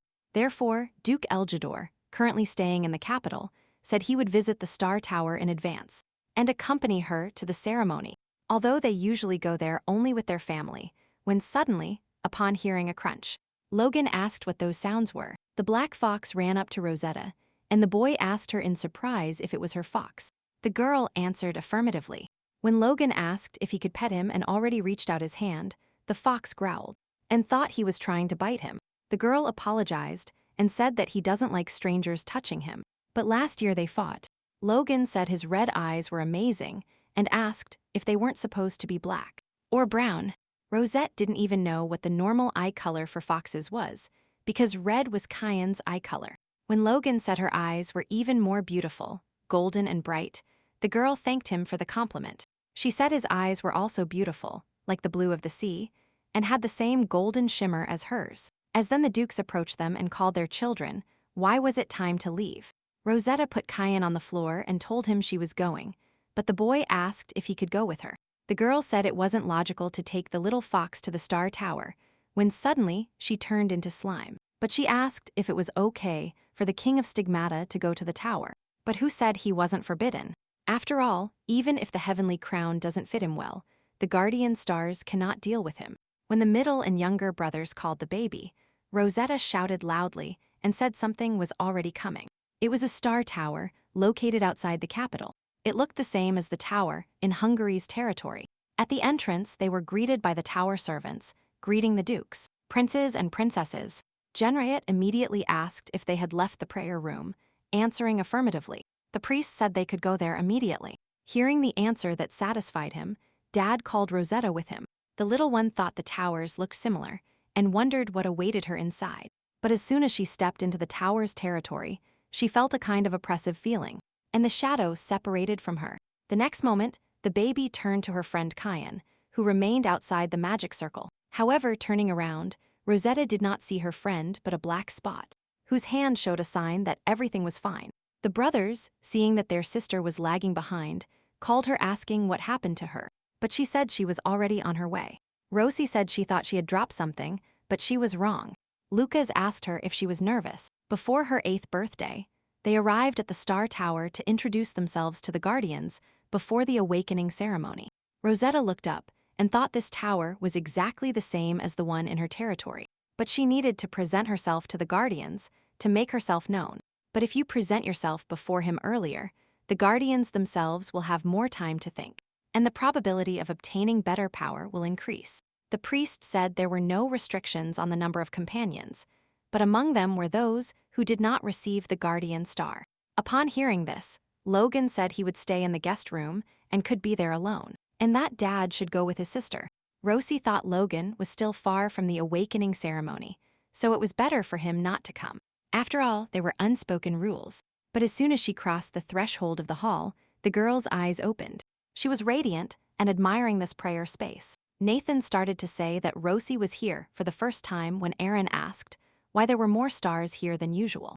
It was the night sky, spread out in the darkness amidst a flock of stars, shining with such intensity that they looked like they were about to explode. The priests were no less amazed by what was happening before their eyes now. More and more stars appeared in the room, and among them was one of the brightest, which was simply impossible not to notice. All were condensed above people's heads. She remembered Cayenne spoke confidently that he had no doubt, but it really was a celestial crown. How good that her friend stayed at the entrance. When a big man's hand rested on the girl's shoulder and her father's voice called the girl, she turned around. The Duke said that while no one chooses anyone, she doesn't have to worry. She just needs to prepare. Rosetta said, smiling, "It's okay."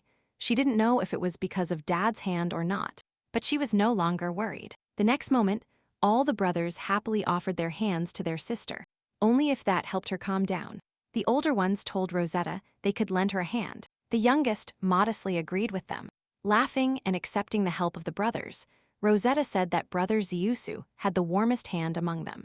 At the same time, the priests were simply amazed by what they saw. Some of them only knew the celestial crown from records. Others also found strong guardians, and, as a result, realized that some of the most famous guardian stars were gathered here, besides the Sun King. After a while, Rosetta stepped forward. She bowed, greeted the stars, and introduced herself as the fourth daughter of the Hungarian family. She said she wanted to walk the straight path with the blessing of the guardian stars. When her speech was interrupted and she fell silent, Isaac asked Henriette if she had forgotten the text, and Brother Nathan urged her to continue. Rosie thought her greeting was the words of adults to an 8-year-old child who didn't know what to say to the guardian stars. She thought this was her chance to sincerely say what she thought, and not with cliché phrases. And I said I would be very happy. The Dukes looked at her in surprise, but no one dared to say a word against it. Even the loudest of the brothers fell silent. The girl, smiling and looking up, said she was very happy now and would like everything to continue like this. Suddenly, abruptly and worriedly, she added to her request that she, of course, was not asking them for anything. Today was the day she could show them what kind of person she was, so she needed to be honest, because otherwise she would be chosen by someone who was not suitable for her. She said she would like her and her family to never get sick and enjoy life. Although she was surprised when prominent stars appeared, she also wanted to bring the Stigma King. She said that above all, she loves the desserts made by Dad, and she also likes to read books and draw. She thought she liked being Kyan's friend. She thought she would try to have a happy ending, and they probably knew it themselves. At that moment, her family looked at her approvingly and smiled. Of course, that was not the case for everyone. She also became fond of Keanu because of all the time they spent together outdoors. And at home, and with a somewhat nervous and excited smile, she thought he was treating her very well. After thinking about her friend and her family, the little one bowed to the stars. And at the end of her speech, she asked them to take care of her. As soon as she finished speaking, she raised her head in surprise, expecting some kind of reaction from the guardian stars. And she got it. They thickened above her head and shone brighter than before, creating an unforgettable sight. After this, Rosette was immediately praised by Duke Elgidor, and her father told her to stop saying the obvious and to withdraw her hand before ruining her hair. The little one immediately asked her dad if she had done everything right, and the Duke, smiling, said yes, and that she had done well. In response to the praise, the girl's cheeks flushed noticeably. A wide smile appeared on her face, and she laughed. Immediately after, the brothers approached and told their sister she was a great person, and that she does everything at the highest level. And Lucas said he didn't like sincere children, so he wasn't worried. But he was worried that she would be chosen by the same tutor who chose him. And then he realized that the tower guards talking to his father were worried that the celestial crown had appeared. He apologized mentally because he didn't want to cause trouble, but he was sure that on the day of the ceremony everything would be fine. Not long passed when Logan suddenly appeared on the horizon and called his father worriedly. The Duke reminded him that he had said he would be in the guest room, but the boy said a message had arrived from home. Before he could finish speaking, a man looking for the Duke ran into the hall and loudly declared that they had an emergency. He loudly announced with all his might that stigmas in human form had been seen in the south of Elgidor. At that moment, everyone headed towards the door. Duke Elgidor himself looked horrified at the envoy and asked what all this meant. And so they arrived in the capital of the Hungarian Duchy, and Rosie asked Logan if he was okay, if he was comfortable, and if he could sleep alone. The boy cheerfully replied that everything was fine, that he slept alone, and that his dad was strong, so he would face all the stigmas and return. In the tower, Isaac said he would have to go south to immediately catch the stigmas, and he asked a friend to look after Logan. And he told his son he would be back soon, that he would wait for him a little on the Duke's estate. Rosette thought she was worried that he would have to leave suddenly, but she was glad he seemed so cheerful. At night, they told the lady that if she needed anything she could call, but the girl called Kyan, and he appeared immediately. The girl said she was very scared when he jumped so suddenly and asked him if he was okay. The boy said he was fine. He himself didn't expect that star to appear, but he was glad she was worried about him. She then asked if he was involved in the appearance of the current stigmas in Elgidor territory.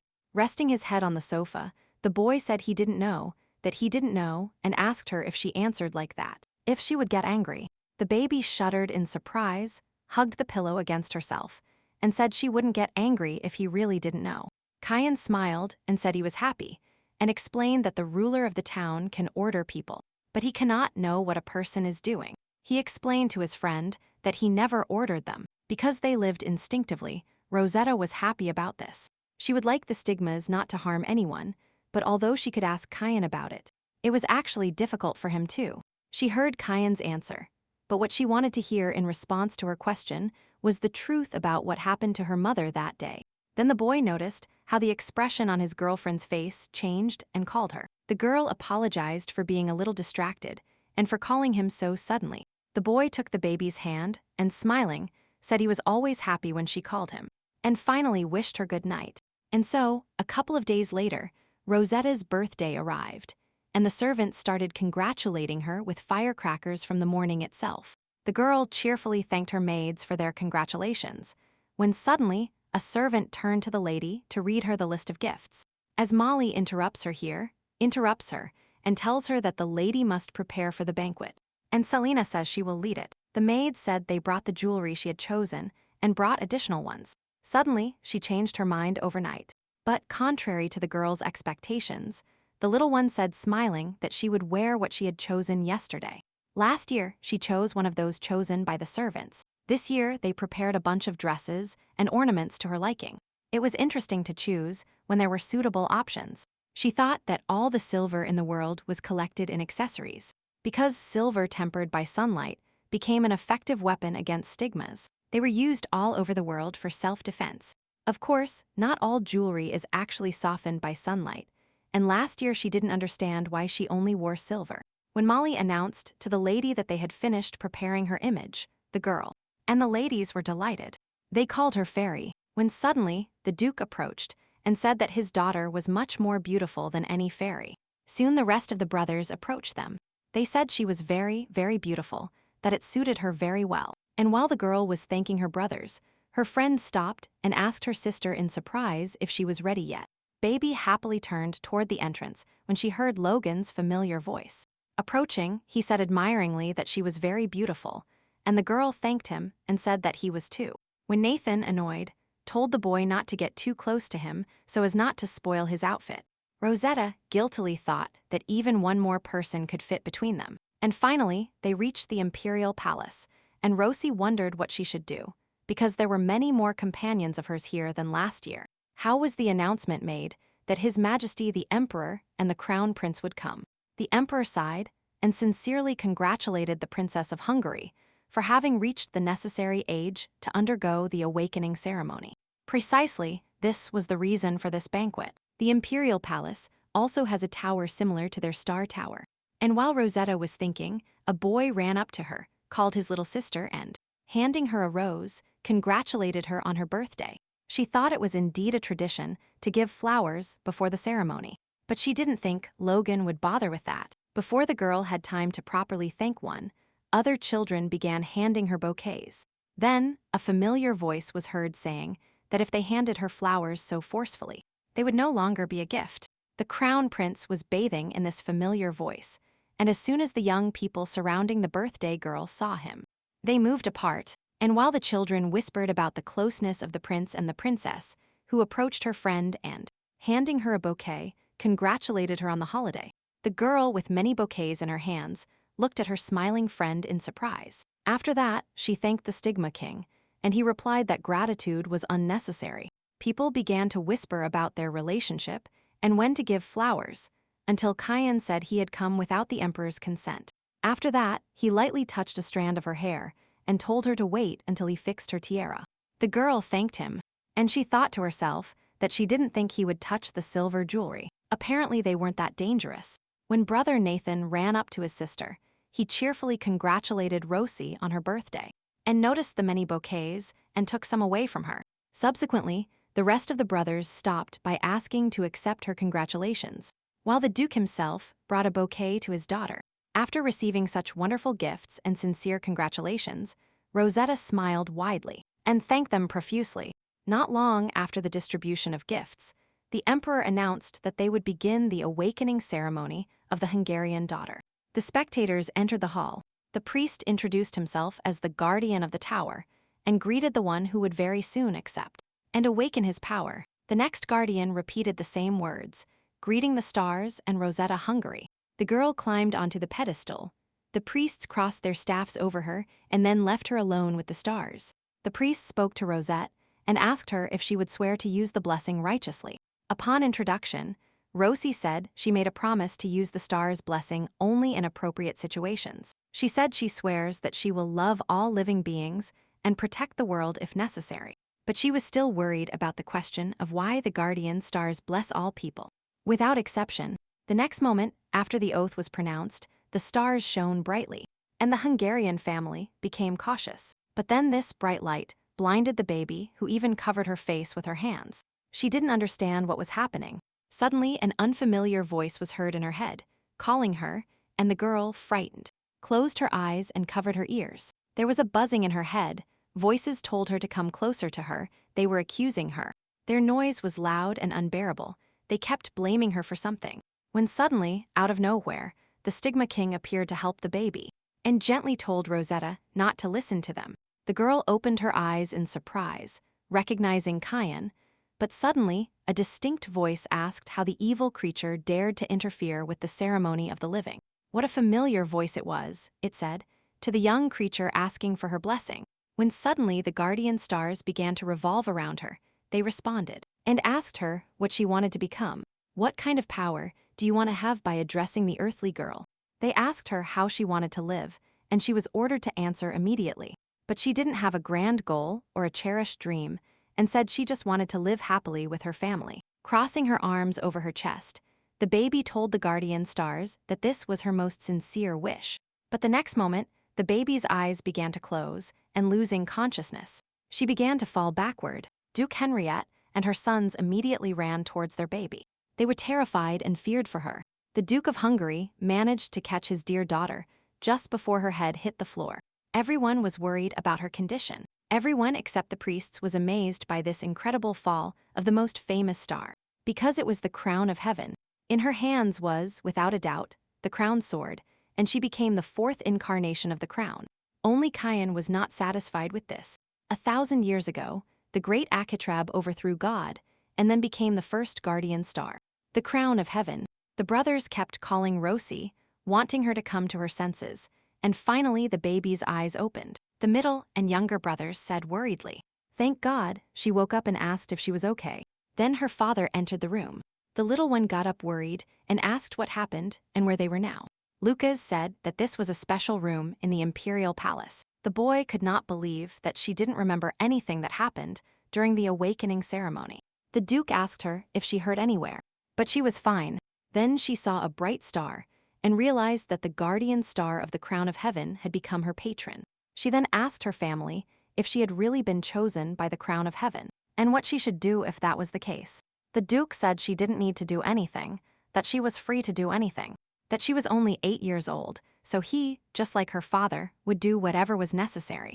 Having said that, he tenderly stroked his daughter's head, and the girl said she understood. Nathan said he couldn't believe that star was causing Rosie trouble. Lucas said she could use her gift as she pleased. Her father and brothers reacted this way because the crown of heaven is a special guardian star that rarely chooses its incarnation. Throughout the 1,000 years of the crown of heaven's existence, the guardian star chose only 3 when earthly creatures were thirsty for each other's blood. Then, the Sun King put an end to the all-consuming war. The plague spread across the world of the living, but a man dressed in white appeared who saved everyone from the disease. After the destruction of the plant animals, the earth could not sustain life. Everyone was saved by a silver-eyed woman who saved people from starvation. In this way, the protections of the crowns of heaven always saved humanity when it was on the verge of death. That is why, when a star chose someone, it was considered a prophecy of disaster on earth. But the destruction of the world she knew, although she tried to prevent it, was related to her family and Kyan, when suddenly she heard a noise outside the room door and Aaron's voice, which said that his sister was not feeling well. Rosetta was surprised by the voice she heard, and she thought it meant that all this time he had been watching her at the door. The Duke, telling the children he would soon return over the door to help Aaron. He asked His Majesty what was happening. The Emperor laughed and said the palace was his home and asked if she needed an invitation to enter. Henriette looked at the Emperor with a murderous, gloomy, and threatening gaze, showing with her whole appearance her aversion to him. The man asked not to look at him with such a scorching gaze, because upon his daughter's fall, they locked themselves in here as a family, and there was noise at the banquet. And he would never have imagined witnessing the incarnation of the crown during his lifetime, and, as emperor, he should give a speech on this matter. The Duke said he could betray his words, and that his daughter was extremely shocked, so she would need rest. He asked if this girl had a great destiny ahead of her, if he shouldn't worry, in the first place, about her health. The man shuddered. The emperor immediately, smiling, told Henrietta that her words made sense, but that he needed to return to the banquet hall and sort everything out. He told the Duke to be prepared, because those who brought their children had bright eyes. After remaining silent for a while longer, Henriette turned to Aaron and told him that Isaac was not there, so he, as deputy captain, must lead the order. He told his son to go and tell them to move according to the situation, that they would take care of everything, and they would return home. Addressing Nathan, outside the door, he told him they had to deal with the situation in the banquet hall, and told him to follow him, and he told his younger sons to rest and wait here until he sent servants. When everyone except Siu left, she said disappointed that her dress was wrinkled, and her brother said nothing could be done about it. But in return, he offered to buy her a new dress and suggested, embarrassed, that they go shopping together later. When Logan entered the room and turned to his little sister, he asked if she was okay, and if she had awakened. Approaching, he admitted that he was very scared by her fall. The girl thanked her friend for her concern, and the boy said he was coping with everything, although he got a little lost, but he met his dad, who showed him the way. Rosetta said she did a good job, and said that next time she shouldn't go without company. Hearing all these dialogues, Lucas made a discontented face, because the boy was chattering incessantly. How then did he tell the boy that the pea had just awakened, and told him to let her rest? After that, he took her hand, and told his sister that he would hand her over to the servants nearby, and that she could finally rest. Being left alone, the little one noticed a shine on the bed, and lifting the object, she discovered that it was a ring. Reflecting on why that ring was there, she suddenly realized it belonged to Logan. Without hesitation, Rosette looked out the door and called her brother and Logan, but realized they had already left very quickly. She wondered what to do. The knights and squires hadn't arrived yet, and if she followed them alone, it would be bad, because they told her to stay in the room. It seemed they were already far away, and she didn't think anyone would come to her, and she would like to ask them about the awakening ceremony. So, without thinking for long, Rosetta closed the room door and called Kyan in a whisper. Immediately, he appeared in front of his friend from the shadows. The companion asked Rosetta if she had called him. The little one felt in response and said she wanted to ask him something and ask a favor. Smiling at her friend, the boy said he would do anything for her, just let him say it. The girl said she had some questions and that she didn't know when her brother would return, and asked him if she could ask him a favor. As you wish, Kyan said, and the baby handed the silver ring to her friend. Without having time to say anything, the boy's eyes widened. Rosetta did not step aside, because a terrible image appeared before the two of them. Half of Kyan's hand melted and turned into a shadow. The little one looked horrified at her friend, who was losing control of himself. His eyes glowed red, and he looked at his hands in horror and asked what was happening. Kyan simply couldn't bear this pain, and realizing he didn't want to appear in front of his friend this way, he flew out the window. But Rosetta ran after him, worriedly asking her friend what happened and if he was okay. The boy groaned. The girl didn't even know how to understand this, because Kyan no longer had his whole arm. Only black shadows enveloped the place of his former arm. The balcony where he was standing cracked when a man's hand grabbed her elbow, and a voice told her to be careful. The girl screamed in fear because, closing her eyes, she felt how, along with that person, she was soaring through the air. Holding the baby in his arms, the golden-haired man flapped his large wings and rose above the palace. The man said he was only trying to help, and that therefore he would be grateful if she refrained from screaming. This angel had strands of bright gold, eyes that were like sunlight, and a voice that had just called her Rosetta. She looked at him stunned, and asked in disbelief, "It can't be that, he's the stigma." The angel just smiled. The next moment, the shadowy hands of the stigmatas reached out to them again, but he destroyed them with the help of light. Rosie didn't care about his condition, and the creature holding her was very worried about Keen. How then did the man arrogantly call him a disaster and tell Rosetta that this was his true essence?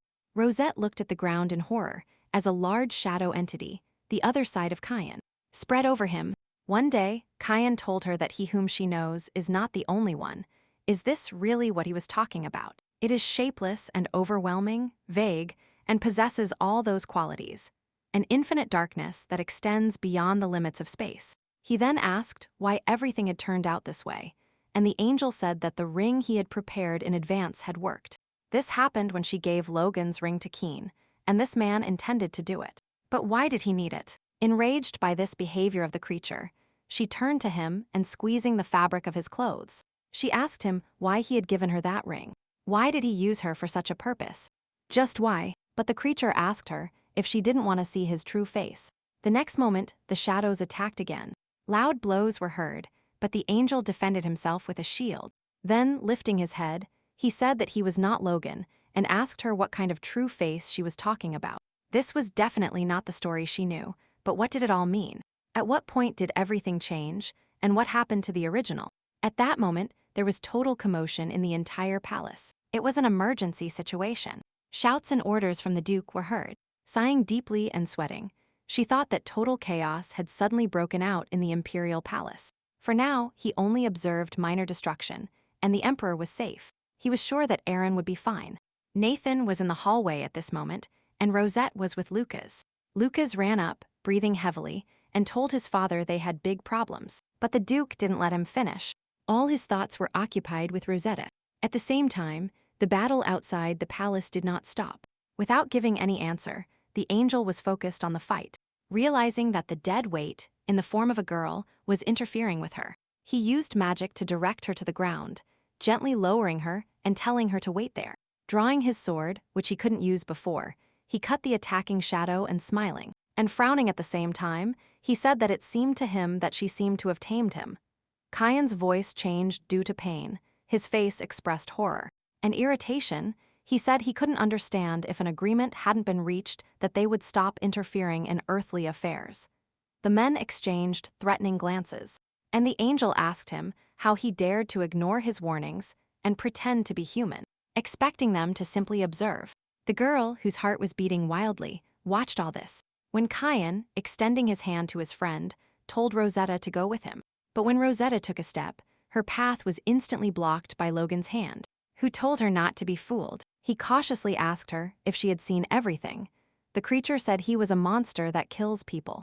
And then Kyan came into play. He asked arrogantly, "And who lies here? It is not he who is now trying to force a child, who knows nothing to act as he wishes." The golden-haired man frowned and told the Stigma King to stop wagging his tongue. He said there was no one in this world more dangerous than him. Rosetta wondered excitedly what was happening now. Although she was scared by Keen's appearance, she already knew about him and was much more worried about Logan. She couldn't believe he was just a shell like Keen's. But then, where was the real Logan? The Stigma King tried to reason with the star and asked him if he was accusing him without any evidence. Rosette's eyes widened when she saw her friend's bloody hand and realized he hadn't fully recovered. Keen himself said there were no guarantees that he wouldn't hurt his girlfriend, especially since weak people perceive something like this as a spectacle. And even then, he was perceived this way out of a sense of duty. But he is different, because Rosetta is more valuable to him than anyone else, and he would never hurt her. These words from a friend truly touched the girl's heart, and it beat faster. After their speeches, Kyan extended his hand again and asked Rosetta if she could come closer to him, because he was not sure with the Guardian. The girl once again took a step forward to meet him, but Logan stopped her again, reminding her of his true essence and telling her not to be fooled by his words. Both tried to convince her that perhaps neither of them was a threat to her. Then she had a good idea. The next moment, the girl moved away from the two boys and separated between them. Kyan, worried, told Rosetta that it was dangerous there. But Rosetta, confident in her actions, told both not to come closer. She pursed her lips and looked at her sworn enemies. At the same time, the knights were already finishing off small stigmatas, and one got scared by Lucas's form, mistaking him for a stigma. After that, the Duke approached the middle sons and asked Lucas if he had found Rosetta. Nathan said he couldn't find her anywhere. The youngest also didn't smell her upon hearing this depressing news. The Duke fell silent thoughtfully, lowering his sad eyes to the floor. After that, he said that since all the stigmatas had been destroyed, he would try to search for her with his magic, and he entrusted the temporary command to Nathan. He asked his son that when he arrived, he should pass everything on to the deputy commander, and he himself thought how strange it was. It was really related to Rosetta's awakening ceremony, but it is dangerous if she is still on the palace grounds. The Duke began to use his magic, but something did not let it pass and dissipated it. She thought what kind of nonsense that was. His guardian star. It has the most powerful magic and possesses the knowledge of all magic. But if he cannot pass, then there is someone whose abilities are stronger. At the same time, Rosie said that she understood the reason for Logan's action, but asked if it was really necessary to go this far. Still with distrust and even some irritation, the boy looked at the girl, not understanding what was wrong with his actions. Bowing her head, the little one said there was definitely another way, asking how she could endanger other people. Kyan supported his friend and excitedly told the gatekeeper that he hadn't done anything he didn't like. And the fact that the stigmatas jumped was not his fault, and there were almost none left. He brought everyone back, Logan thought, and softened. And again, noticing her friend's hand covered in dried blood, Rosette worriedly asked Kyan if he was okay. The Stigma King, with a wide smile, was moved by his friend's concern, and he said he was fine and asked if she was worried about him. But then Logan also turned towards Rosetta. He cautiously told her that she was not surprised when she saw his essence and asked if she really knew. Rosetta frowned and said that he himself told her that he was the Stigma King, and she asked Logan who he was. After looking irritably at the girl, the angel finally gave up and sighed deeply, admitting his defeat and guilt. He admitted that he thought she would guess immediately and decided to explain the current situation to her first. Stretching his hand forward, he changed his voice and shining with gold, he asked the children of the earth not to be afraid, saying that the darkness had retreated and that they could be calm. After this, the noble ladies and gentlemen who remained in the hall exclaimed loudly that the Sun King had saved them. Rosetta couldn't believe it. She turned sharply towards the voices coming from the palace, and her eyes widened when she heard how they were calling him. Smiling at his friend, Logan, who was the Sun King, asked her if she had already received the answer to her question. Then it was her turn. Squinting her eyes, which changed from celestial to golden, she asked how much he knew, addressing her as if she were a girl from another world. The girl was frozen in horror. She got goosebumps and started sweating cold. The guardian star knew she came from another world. Her body trembled with fear, her head wasn't thinking, and upon seeing this state of her friend, Kyan gently touched her elbow, calming her. The next moment, her facial expression changed sharply and frowning. She asked what sense this made and what nonsense. Logan, looking arrogantly at Kyan, asked how he dared compare him to a creature like him. How are they together? Smiling, Kyan told him he was wrong and asked how he thought he had become another person since he was freed. Then there was a long silence. When Logan extended his hand and asked Rosetta to approach him, he only wanted to talk to her. What did he want to talk about? She thought, pursing her lips. As she understood it, his goal was to show her Kyan's essence. But why didn't the celestial crown show the Sun King at the same time? He also knew that he came from another world. The guardian stars protect this world, but they will be favorable to her. All the stars know this, or only the Sun King. But then the celestial crown that should protect her. Rosetta was terrified when Kyan rescued her from her thoughts and carefully told Rosetta that everything was fine. When the girl heard familiar voices calling her from the side, she shuddered and finally came to her senses. Their names were brothers Nathan and Lucas, who still tried to smell his sister with his blessing. She turned around, realizing what was happening.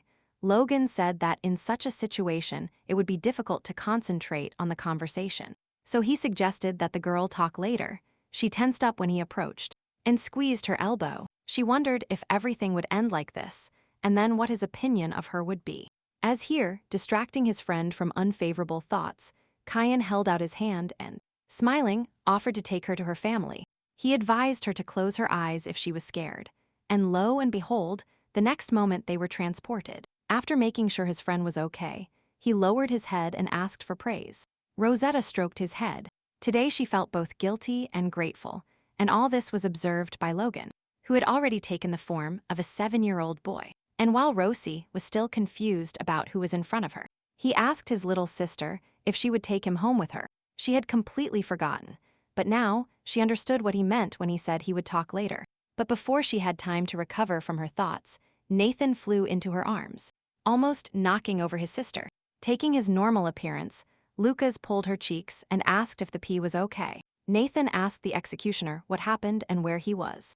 As the girl tried to say everything was fine, she saw Aaron and Dad running towards them worriedly. Now, all the emotions she had experienced during this time flooded her, and tears formed in her eyes. This situation was similar to when she was kidnapped and when she saw her family. Her soul felt better, and tears ran down by themselves. The Duke took his daughter in his arms. She hugged his neck tightly. Crying, she realized again that it didn't matter that she came from another world because she was born here and grew up like Rosetta Hungary. She was born into a family that loves her very much, which is why she wants to protect this world much more than the guardian stars. After arguing about who would sleep with her tonight, they all fell asleep together. The girl slept peacefully among her family, leaning in her dad's arms, when in her dream she heard a calm voice. Then she opened her eyes, clutching the pillow against her, not understanding what was happening and where he was. She definitely remembered that they definitely slept together in the same bed, when Logan appeared from behind. And smiling, he said that he was here. Mentally, she asked what had happened, and the angel said he had called her into his own space. Through her dream, the girl wondered if she had said this out loud. But then the boy explained that this was his place so he could read her thoughts. He said he made a great effort to meet her here, because he really wanted to talk face to face. But judging by today, she wouldn't have met him if he had come disguised as Logan. He thought about it.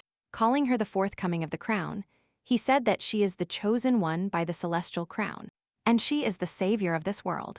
All the stars can provide her with their protection. The Sun King updated her.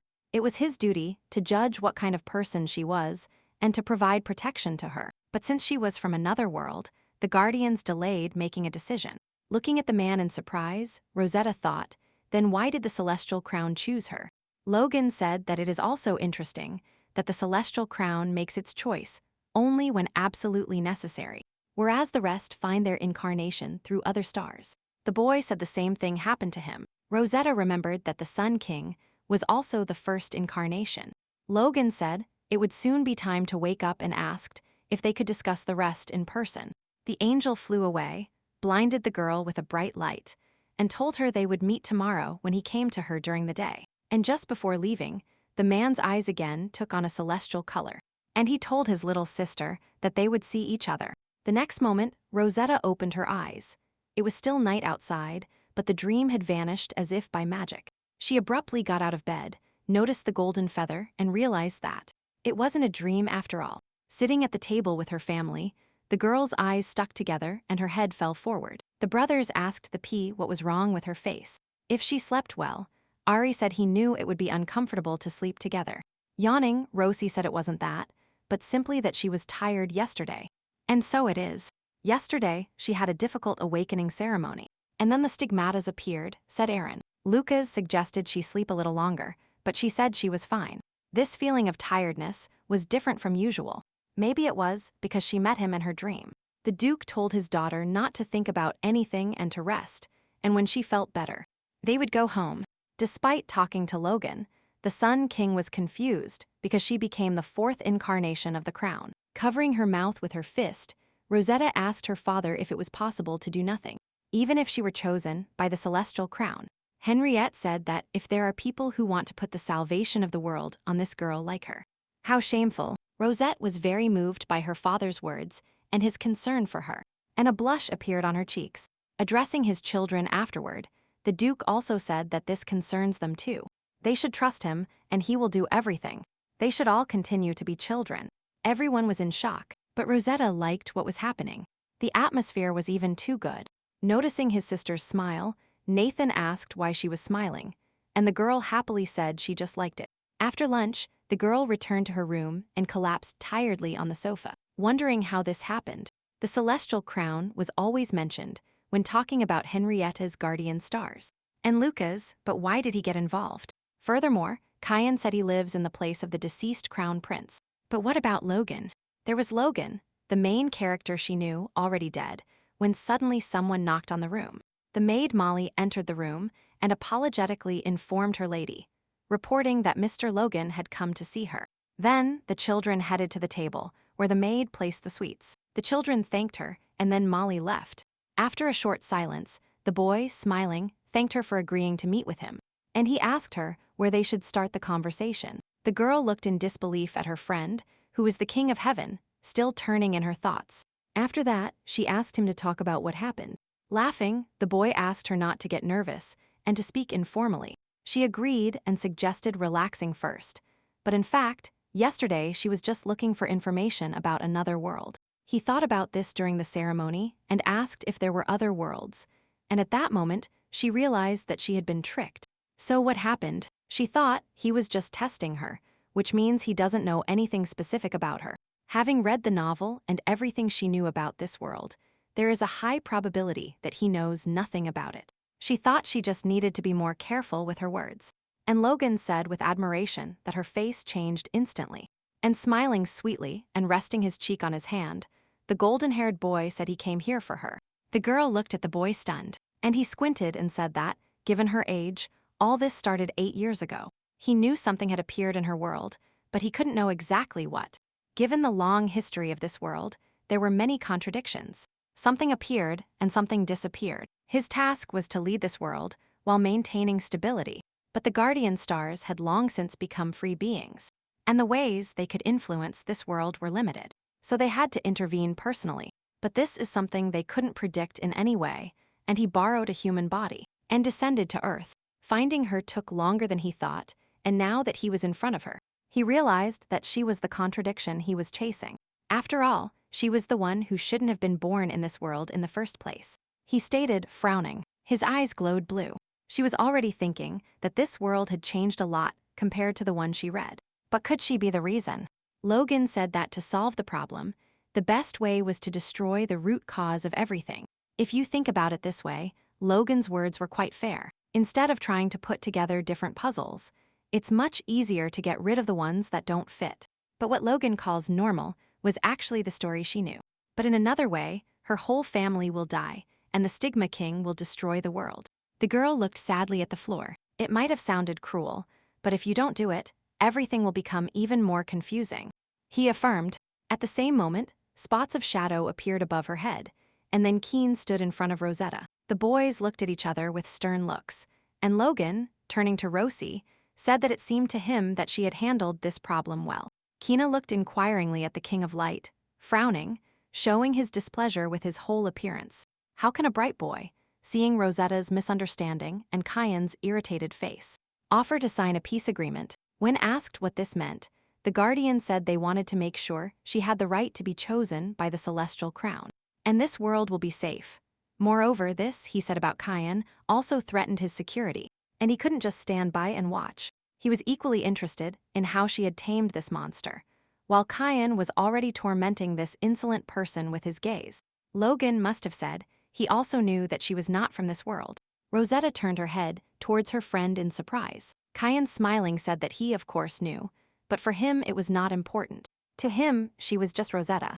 And fixing his gaze on Logan and changing his face, he said that if someone tries to get rid of her, he will not let it go like that. Without expressing angry emotions, he agreed and said he was only testing the ground, and that he also had no intention of fighting. And smiling widely, he said, "Don't misunderstand, he won't lose to him." Keen angrily said that he was too good at scratching everything with his tongue. And Logan continued by saying that he is self-confident, but that if no one is willing to give in, this will only harm the Empire. But since this went against the girl's plans, that's why he offered her a truce. Pursing her lips and wondering why everything was so serious, she asked what exactly hers was. Looking at the cup with sad eyes, Logan said he would make sure her world would not suffer in any way. Furthermore, he was obliged to check if she was worthy of being chosen for the Celestial Crown. After hearing the explanation, Rosetta asked what would happen if, as he said, she harmed this world. In that case, she would have to accept and fight against the Stigma King to protect this world. She asked. This meant that if she became an obstacle, he would get rid of her. So Rosie asked what would happen if they refused, saying that she didn't come to this world of her own free will and didn't even want to be chosen by the Celestial Crown. If her life was at stake, she raised her head and asked if she should receive compensation. Logan looked at her with a languid gaze, reflecting on her words. Then he smiled and said she was right and asked what she wanted. Rosetta and Kyan looked at the King of Light in shock, not expecting everything to be so simple. And Logan noticed that everything was written on their faces. He had already said that all his previous words represented the opinion of the Guardian Stars. and he personally believes her words have meaning. Therefore, the boy asked the girl again what she wanted, but Rosetta seemed speechless, and she couldn't say anything. He took her by surprise again, and she had no idea how to even simply answer. Looking at his friend, the boy laughed and said, "What does it mean?" It's true that during the ceremony she said she didn't need anything, but as she said, she was happy with everything now and loved the family and the people of the Hungarian mansion. Therefore, she simply wished for the well-being of this world, but never thought of saving it. Resting her head on her hand, Logan smiled and said that she was already thinking like a great hero. Because heroes are not born, there have never been those in the world who openly declared they would become heroes and save the world. They become heroes from small things. Seeing how the guardian was adapting the girl to himself, Kyan threateningly told him not to try to quietly force Rosetta to do this. He closed his eyes in response and calmly said, "There is no coercion. He likes his little sister. That's why he recognizes her, and she believes that she will not harm this world." This was the conclusion of the Sun King, representative of all guardian stars. Rosette remembered the peace treaty, and the guardian said that if she signed it now, he would no longer mention the monster. Excited, Rosie told Logan that she understood he wasn't an 8-year-old boy. But he interrupted her and asked that she wasn't 8 either. It's true, she, like everyone else, was just pretending to be a child, a soul from another world, in the body of a duke's daughter, and the boys were kings in the bodies of a prince and a duke. Laughing at this situation, Logan said it was interesting and suggested a name for their trio, a union of fake children.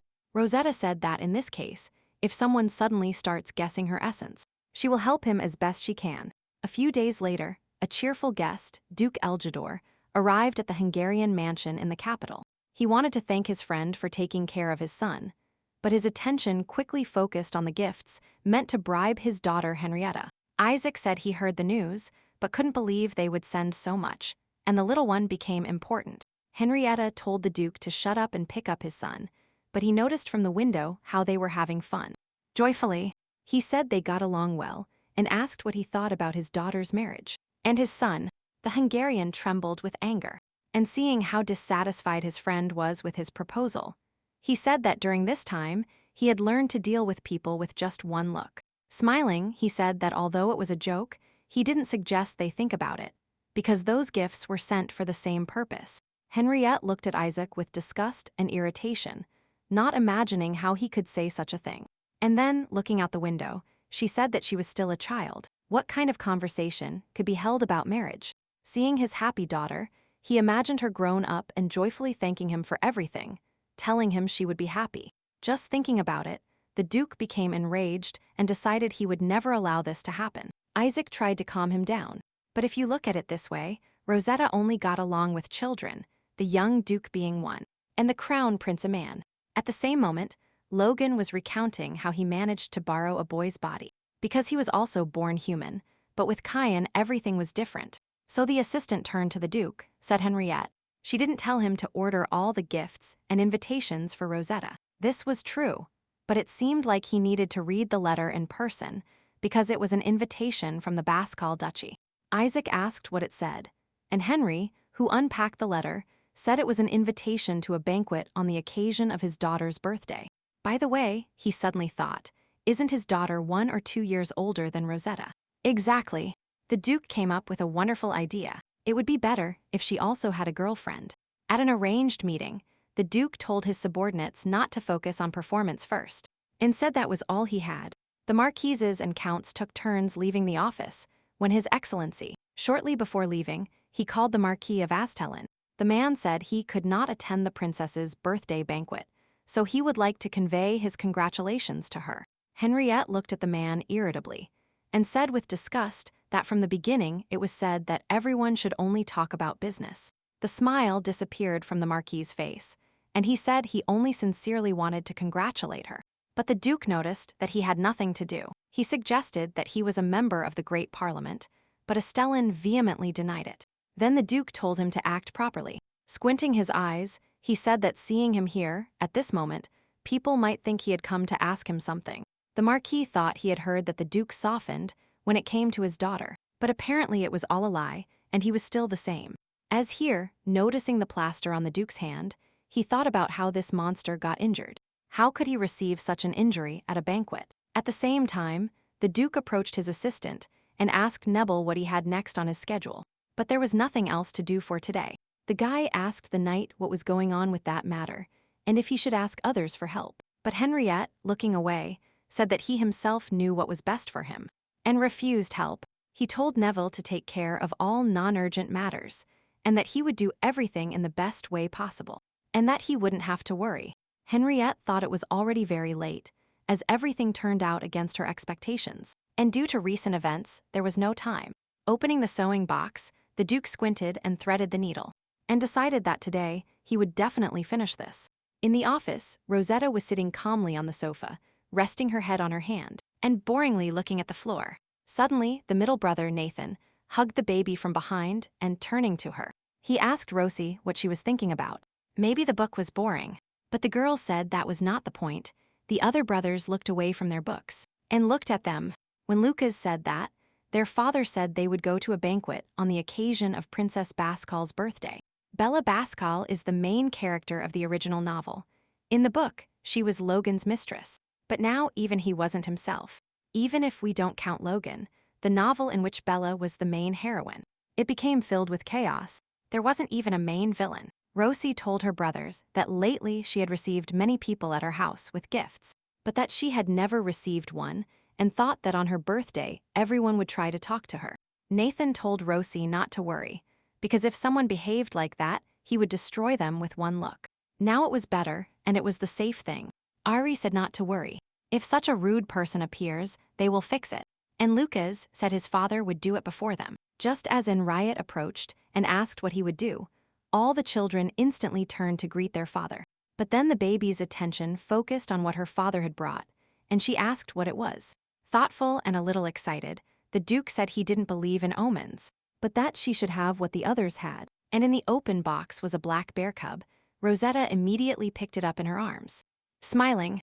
But then Rosie noticed that this toy was similar to the one Bella had in the original story of the novel. It was a fateful toy that parents personally made for their children who had undergone a ceremony to wish them well. All the children couldn't believe their dad sewed it himself.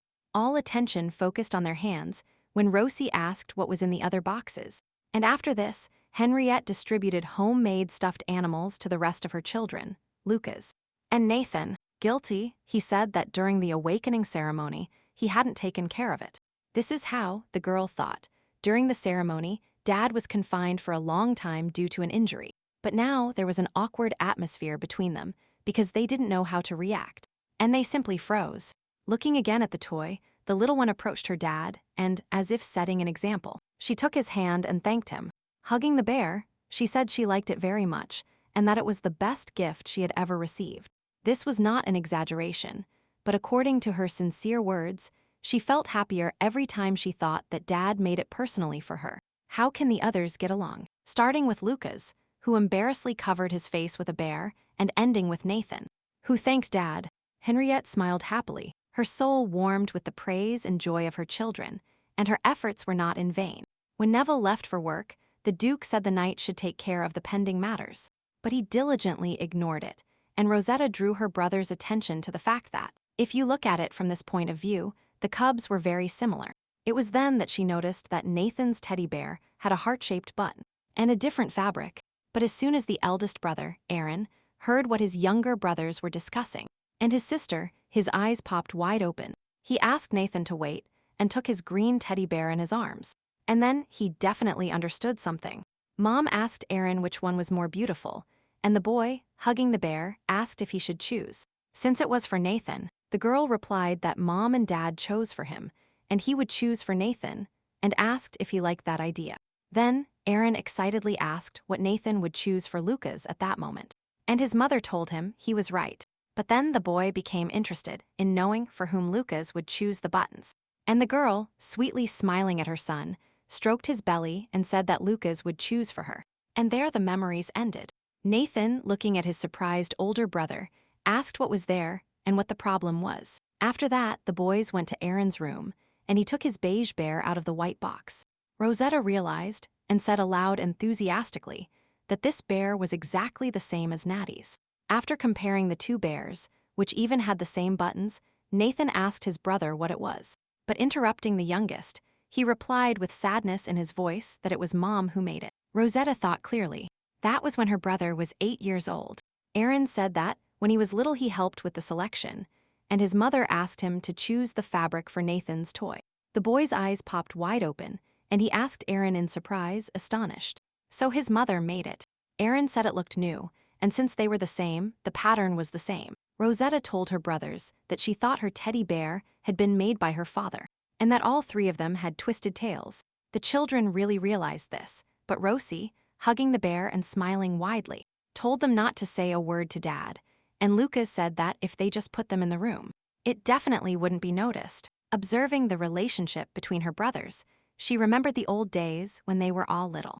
When Rosie turned to Aaron and asked if he could pose for her later, because she wanted to draw him, taking his sister's hand, the boy smiled sweetly. A blush appeared on his cheeks, and he said it was a good idea. The next moment, the other brothers told their sister that they would also like to pose if she needed it. But then, Nathan suggested that they all gather and ask the artist to paint a picture of all of them. And everyone agreed. Sitting in front of her father, Rosette told him that she was trying to make friends with Lady Bascal, and she asked him what to do if they courted her. Then she suggested whether she should bring a companion with her so as not to be bothered. The Duke was stunned when Nathan exclaimed loudly that he would never allow this to happen and asked who her companion would be. But the little one, without any doubt about her abilities, suggested His Highness as a worthy candidate. He had a higher status, but from what was said, he would be a good courtship talisman. Therefore, if she went with His Highness, no one would even talk to her, and she also wanted to make a couple of friends there. It couldn't be like that, the daughter asked her father, and Henriette said that it was definitely the best way to prevent sexual abuse. But he couldn't believe that, at her age, she would come up with such an idea. The Duke didn't think his daughter was a genius, which was unlikely. He told his children they were talking nonsense, and explained that he himself would go to the crown prince in the palace with this proposal. The girl crossed her fingers enthusiastically and asked if it was true, and Dad replied that they shouldn't be too close. In an authoritative tone, he advised them to keep their distance, and that they would definitely have to make friends. So they calmly discussed the fact that they could use their partner as protection. After all these paternal lectures, the little one finally left the office and breathed a sigh of relief. Bringing Henry, she said she had difficulty convincing him, but in any case received permission. And she was thinking of telling Keanu this now. She was now walking in the boy's secret garden and thought a long time had passed, and she had to call him. Then she abruptly turned towards the setting sun because she heard some kind of melody, as if someone was singing. But she walked a few steps and saw that Kyan was sitting on a nearby hill. The boy turned around upon seeing his friend and tucked his hair behind his ear. With a large but easy jump, he found himself right next to Rosetta and greeting her. He asked what had brought her here. The girl looked at her friend in surprise and asked if she had heard someone singing here. But the boy said he had imagined it. And besides, taking out the envelope, he said he had already received a letter from the Duke of Hungary and asked her if she was here to talk about it. The little one nodded and squirmed that she didn't give prior notice and said she didn't have to go if she didn't want to. But he said no way. He was very happy that she chose him, but he was very young and didn't know if he could ask for such a thing. Rosetta asked him if he was saying it was customary to get engaged after the ceremony, and received an affirmative answer. Others said so, but she could choose for herself, when Kyan suddenly asked her if she agreed. Solemnly, but smiling sweetly, Kyan asked his friend if she accepted to marry him. Looking at her surprised friend, Rosetta contorted her face and loudly asked Kyan what he was talking about, to which the Stigma King asked if she had to get engaged to someone. He wouldn't be suitable for this. But the excited little one said that she rejected everyone and simply asked him to be her companion so that they wouldn't bother her. With her gaze lowered, she said that about marriage, she thought she would someday find someone she loved, and who loved her. Truth was not entirely sure if she had gotten engaged at all, seeing the reaction of the whole family when the eyes and Kyan's voice became sad and asked Rosetta if she liked it. The girl was surprised and hesitantly said, taking a step forward, that she liked it. But what she liked was different. But the Stigma King still didn't understand and said that she liked him and he liked her. That wasn't what she said before. Offering to explain, she told Kyan that she liked him, and the boy's eyes popped wide open.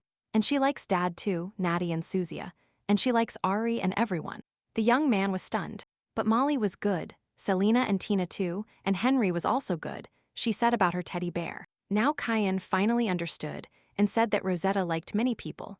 And then there was a long pause. So Rosette, interested in her friend's pressure, asked him why he wanted to marry her. Maybe because of human rules. He said that for people, marriage or engagement meant a pact that united two people, and he would be happy if Rosetta was always by his side, he said, bringing their faces closer.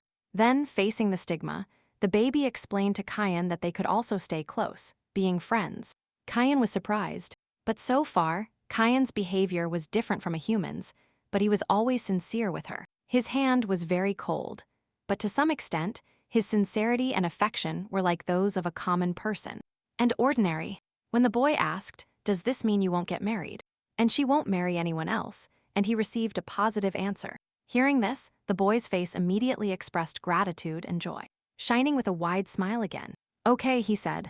Then they would see each other at the banquet in honor of Princess Baskal's birthday, and then Rosie asked him not to fight with anyone there. Lying in bed after such a hard day and hugging Cessno, Rosetta thought she seemed to have prepared everything. She really wanted to make friends with Bella, and thought it would be great if they became friends. And they fell asleep with these thoughts. They said that the appearance of the crown sword foreshadowed the chaos coming to the world. She was really dreaming. Opening her eyes, she couldn't understand what had just been, a dream or not. She only remembered everything. But now she doesn't remember it. Looking around in the strange starry space, she asked where she was. Suddenly, the baby was called Little Sister, and turning her head, she saw Logan appearing before her. He asked her how this happened, he just called her, and the girl, hugging the bear, couldn't understand what he was talking about. Hearing that the boy didn't want to answer, Rosetta looked at him with a languid gaze and asked him why he called her. Smiling nervously, the angel said there was no need to look at him like that. His words hurt her. He said he wanted to give her his blessing, but Rosie said she thought he was just hiding from her. But Logan said, laughing, that he needed time to think and hoped she would understand him. As here, taking his friend's hand, he told her that the Sun King gives her his blessing, and now she is under his protection. She is noble, wise, and brave. After this, the little one looked at her hand in surprise, which was shining with the colors of the rainbow. After that, she extended her surprised hand and asked Logan what kind of blessing that was, because she felt nothing. The boy said it was a blessing that canceled out other blessings, and the girl asked if that was too much. But Logan replied that he chose it after much thought, and then explained to the little one how it works correctly. Then, looking at her hand and opening her eyes, she realized that there were no restrictions, and she told Logan that this was surprising. She asked him if he recognized that he was amazing, and Rosie replied that if it weren't for his way of speaking, he would seem more noble. Of course, there were more powerful blessings, but it was better to use them as protection, and then he asked her to use them. Tossing in bed, Rosetta wondered if it was a dream, remembering that it was as if she had received a blessing in a dream. But suddenly, feeling something cold on her blanket, she quickly jumped up, grabbing the object by the hilt. It was the crown sword. At first, Rosetta was afraid of being caught, because the sword was unsheathed. But then she started wondering why it was there in the first place. According to the Sun King, she couldn't lose it. Suddenly, the system notification voice was heard. The baby shuddered. Logan handled it. She thought that for some reason this was not in the novel, and if it was a characteristic of the sword. The Sun King was proud of his abilities. Hearing this, Rosetta realized that this was why he had said to take it with her. But it wasn't dangerous. The Sun King told her that the sword could change shape at the owner's request, getting up from the bed, and asking him how she could do it. She presented a safe form, and the sword turned into a flexible dagger. But the question remains the same: how to carry it with you. The dress was somewhat uncomfortable and wouldn't look very nice, so she concentrated and decided to make it even smaller. Everything went well. The dagger acquired the size of a little finger and could now be used as an accessory. The Sun King gave her a big ovation. At the same time, the Marquis contacted his son and told him to be careful and not get into the Duke's eyes. He asked his father to give him a little more time. He was sure that with his blessing, he could handle an 8-year-old girl. Molly noticed that the lady really liked the dagger-shaped keychain, and Rosie happily said she would always wear it. The other maids asked her if she liked her hair and dress, and the little one replied that she liked everything, and she thanked them. Finally, the birthday of the Duchess of Baskal arrived, and since the venue was far away, they decided to use the magic circle. The brothers called their sister, and in the middle of this tense atmosphere, she asked His Highness to look after her. Kian was friendly as always, unlike his family, and Rosie thought nothing would happen between them. In the Baskal Duchy, the butler received them and thanked them for the trip, and asked them to feel at home. He said that His Highness, the Crown Prince, and even Duke Hedor also stopped here when asked if they were alone here. Seeing the beautiful garden, the little one asked her dad to go see it, because only they were staying here. And Logan's family. Smiling, the Crown Prince told the Duke that everything would be fine, and, pointing to himself, he said he would accompany her. Hugging his sister from behind, Nathan asked His Highness if he should rest, hinting that he should leave, and Rosie said they could take a walk together. Exhaling deeply, the Duke said that the servants would take their things, and said once they have played enough they need to return to the house to meet with the Duke of Baskal, having fled with Kian towards the beautiful flowers, called her brothers and pointed out the beautiful roses to them. Big brother Aaron asked Rosie not to run so that she wouldn't fall, and Nathan, with admiration, pointed out other beautiful flowers to his sister. At that moment, Lucas looked away indifferently, and then told his brother that he was going to look around. Ari asked if he should go with him, but he replied that he was no longer small enough to be protected, and walked away in the direction he was looking. And it seemed to him that something had happened here. A red-haired girl sitting among the bushes was talking about her birthday, burying her head in her knees. Pressed against her chest, the people on the estate were talking about the upcoming banquet of her duchy, but mostly they were interested in the Duke of Hungary and his daughter. They believed they could get to him through his daughter. They talked about the Duke rarely coming from the south and only recently starting to appear. At that moment, Bella was coming down the stairs and overheard all their conversations. But it was her birthday, and not even a word was heard about her.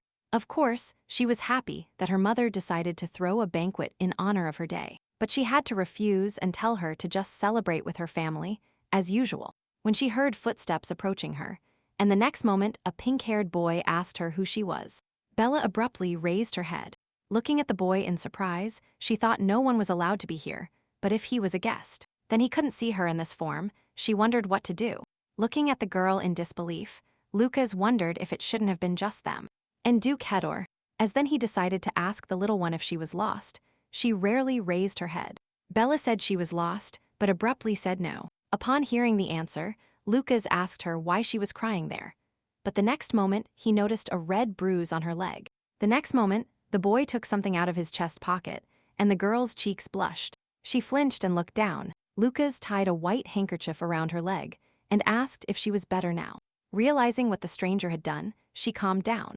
And looking down shyly, Bella thought she wasn't crying for that reason and didn't even know she had hurt herself. After that, the boy asked her if she could get up or if he should call someone, but the girl said in surprise that she could do it herself. Lucas held out his hand to her, but the girl suddenly and shyly jumped up and stammered that she didn't need help. And when he heard that his help was no longer needed, the boy turned around and, waving his hand goodbye, he said he would leave then. The blushing girl looked at him, her eyes were wild, and she wondered who he was. Her heart beat wildly. At the same moment, the mansion door opened, and a small red-haired girl entered the room. Her mother immediately ran to her and hugged her, saying that everyone had already started to worry, asking her if she was okay and what happened. In her mother's arms, Bella thought that after all, it was her mother who had organized a banquet for her, and there could be good people among the guests. And finally, everyone headed to the banquet hall. Everyone took turns congratulating Mrs. Baskal on her birthday. Bella smiled sweetly at her guests and thanked them for their congratulations. Suddenly, the people present started shouting that the Duke of Hungary was also here, and along with his entire family.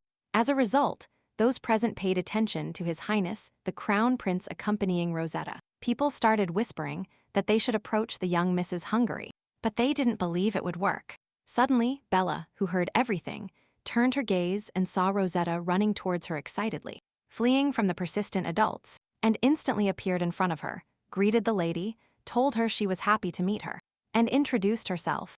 Bella looked at Mrs. Hungary in surprise and thought that she had just run straight towards her from the entrance at lightning speed.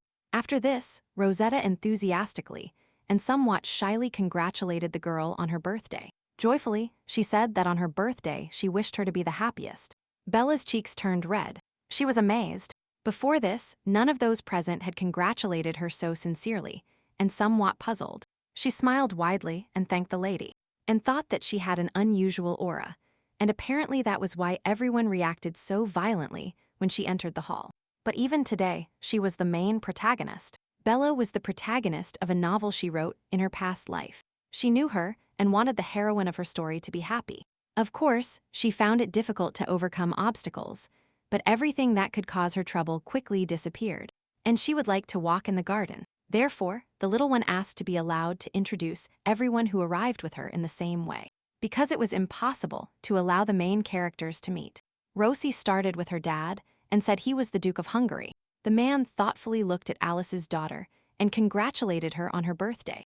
Then he introduced his brothers, Nathan and Aaron. Surprised that there were only two of them here, the boys also congratulated the girl. And then there was her companion, His Highness the Crown Prince, who politely and courteously congratulated his lady on her birthday. Years. Bella thought that, as expected, His Highness had excellent manners, while Rosette pointed out the third brother, just by seeing this boy who helped her. Bella's eyes widened. Lucas was also surprised, and Rosie asked Shushu why he had come just now. Angry, he asked his sister not to call him that in public, and introducing himself as Lucas Hungary. He congratulated her on the occasion. Blushing with excitement and shame, Bella lowered her gaze to the floor and thanking him. She bowed in response. Afterward, an awkward atmosphere loomed between them, each of them wondering who this stranger really was. But Rosetta, unable to bear it, apologized and got excited and asked if she could call her older sister. Bella didn't mind. Cheerfully holding Bella's hands, Rosie asked her to look after her and asked her to just call her Rosie. And Belle herself offered to change. Rosie agreed and said she had always dreamed of a sister, but Bella supported her dreams. How is Lucas? Watching the girls, he asked if they were going to talk a bit more if they sat down. Bella looked at Lucas in surprise and wondered if she had imagined it, since he was definitely looking at her injured leg at that moment. I thought maybe that's why he suggested I sit down, but it was just a scratch and it didn't hurt. But I accepted that he was looking after his sister. The girls finally sat on the sofa. The noble ladies also approached them and congratulated the birthday girl on her birthday. Nathan, who defended his sister, said that the little one was very tired and that he didn't even know if she would have enough strength to speak when they started turning to Rosie. His Highness and young Master Hungary were Rosetta's guard, and everyone assumed it would be easier for them to give up. And Rosetta herself thought that thanks to the brothers it was possible to survive, and in any case it was difficult to approach them. Logan also came and, of course, was very polite and taciturn, even though it was the first meeting of the main characters. But nothing special happened between them, the impossibility of this couple being together. They were originally enemies, but then they grew attached to each other, Rosie remembered. But now Logan was the Sun King. How then did Bella turn to Rosetta, noticing she was here thanks to her, and told her that everything was in order and that she could communicate with others. But Rosie admitted in her ear that she wasn't actually very sociable and preferred spending time with her. Hearing these words, Bella laughed and Rosetta did the same. Both were satisfied with the outcome. Standing nearby, Duke Eljador said that she reminded him of the old times. And Duchess Alice said that her daughter hadn't enjoyed people's company for a long time. Realizing this thanks to the words of her friends, Duke Henriette looked at her daughter and instantly imagined her grown up in an academic uniform alongside Bella. Then a man with blue shoes approached the girls and wished Mrs. Hungary good day. And Mrs. Bascal, pointing to himself, he asked if he could borrow some of her time, but Rosette was baffled by the fact that she couldn't see his face. Standing up after bowing, the boy congratulated Mrs. Bascal on her birthday, and she thanked him fascinated. All the ladies behind admired the elegance and beauty of this man. Some couldn't believe he spoke first. Looking incomprehensibly at the boy and the ladies, Rosetta wondered why they considered him handsome if he wasn't. He introduced himself as Hamish Astelin, still not understanding, when suddenly Cayenne called Rosetta and told her that this man had that magic. At the same time, all the people continued to praise his aura with admiration and beauty. Although they saw him for the first time, she understood what kind of magic they were talking about. The boy asked her if she should get rid of him, but Rosette reminded him that he promised not to interfere, and that she would deal with him herself no matter what. Confidently, She thought Kyan was right and mentally asked if he thought only he could use magic. But she also had magical protection, and to use it, she just had to concentrate. She had already started to feel something, which meant the protection was working. When the boy turned to her and winked, he said he had heard a lot about her, and that she and the Duke of Hungary were quite close. Now she could see his face clearly, and he asked her if they could go out and talk privately for a while.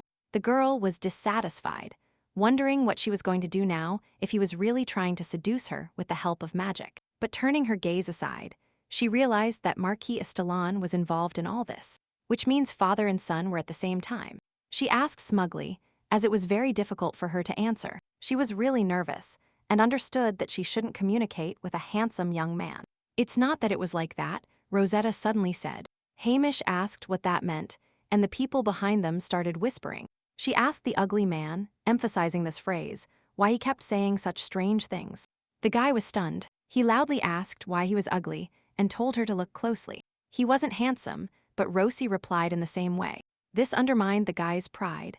His blessing dissipated, and then those around him began to recall that the Marquis's son didn't have that face. Suddenly, a hand fell on Hamish's shoulder, and a furious Nathan asked who he was, and who allowed him to raise his voice at Rosie. Then Crown Prince Kyan also entered the battle, sweetly and peacefully. With selfish goals, he suggested to Nathan that it was about Marquis Estalon. The people had already finally recognized the boy, who wanted to talk privately with Rosie. But for her, it was an unfamiliar image. She simply couldn't believe that Natty's and Kyan's brother had become friends. At the same time, as the first one threateningly called the Marquis to talk, he suggested that he wanted to talk to Rosie's father, but that was all he needed. How boring that was. Nathan said. Both girls watched everything in shock, and Bella, stepping away from the spell, said that everything happened very quickly. Rosie nodded. How then did she tell her friend that he usually doesn't behave like that, and that he doesn't call people ugly, explaining that he used magic on them? But Bella didn't understand what her friend was talking about. She also thought it was wrong to deceive people, and this was too much. Rosetta felt moved by her friend's prejudice, and Bella thought that he was much kinder than he seemed, and that he needed help.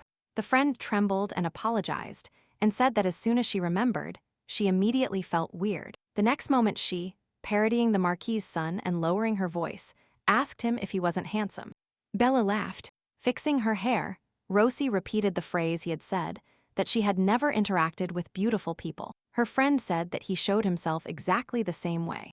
Bella's mother saw this, and said about Rosetta that she really resembled her mother.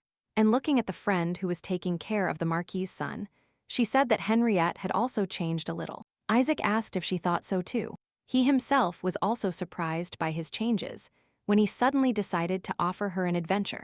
And so, 2 weeks later in the Hungarian Duchy, Henriette, cursing and disgusted, she asked everyone who decided to organize a house in foreign territory. All the dukes and their children gathered in the forest, at which point Rosetta praised Bella's outfit, and praised her costume.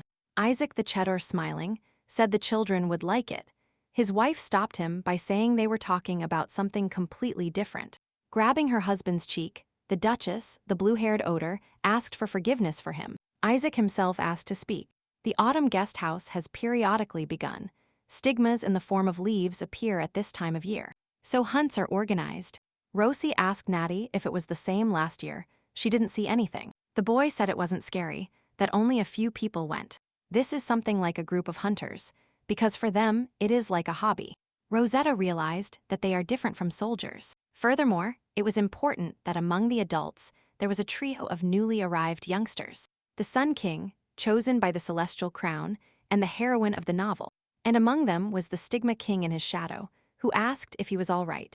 And the girl replied that she would not go hunting. Hugging the bear, she wondered if she should ask him how Kyan was, and if she should take the Stigma King hunting. Before leaving, Duchess Jedor told the children to play quietly, and the girl said she understood. She said goodbye to the brothers who were following her, told them to come back quickly, and then she turned her gaze to her friends. It was awkward for them, and she didn't want them to meet, but since it turned out this way, they should have become friends. Therefore, the girl, turning to Logan and Bella, offered to go to the lake together with A and R. Upon arriving at the cove, the boys were very impressed by the beauty of the autumnal place. They were all here for the first time. After running ahead, Bella turned around and cheerfully called Rosie to hurry over to her. After having a picnic, Rosie asked Molly if they could play in the water. The girl said it might be dangerous there, but if they rinsed their feet, it would be fine. Accepting permission, the girl called her friends to the water. Logan said he would sit down, and Bella didn't mind going into the water. After taking off their boots, shoes, and socks, the girls put their feet in the water. And Rosetta said it was cold. They sat and talked pleasantly for a while, when suddenly Bella asked Rosie if she wanted her to show her something. And the next moment, the girl raised her finger to the sky and started using magic. And the shape of a fish formed from the water. Rosetta watched the performances with admiration, thinking happily that she already possessed it, and asked if that was her element. Bella had power over water. She received this blessing from the guardian star of the silent anchor of the deep sea. Answering affirmatively, Bella created a mini Rosie doll from the water. And the girl said her sister was amazing. She then asked what else she could do, but specifically with water Bella couldn't do everything yet. But she was gradually learning. Then Rosetta asked her if she could walk on water. She liked the idea so much that she gave this ability to the novel's heroine. Standing up, Bella asked how her friend knew why she had been practicing this skill lately, and asked if she should show her. Rosetta was surprised that her heroine already knew how to do this, and the girls stepped into the water. Molly called her excitedly, but having said she wouldn't fall, the girl held out her hand to Rosetta and asked with a wink if Mrs. Hungary would like to dance. The girl looked at her sister in surprise, but quickly put her hand in hers, and told her she would be happy to dance. The girls started dancing on the water. The maids feared they would fall and decided to stay close, and Logan looked at them with displeasure. Bella calmly guided Rosetta through the water. The two girls had fun together, when Rosetta suddenly remembered that this was originally supposed to be a scene with the main character. Logan simply gave them a happy wave. Getting out of the water, Rosie said that although they didn't fall, they got very wet. Bella said this was to be expected. Logan suggested that the girls return to the estate and change clothes, and the maids sighed with relief, glad that the children didn't fall, and so they returned to the Hungarian estate. Rosie asked Logan if the adults had returned, but he replied no. So Rosie offered to go out and ask the people outside, and at the same time look at the falling leaves. But Bella refused to go. She was somewhat tired after her active play, and Rosetta said they would be back soon. The girl happily waved them goodbye. Walking through the forest, Rosetta said that here the trees are already taking on different colors, since Hungary is a cold place and winter comes earlier here. For a while longer, Rosetta and the Sun King walked through the forest, when suddenly the girl stopped Logan. Looking back, she told her friend that her knights and the maid had disappeared. Logan turned around. Rosetta didn't understand where they were and looked anxiously at the place they came from. But suddenly, the guy didn't stay put and decided to act on his own and attacked Rosetta's shadow. Rosie turned abruptly and, disgusted, asked what this sudden attack on Kyan was, but he didn't think she had noticed. The Stigma King, appearing behind his friend, asked her if he had said that he would never do anything that could harm Rosie. Burning the stigmas with his gaze, the guardian asked what it was about, and he replied with a frown that he wanted to put everything back in its place. Suddenly, the girl, seeing how the situation between her friends was heating up, she grabbed both of them by the hand and squeezed it tightly. She said they had already discussed their fights, that they were supposed to become friends and, in general, they knew what was happening now. However, no one knew what was happening. But it wasn't long before some drops began to thicken nearby. Frowning, the Sun King said that these were stigmas, and they were of a rather low level. The next moment, the two looked at Kyan at the same time, and he said in surprise that it seemed to say that not everyone obeyed him.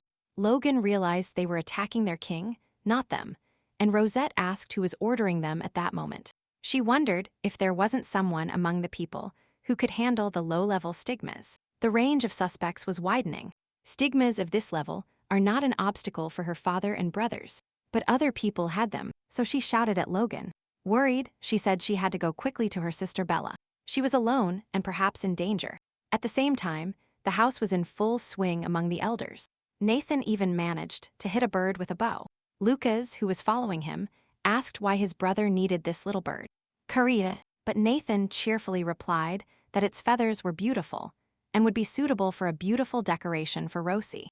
When suddenly, a loud shout was heard from a knight calling the master, and informing her of the problem, he ran towards Henrietta. He said that the entire northern border limit of the hunting ground had been cleared. but that the rest of the knights had been killed. The man pitifully said he barely survived, when suddenly, his back was pierced by a blow from Lord Aaron's sword. Duchesses Bascal and Elyedor watched this scene horrified, and Henriette was only surprised by her son's behavior. But wiping the burgundy-colored blood from the sword, Aaron explained to everyone that it was a stigma. His siblings asked, surprised, if stigmas could take human form, and Nathan said he had only heard about it. Ari said they need to get used to it. Over time, they will be able to distinguish them. However, it is quite rare for them to adopt the appearance of a specific person, and not just imitate it. The captain of the night detachment, Isaac, asked if there were stigmas in this territory, except for the autumn guest. As a friend, Duchess Bascal excitedly said that if what they said was true, then it was dangerous to leave their children alone now. Henrietta started to feel uncomfortable worrying about her daughter, so without hesitation, she began to use her magic. When everyone saw that the border was broken, Henrietta showed her teeth and asked how they dared to invade her territory, and ordered everyone to return to the estate immediately. Above the boys' heads, the boundary also cracked, and upon receiving the stigmas that flew towards it, Kyan said the boundary was struck.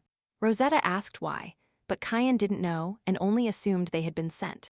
Looking around, they realized there were more stigmas when Kyan asked his friend if she had that sword with her. Excitedly, Rosetta said the crown sword was with her and pointed to the bracelet on her hand. Taking the girl's hand and lightly touching the ball of the bracelet, looking into Rosetta's eyes. Who told you to always carry it with you? But the next moment, her hand began to dissolve, and the girl pointed at him worriedly. The smiling boy said there was an effect. The cute moments when they could laugh ended. They were surrounded by darkness, and wolf-shaped stigmas attacked them. Rosette closed her eyes in fear, but opened them in shock when a warm drop touched her cheek and splashed her. In front of her, she saw an adult stigma king with a scythe in his hands, who had just dealt with the stigmas. The man turned to his friend and looked at her calmly and reservedly. There was an awkward pause between the minis.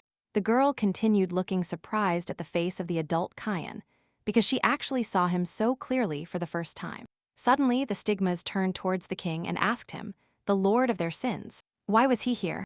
He let them go. Kyan said that from the beginning they were tied to this proposal, which he never wanted.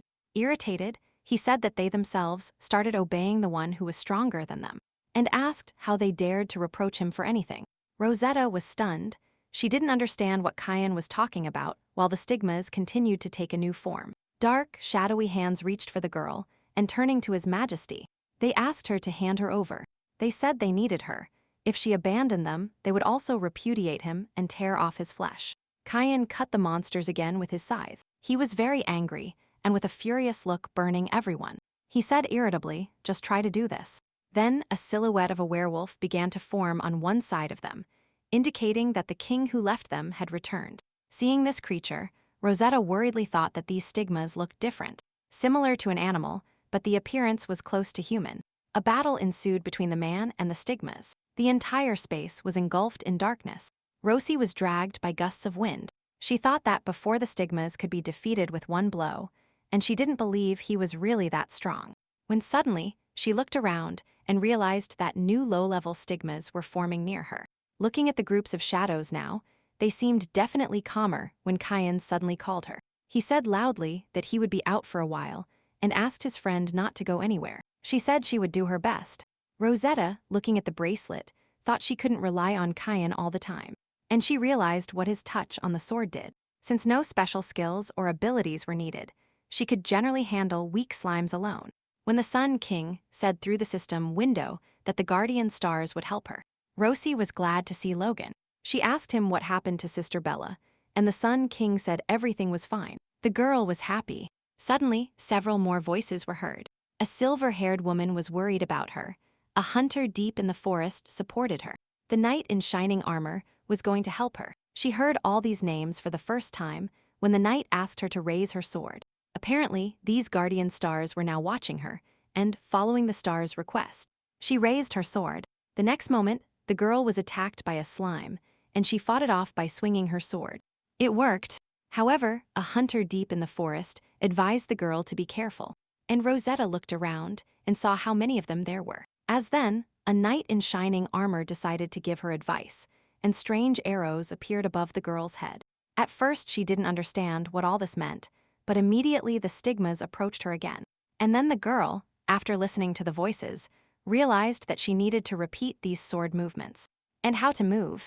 After exactly repeating all the movements given by the guardian and cutting the stigmas, she looked at the sword and wondered if she really had talent. But then a hunter deep in the forest asked the girl to be careful, and Rosetta turned abruptly, but now she knew how to move. The knight in shining armor rejoiced at her success, and the girl successfully cut the slimes, destroying the stigmas. Breathing heavily, she realized that was all and that there was no one else. When she turned her head, Kyan appeared not far from her. He also finished dealing with the stigmas that attacked them. However, his face was different. It was not ordinary or lacking in emotion. There was sadness in it now. It seemed as if he even said something, which she didn't exactly hear what. When she heard the singing she had heard before, Kyan said that of those he saw today, there were signs that they acted under the orders of the man who created them. But he was different. Stigmata said he made a deal with the sorcerer, and all he had to do was bring this girl, and she knew he would be here. But he weakened as he was still talking to someone like him, and then he asked His Majesty what he wanted. Even now, she couldn't erase any specific memory, and Rosetta, looking from the sidelines, she couldn't understand what they were talking about. Finally, the king and his subordinate exchanged a few more phrases, and then the head of the stigmas flew off his shoulders. Kyan's face showed sadness the whole time, and even when he killed the stigmas, he couldn't even look at him, turning his gaze away. Rosetta was a little scared when Kyan turned and approached her and asked if she was all right, if she was injured. The girl, still stuttering and not used to this image of a friend, said she wasn't hurt at all. Realizing what was wrong with her friend's distrust, she apologized and asked him if his actions scared her. He said he would immediately return to his smaller form, but Rosetta interrupted him and said everything was fine. With a trembling hand, she grabbed his cloak. In fact, she was very scared, but Kyan did it to protect her. Because of this, she admitted that it was difficult for her to constantly look up due to his height, and she asked her friend to kneel down. The Stigma King immediately obediently complied with his friend's request and embarrassedly asked if she was all right. Finally, seeing her friend's face, Rosetta took a handkerchief out of her pocket and said that his dirty face was smeared with blood. Having finished with the matter, the girl placed both hands on the boy's cheeks and looked him in the face, and then said he was handsome, even as an adult. She thought that last time she didn't have time to look at him, but now she couldn't look at him because of the battle. But he was handsome, although cold. Kyan was surprised and asked if she really liked him, and Rosetta, smiling, replied that even blushing a little and putting her hand on Rosie's hand, she said it was all right. Suddenly, a worried Duke ran out from behind a tree and breathing heavily. Leaning against the tree, he called his daughter. Kyan, who was now in his true form, looked back surprised, and Rosetta stammered and asked Dad, not believing he had come. Frowning and seeing the ambiguous scene, the scared Duke asked Rosetta who he was. Kyan had already gotten off his knees and covered his girlfriend with him, and the girl stopped him. However, the Duke, without hearing the answer, decided to act and instantly created many magic circles, shouting at the boy to get away from his daughter.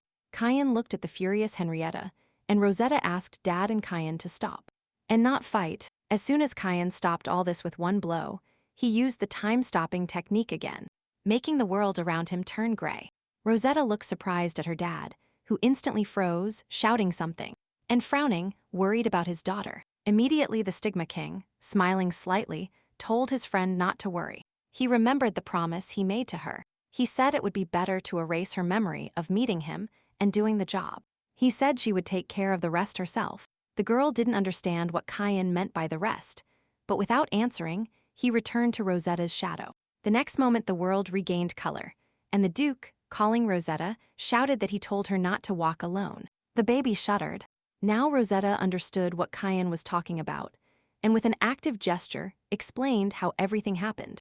And then the Duke hugged his daughter tightly. And now the Duke was already walking through the forest, holding his daughter in his arms, who was pressed against his chest, clinging to the fabric of his shirt. Rosie thought it was a relief. She felt completely safe now, and the Duke wondered what had happened there. Then, what she heard before about making a deal with the sorcerer and Kyan's weakness. He seemed strong, but the Stigma King is an enormous and unstoppable force, often considered a disaster. It could be that Kyan lasted so long because he fought in human form. But finally, they reached the Hungarian Duchy, and Rosetta finally let out a sigh of relief for the day that had passed. The adults talked for a while and then left, saying they needed to clarify the incident and conduct an investigation. Following them, the older brothers also left, and she was left alone again. Then Rosie asked if it wasn't a kindergarten. Hearing the unusual phrase, Bella asked her friend what it meant.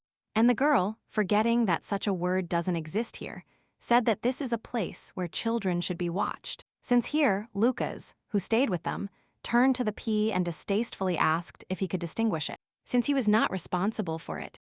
Rosetta sarcastically and guiltily said that it was so, and she herself thought that the adults wouldn't agree with this. But Lucas was proud of himself. Then the girls started playing with their toys, introducing Henry to Sasha, and Bella's bunny to Rosie's bear. Watching his sister and friend, Lucas thought they were playing well, and it was much better than constantly playing with these guys, whom he referred to as Logan. And Kyan, a girl with red hair and sea-green eyes, kept looking at Lucas during the breaks in play. When Rosetta asked Sasha on behalf of Henry what they would do and offered to eat, Bella accepted on behalf of Sasha. After placing the toys together, the girls noticed they were holding hands, and then Rosetta suggested marrying them. But then Bella, as if these words became a trigger for her, said she didn't want to. Rosetta was surprised. Lucas also became interested in this. And Bella, taking her friend's hands and looking her in the eyes, said they couldn't get married. Seriously, she asked her friend to try not to do this too. And then Rosie remembered that in the novel Bella was already engaged. So she asked her friend if she didn't want to marry even a little, and thought that, when it comes to that, the questions are natural. After that, Bella sat on the sofa and, pressing her knees to her chest, said it was terrible that they constantly told her to do what she didn't like. When Lucas asked her, since she doesn't like it, why doesn't she break off the engagement, she looked at him surprised, and Lucas, putting the book aside, said that she is the heir to the Baskal Duchy, and only they, the blonde and the royal family, communicate with her family. But the fiancé's family had no contact with her duchy. Bella raised her eyebrows, surprised, realizing this. Rosetta also realized that Brother Zuxu was right, and taking her friend's hands, she told her that she had to choose the one she liked the most. She knew that her future with Logan was over, but she wished him happiness. Then Bella sadly asked if everything would be all right. Of course, said Rosetta, and if not, they will ask her dad to become a villain. And they asked her not to refuse, because her dad is the biggest villain. Hearing that farewell speech and confidence from her friend, Bella burst out laughing, and then both girls laughed heartily. Finally, night arrived, which meant the difficult day was over. Rosetta slept soundly in her bed. When she opened her eyes, she saw that she was not in her bed, but surrounded by a night forest. Immediately, without keeping the baby waiting long, a woman's voice was heard greeting little Henrietta. In front of her, raising her head, Rosetta saw a black-haired girl with a staff, from whose end hung a lantern with a violet fire. The next moment, Rosetta jumped to her feet and greeted the girl. The lady, whose face was covered with a cloth of stars, smiled, tilted her head, and asked if she knew her. Rosetta, delighted and excited by who she sees in front of her, said confidently that she knows. A woman with silver eyes and a silver spear is the third incarnation of the crown, the heroine who saved humanity from starvation. She was also my father's guardian star. Her meeting was clearly different from the Sun King's. She wondered what it would be like to meet her father's friend when the girl laughed and said she had interesting thoughts. At first, Rosetta was surprised by what the guardian was talking about, but she quickly shut her mouth, remembering that they can read minds. When a girl with silver eyes asked Rosetta if she knew why she was looking for her, the pink-haired girl looked at the guardian surprised and asked her, perhaps to protect him. Smiling, she replied that it was so. She was still thinking what blessing to give her so that it would be useful, because at that moment it was dangerous. That's right, Rosetta thought. So, when the stigmas attacked her, among the guardians there was also a woman with silver eyes and a spear. Cautiously, she said that she would probably face even greater difficulties in the future. She asked her to be strong and waved her staff with a lantern. The girl was surrounded by a warm flame and rose from the ground. Then, Rosetta received a new blessing. The guardian smiled sweetly, and the girl was enchanted. The woman said she hoped this blessing would help her complete her mission. Rosetta looked at the shining hand. For the next few days, the adults gathered to investigate what had happened in the forest. But as it became impossible to continue the house, everyone dispersed, and the children said sweet goodbyes. Rosette thought she felt empty because they were having so much fun, and then everything changed in an instant. But if it weren't for the stigma attack, her mood wouldn't have worsened with irritation. She asked who did it and why they did it. When Kyan, who appeared from the shadows in slime form, said it was Marquis Estellan, the girl couldn't believe it was true. As then she asked Kyan why he came, because she didn't call him today, he needed to warn her. The boy said he knew what she was asking and asked if he should leave. But the girl happily said she was bored and offered to play. She asked him if what he had said before about the Marquis was true, and upon hearing an affirmative answer, she asked him how he knew. The little dark-haired boy said it was because he used stigmas, but Rosie reminded him that he had previously said he knew nothing about it. He could probably find them out and investigate, but he couldn't say exactly what happened. Kyan said, but those stigmas that attacked that day were not the only ones tamed. So Rosie surprisingly asked what they should do. But Kyan said he didn't think it was worth worrying about, and the girl asked him why he thought so. And the guy said that they started getting rid of the stigmas they were generating and believed they were digging their own grave. At the same time as the Duke received the documents, Neville said that for the rest he would need a little more time. There was still no hard evidence, and he was worried that they would have a bit more physical evidence. When a knight entered the office and told the knight that they had found Marquis de Stellan, the Duke grimaced. Kneeling before the Duke, the Marquis told the master that he had treated his subordinates badly and asked him to forgive him. Neville, who was behind the Duke, wondered why he should admit this now. Henriette asked, which means that, according to him, he knew nothing that the sorcerer was doing whatever he wanted behind his back.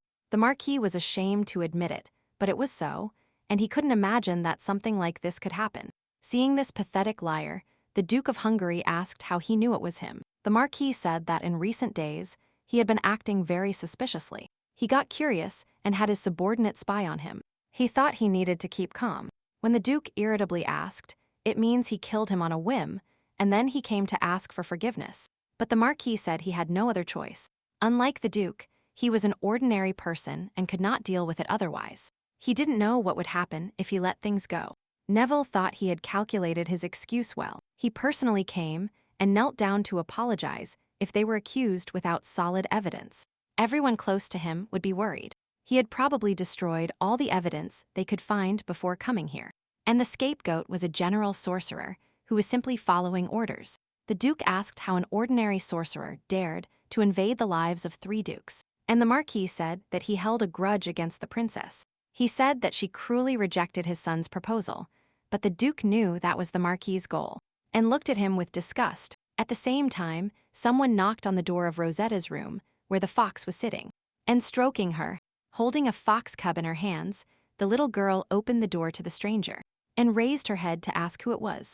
The light blinded her. The boy greeted Mrs. Hungry, asked if she remembered they had met at Mrs. Bascall's ball, and introduced himself as Hamish. Rosetta, opening her eyes wide in surprise and frowning, mentally asked why that bastard was here. Pointing to himself, the boy arrogantly said he thought their conversation that day didn't work. But they didn't let him finish just before the end of the sentence. The beast approached him, and he, outraged, wondered if he was really ignoring her. Having enthusiastically closed the door, Rosetta whispered to her friend and asked why that bastard was here. And Kyan asked why she had closed the door. The guy said that before closing the door it was necessary first, and then he expressed many obscene moments. But Rosetta only closed the door so this wouldn't happen. The next moment, they started knocking on the door frantically and demanded that Mrs. Hungary open the door, saying that she was behaving inappropriately. Turning horrified, the girl said this was strange, and Kyan asked what exactly it was. Rosie thought for a long time how to address this boy. In the end, she dropped the gender designation and said that he was just at the door. Lifting the strong woman in front of her, Rosetta frowned and asked if this was strange, and stated that it was strange. After her awakening ceremony and the last stigma attack, her estate selectively received guests. But since Marquis Estellan had arrived, he could also enter as an official guest with him. But what was the point of showing up alone in her room? Hamish continued to ask the lady to open the door, and the girl cautiously said that no matter how you look at it, he didn't deserve trust. The last time they met at the banquet hall, she thought his blessing was a spell that allowed him to stun others, considering that he managed to sneak past all the servants and find her room. Perhaps he had reached his maximum potential. She thought he was capable of brainwashing people. She needed to find out what he needed and open the door. Looking at her, the boy angrily said that this is how guests are forced to stand in front of the door. but Rosie interrupted him by asking who he was. He spoke to her as if she had invited him. Now let's see how he deals with the capricious mistress. Outraged, the girl, speaking of herself in the third person, said she did not know him, so he shouldn't enter the room without permission. Using magic again, she said that the lady had apparently forgot that they had met recently at the banquet. The girl clutched the hem of her dress. She wondered if this idiot thought her blessing didn't work because of the crowd of people. So he came while she was alone. The girl asked herself to calm down mentally, and then, loudly and indignantly, asked if he was stupid. Dad told her that Rosie doesn't have to remember ugly and ignorant people, and if she doesn't, then he is one of them. The girl said that after looking at him again, she realized that he was very scary. So much so that she definitely wouldn't remember him. Considering that he uses spells, he must be very worried about his appearance. And these words really hurt his pride. He ruined his whole mood, even if his powers didn't work for her, but when talking to others, it didn't hurt people probably. When communicating with him, they think this bastard is really attractive, reasoned Rosetta. The next moment, Jomich raised his hand to strike.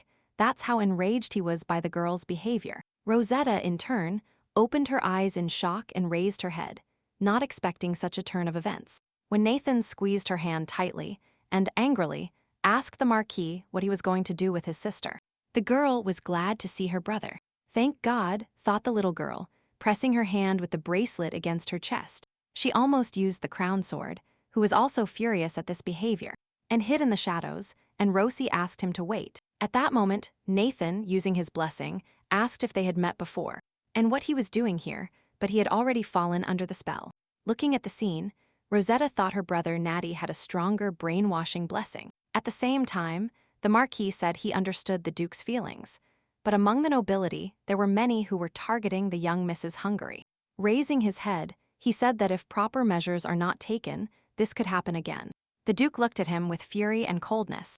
Then he asked him what if he used his son as a cover.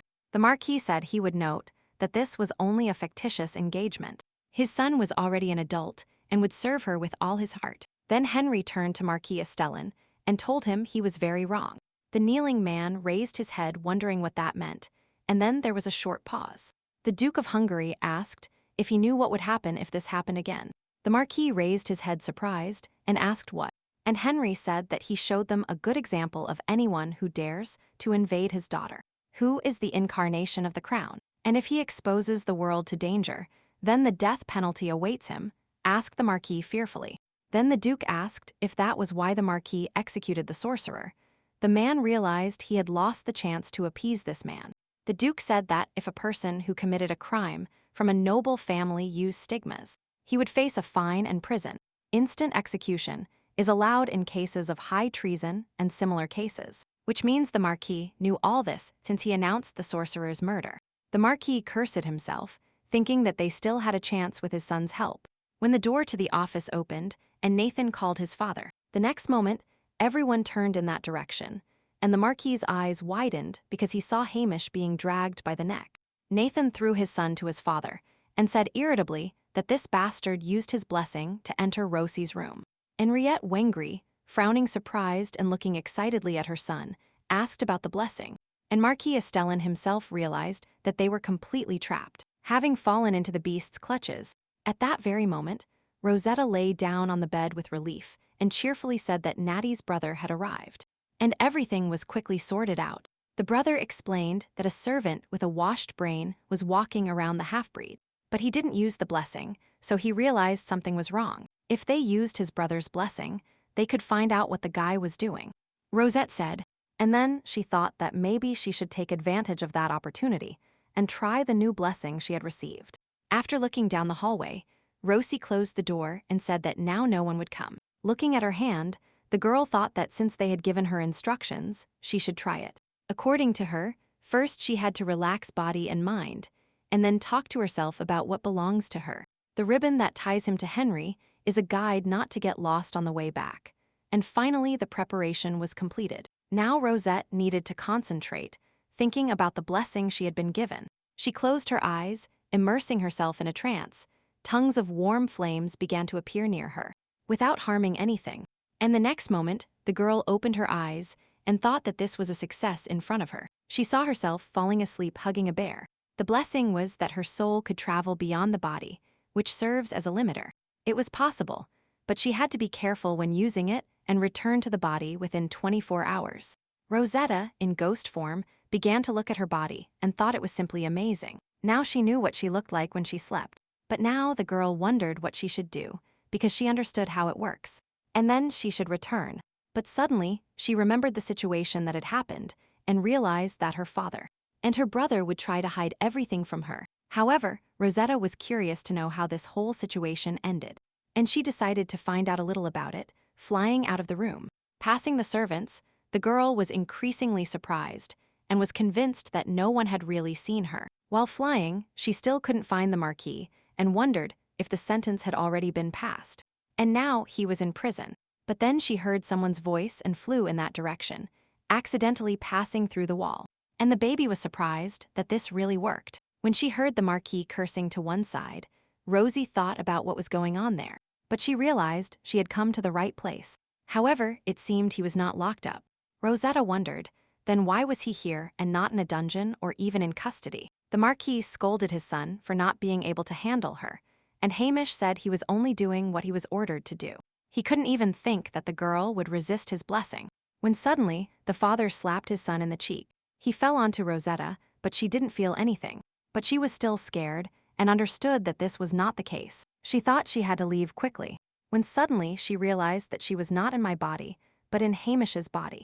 Now she even felt what he felt, but they only talked about the soul leaving the body, and nothing was said about it.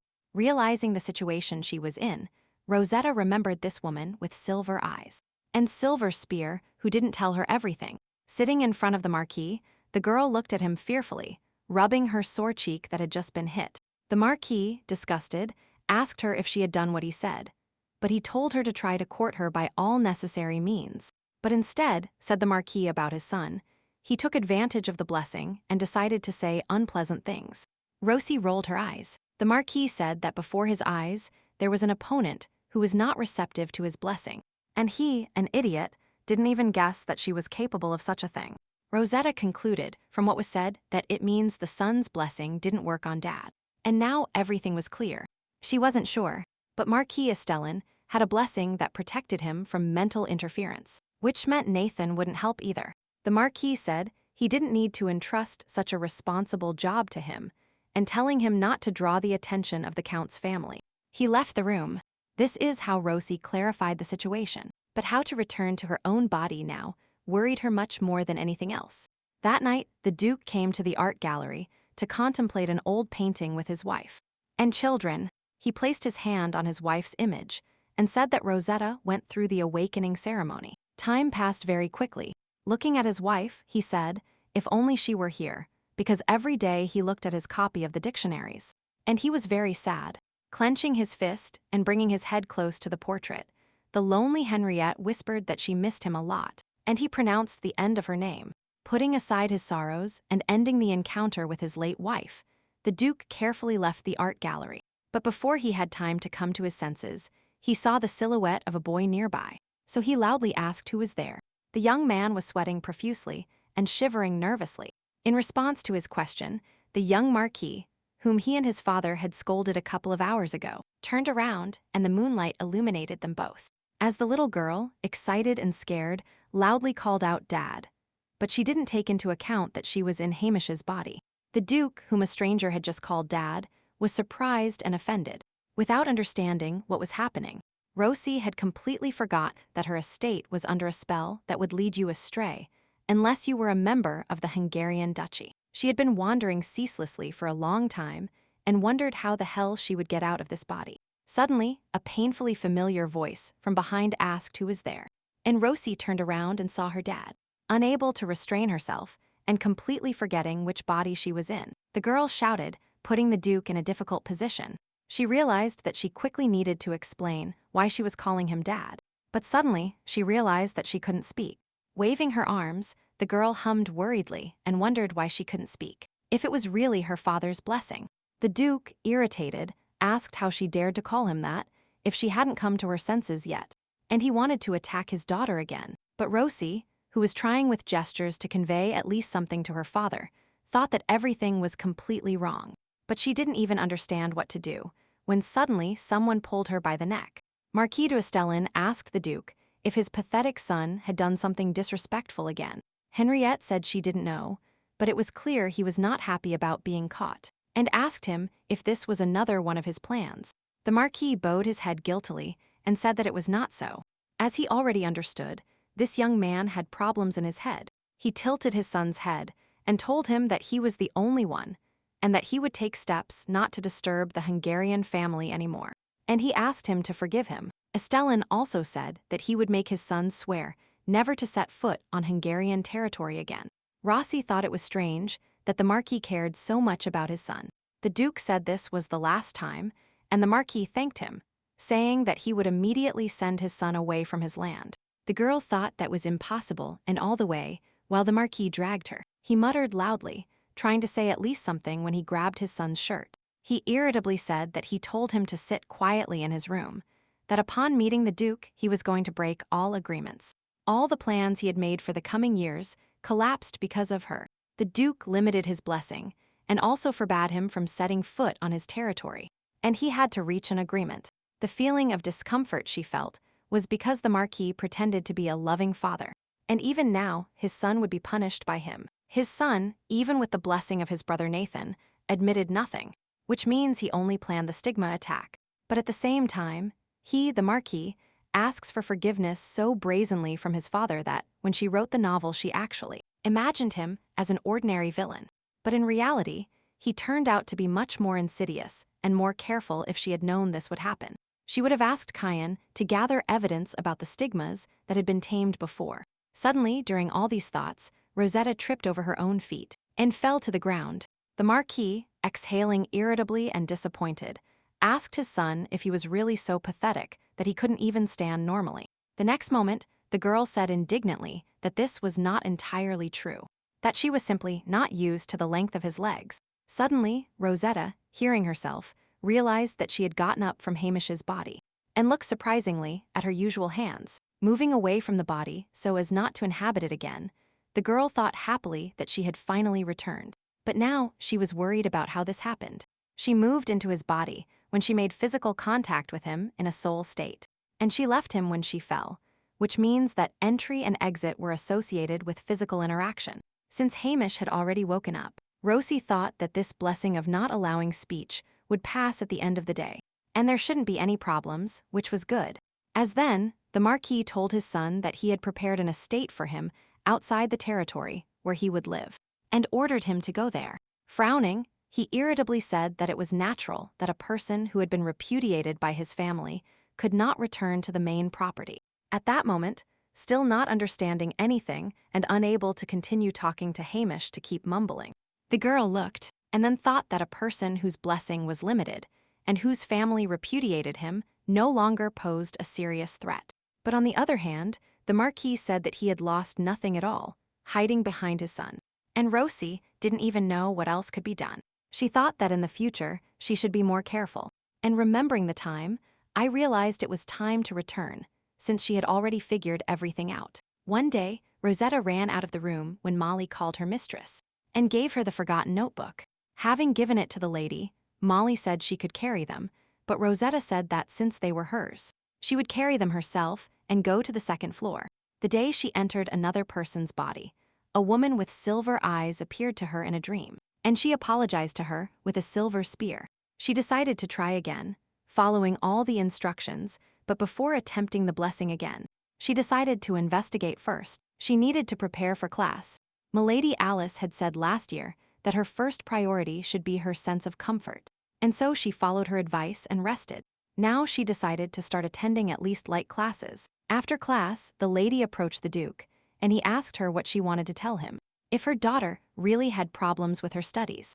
Lady Linda told Henrietta that, of course, the lady was doing an excellent job in everything, and that her attitude towards study was simply pleasant.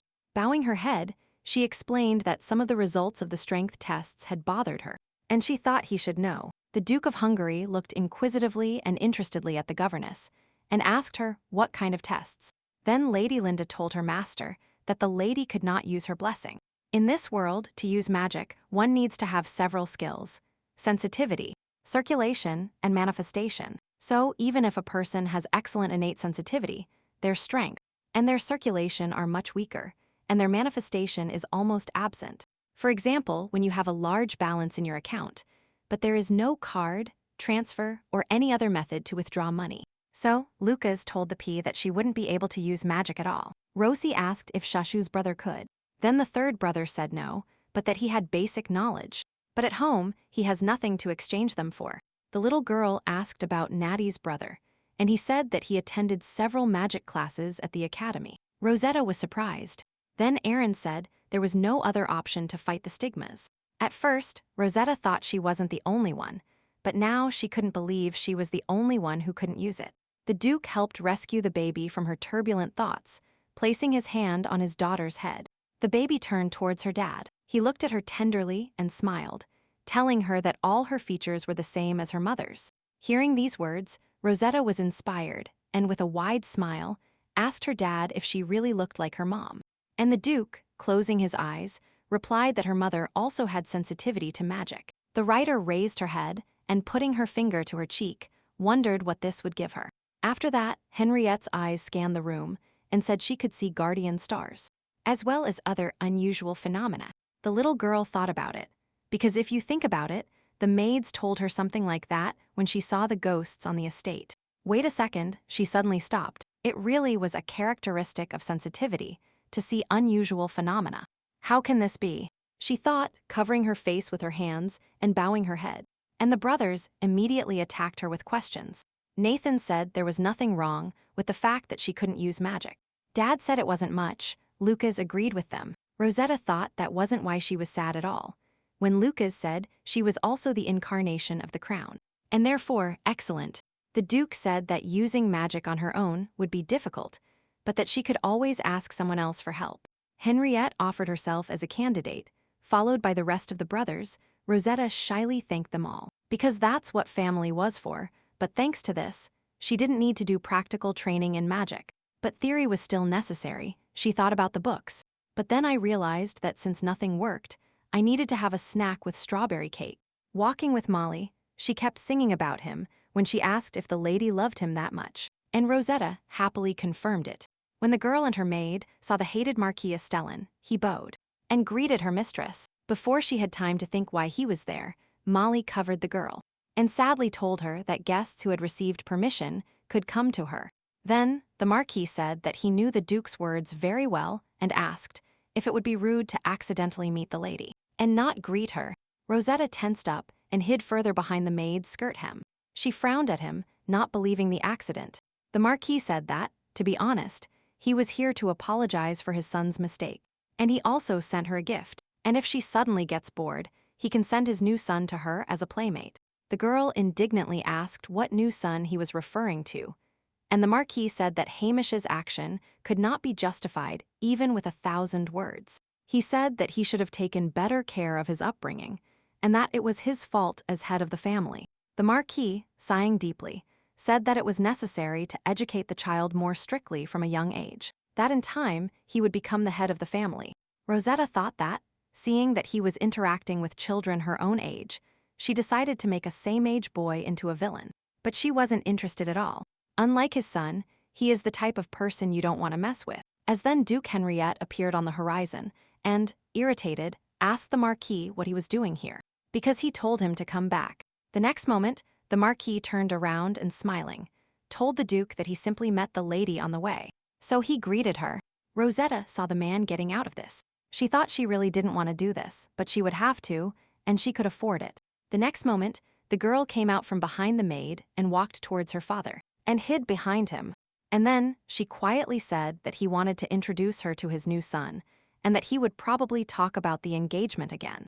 Hearing the explanation of the situation from her daughter's lips, the Duke looked furiously at the Marquis, who stared into his eyes stunned. When Rosie said it was useless for him to say anything, because she would grow up and marry Dad. At that moment, the girl squeezed her father's fingers tightly, and the Duke looked at his daughter with surprise and warmth. Rosetta, smiling, looked at her dad inspired and thought about how embarrassed she was. But fortunately, she was only 8 years old. After that, Henriette took the baby in her arms and asked the Marquis if he was listening to her. and told him that she would let him go because she was in a good mood. Hearing this, the man sighed with relief. He nodded and said in a trembling voice that he would leave then. Rosie thought that was great. She definitely wouldn't hear from him about a new son in the short term, but this was only temporary. Rosetta remained sitting at her desk for a long time, studying books and notebooks, but nothing came to mind. She was still curious to know what was happening with Marquis Estellan, so she decided to sneak into her father's office. However, Marquis Estellan turned out to be much more insightful, and she couldn't believe that Dad didn't have evidence. But the novel she wrote was about the lives of Bela and Logan. She didn't write a story about villains unless they were an obstacle, and Marquis de Estellan at that time was the villain of the work somewhere at the beginning. But when she started thinking about the reason for the changes, she realized it was herself. Politics itself had changed thanks to her. The Duke of Hungary, the main villain of the novel, didn't need any evidence to be punished. So mere suspicion was enough to punish him. Even if there was no evidence, if something bothered him, he immediately got rid of it. And presumably in the novel, the Marquis had to rob his father first, before he was caught by Bella, but now Dad was looking for evidence to punish him. But even if he doesn't find it, in this case, either he wouldn't want to violate his father's principles. When suddenly, someone knocked on the door. Rosette asked, surprised, what was happening, and the next moment, she was surprised by the sudden arrival of Logan, who opened the door. At the same moment, Duke the Stench opened the office door, smiling, and entered the room, informing his dear friend that he had arrived. Henriette looked at Isaac in shock and asked him why he was here. He said it seemed to him that he wanted to discuss something with him, and he couldn't believe he hadn't been interested in his affairs for so long. But Henriette, reminding him, told him she would come to him. But the Duke replied laughingly, "What does it matter who comes to whom?" But then he said seriously that he had come here to talk. Putting the papers on the table, he said that after the house, he returned to the place to search, where he found a couple of footprints. For several years, there has been a man confidently approaching his family's main business. Of course, after an investigation, he found out that his path was already cut off. And in some territories, there were even traces of stigma hunting, and he also asked to be careful. And yet, everything had already disappeared. How then? Isaac asked if it wasn't him, the man who easily controls and manipulates stigmas within the duchy. Henry looked at his friend under his brow and told him not to talk nonsense, and demanded evidence from him. Isaac said that in any case, initially the culprit wanted to cause a scandal, and then blame him for everything. And then, smiling, he said it was just a proposal, and that this was a more difficult opponent than he thought. And he asked what they would do. Upon learning what was happening with Logan, Rosetta asked surprisingly if there was a similar situation in Gedora. Looking thoughtfully to the side, the boy said that judging by what his dad was talking about, and his mom, yes there was. But it seemed to him that they had missed something, and his father assumed that the criminal was aiming for a griffin. And while the girl was thinking about what to do, Logan suggested waiting. Rosie looked at him surprised. Then King Saul said that perhaps the biggest step was to prepare a plot using stigmas, but it seemed to him that they had changed course thanks to her, and now that she had become the incarnation of the crown, it was more difficult to establish a connection between Hungary and the stigmas.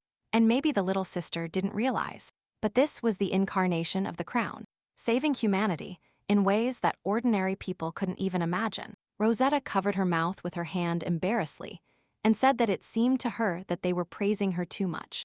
The boy asked, telling the truth.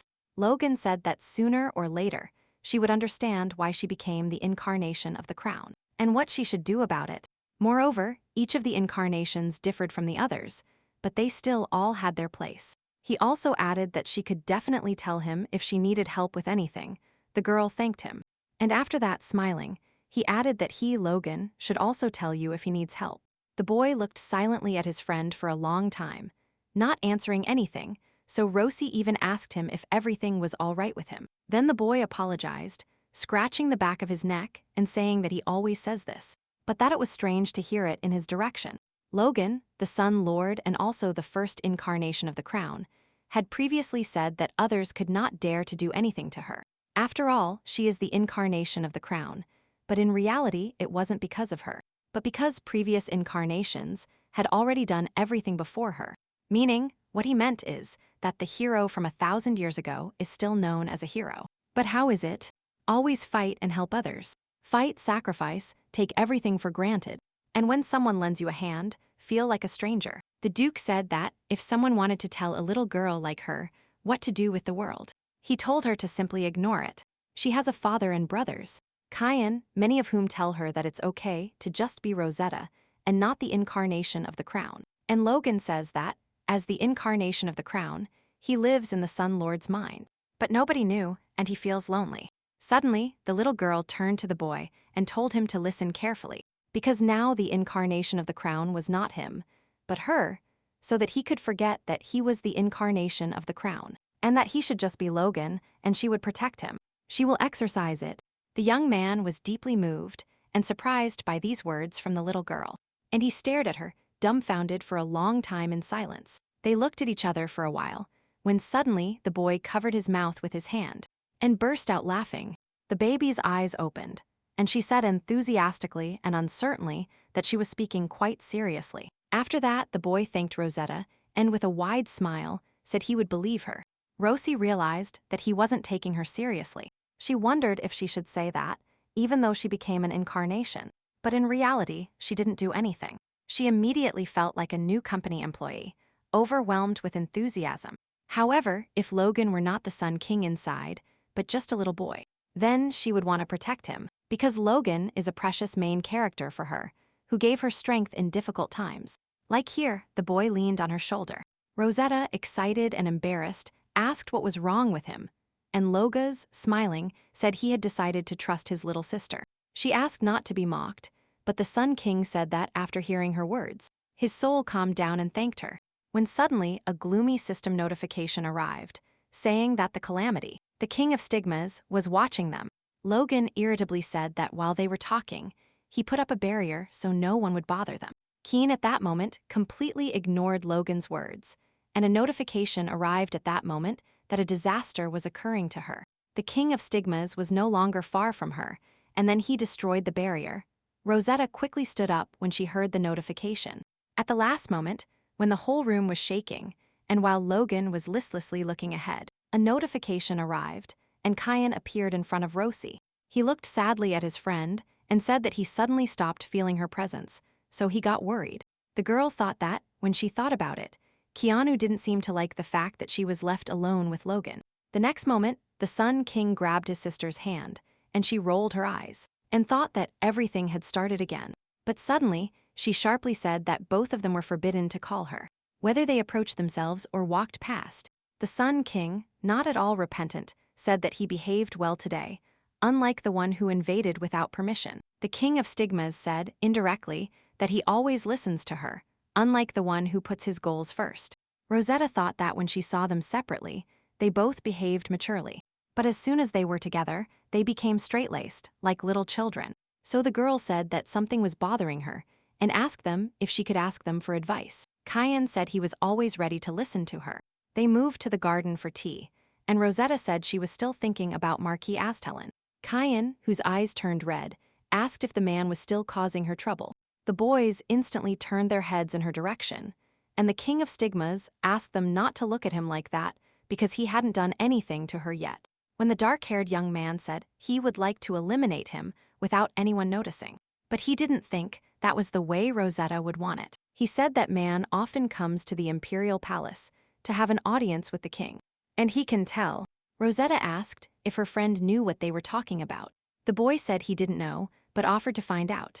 However, Rosetta said that this should not be done, and saying she had an idea. She asked if they would listen to her. Kian looked at his friend surprised as the story began, and Logan, resting his head in his hands, listened with interest. A few days later, Marquis Astelin, being in his office, slammed the table irritably, and cursed, regretting that everything was close.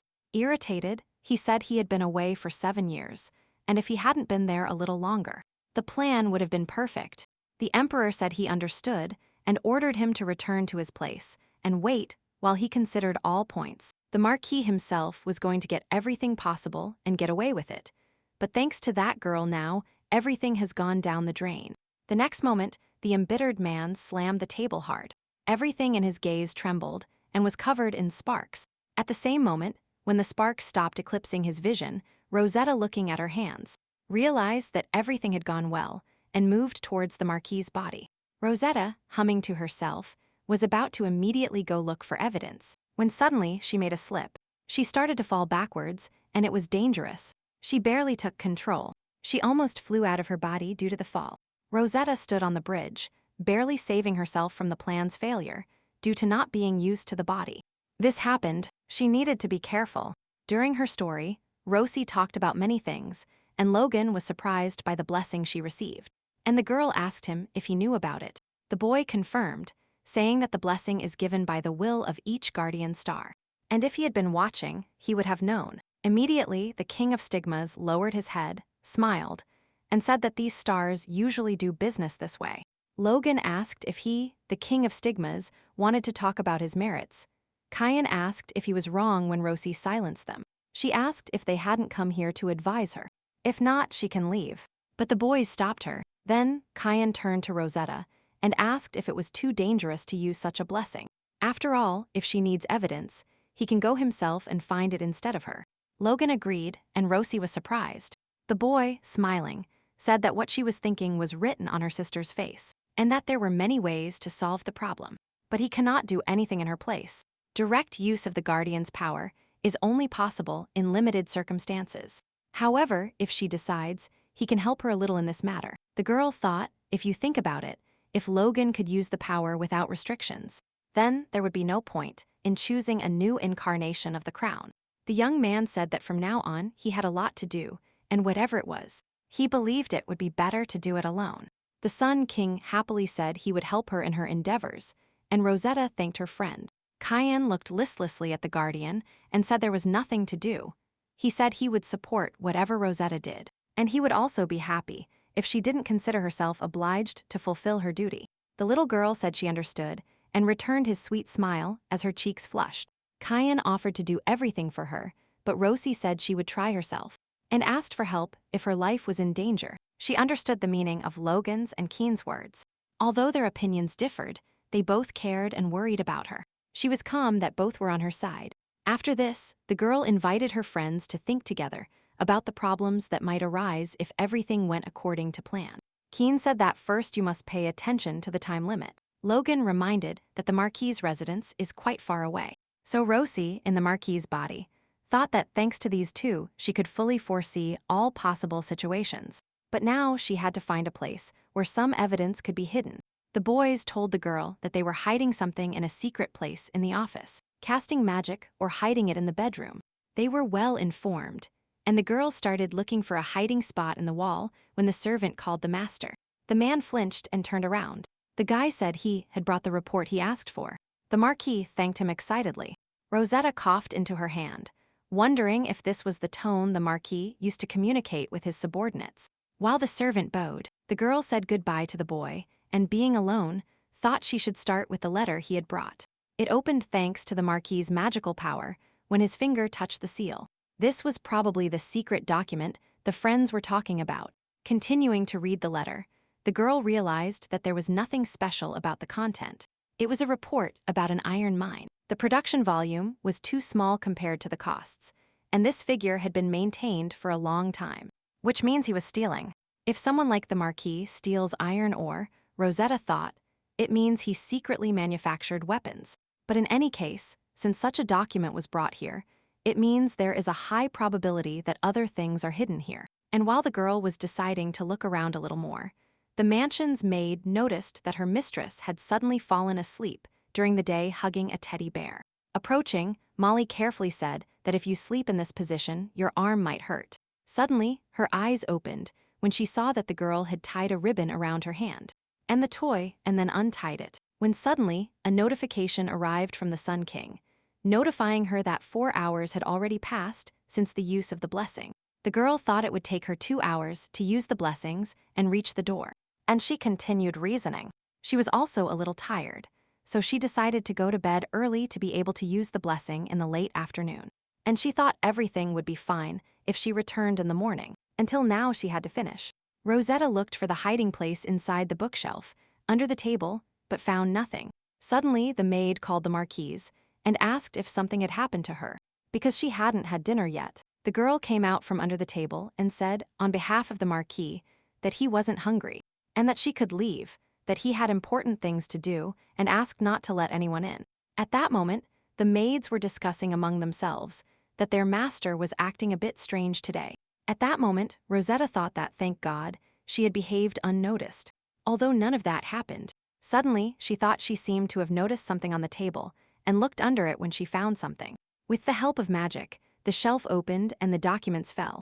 There were many things there, when suddenly something caught her attention. Here, she found something like an agreement with the sorcerer, which was concluded even unilaterally.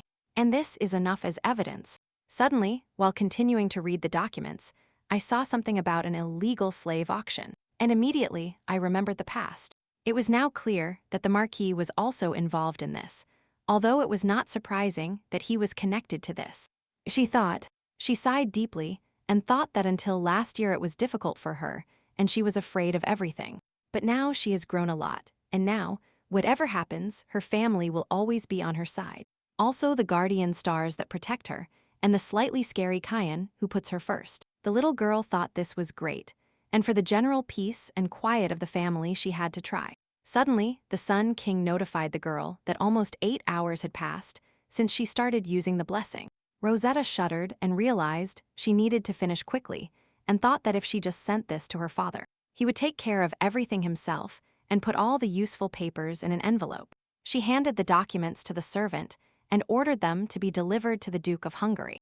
Rosetta, having resolved her affairs, thought that everything was finally over and she could return now. But then she sadly thought that the most intense part of the plan had arrived. She abruptly banged her head against the wall. Hearing a loud bang, the maid called the gentleman and told him that she had heard the sound, when suddenly she opened her eyes and saw that she was lying on the floor. At the same time, Rosetta, rubbing her bruised forehead and groaning, flew through the night sky.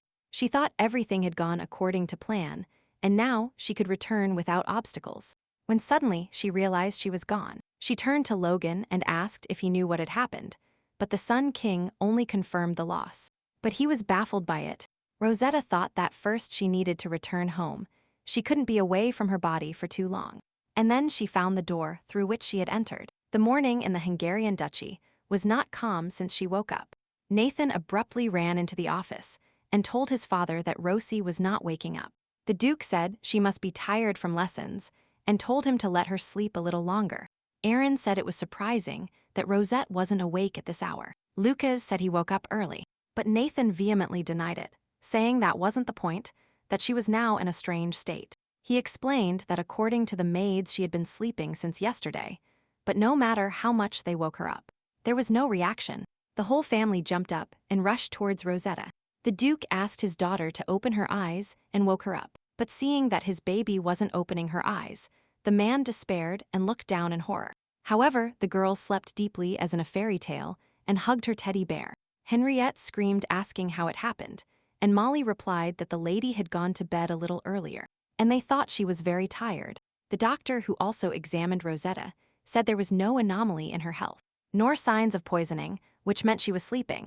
Lucas frowned irritably and loudly asked the maids how it was possible, but the Duke told his son not to get nervous. The boy wanted to object to his father, but suddenly saw the state he was in, and how he was clenching his fists with resentment. Henriette told Nathan to gather all the servants and find out if something happened to Rosette. Or not. The boy shuddered in surprise, but said he would do it and nodded confidently, even if it didn't bear fruit. They must go to the Star Tower, since Rosetta is the incarnation of the crown. But perhaps the guardian stars knew the reason, and he told Lucas that while everyone was out, he would have to look after Rosetta. All the Duke's older sons said they would carry out his order, help their father, and get down to business. The boy asked his father where he was going, and the Duke, patting his daughter's head, told him he had to investigate if there was magic there. He needed to know if this had happened before. At that moment, the shadows of the King of Stigmas were making their way under Rosetta's pillow. The boys arrived at the tower. The servants became interested in why they were here without notice, but the brothers said there was no time to give explanations. Entering the prayer room, Aaron turned to the guardians and asked if any of them knew his sister, the incarnation of the crown. Nathan spoke worriedly about Rosie, explained that she didn't open her eyes, and asked the stars for help. Instantly, the boys were illuminated by a cold, bright light, and their eyes widened when they saw a star. the guardian star asked Henrietta's sons to calm down, saying that everything was in order with the incarnation of the crown so far. The woman explained that the incarnation of the crown was currently using the blessing, so her soul left her body. She said everything would be fine if she returned at the agreed time, but the connection part was lost. At that moment, the girl opened her eyes in surprise, looking around in outer space, not understanding what kind of place this was. It was strange. She checked that it was the door to the Hungarian estate and didn't understand why she was here. Because before everything was normal, Rosetta looked around and thought this was a disaster. She wouldn't have time to return before morning. She needed to see something to understand what this place was. She was turning towards the crown sword and asking if Logan could hear her, when suddenly a bright light illuminated her. A girl with sea green hair appeared in front of her and asked if she was the incarnation of the crown. The little girl looked surprised at the girl with violet eyes and wondered what kind of guardian star she was. She was tall and wore white clothes, when suddenly she stopped and noticed the white clothes. She realized that it was the white savior and, bowing, said she was delighted to meet you, and introduced herself. In front of her was the guardian star, which was the second incarnation of the crown. The girl tidied her hair shyly. She said she had basic knowledge of etiquette. She confirmed that she was the second incarnation of the crown, called the white-clad savior. Rosette thought this space was similar to that of the Sun King and the silver-eyed woman, and a spear. She asked if it was in this case that the white savior called her here. The girl asked, surprised, what she was talking about, saying she hadn't called her. It was she who had to ask how she got to the place where the guardian stars reside. When she was still connected to human life, Rosie shuddered. The mouse looked around again and thought that this was the so-called Hall of Stars. She looked at the gatekeeper with a dumbfounded expression and asked why she had come here, but she asked Rosetta about it. Sighing deeply, the white-clad savior said that nothing could be done, that she could not allow the new incarnation to get lost here. Therefore, the girl turned around and told Rosetta to follow her, and the girl followed her enthusiastically. Walking down the starry corridor, she noticed that she seemed to be walking on a path similar to the Milky Way. That shone under her feet. Further on, something new was revealed to her. She now saw what the earth looked like and understood how the guardian stars took care of it. The guardian took her out of her thoughts and told her not to get distracted and to follow her strictly, because otherwise she might get lost. At the same time, in reality, the Duke learned from his older sons that they had arrived from the tower, and that Rosetta had used the blessing. Nathan explained to his father what the silver-eyed woman with the silver spear had told him. And Aaron, there was a connection link between the soul and the body, and Rosie got lost because she disappeared. The next moment, the tray with the service fell from Molly's hands. Everyone instantly turned towards the maid, who sat on the floor, and looked at them in horror and said that the lady couldn't wake up because of her. The Duke looked irritably, scared and worried at the maid, and suddenly approached her and asked her what she was talking about. Rosetta's maid, trembling, guilty, and worried, said that the lady fell asleep with some kind of ribbon on her wrist and, thinking she wasn't comfortable, she untied it. At the same time, Rosetta's savior told her not to look around as if everything was so surprising. She explained that the girl would still end up here, and the time would come when she would get tired of the sight. The girl was surprised, and the guardian said that she is also the incarnation of the crown and will fulfill her mission as long as she is alive. And when she gives up her human desires, she will belong to this world. Rosetta thought that what she was saying was a natural phenomenon, and the previous incarnations of the crown had now become the strongest guardian stars. The heroes of the human world who have completed their missions become new guardian stars after death. So Rosie asked the white savior if she knew what her mission was, but the girl categorically said no. However, the sea-haired girl suddenly said, since she is polite, like an experienced comrade, she will tell her something. Without even wanting to, she slowly learns what she has to do because all incarnations of the crown have experienced it. Rosette thought that if she died later, after death she could constantly see Logan, which made her happy. Her soul felt better realizing that someone she knew would be there, when suddenly she shuddered recalling Kyan. After all, after her death, he, as the king of stigmas, will remain on earth. But in complete loneliness, these thoughts made her heart ache painfully, when suddenly, without allowing the incarnation of the crown to be sad, the savior said they had come and that she could return through this approach. Rosie looked up. The guardian said he didn't know how she got here, but upon returning, she must choose the right door. And then, after going through it, Rosetta will not get lost. She looked surprised at the single door and asked what she was talking about. Suddenly, the little girl paid attention to her hand and realized her ribbon had reappeared, which meant someone had tied it again. The savior said that inside these doors, the human soul will not be able to find the right way, so she must not let go of her hand until she says they are in their place. The little one said excitedly that she understood, and the next moment placed her hand on hers, and the girls went upstairs together. At the same time, in the Hungarian mansion, the Duke tied himself with a ribbon to his daughter and, joining their hands and resting his head on them, he asked Rosetta to wake up. She desperately said that her dad and everyone else were waiting for her. He asked her to return safe and sound. The older ones were worried, and Lucas even shed a tear.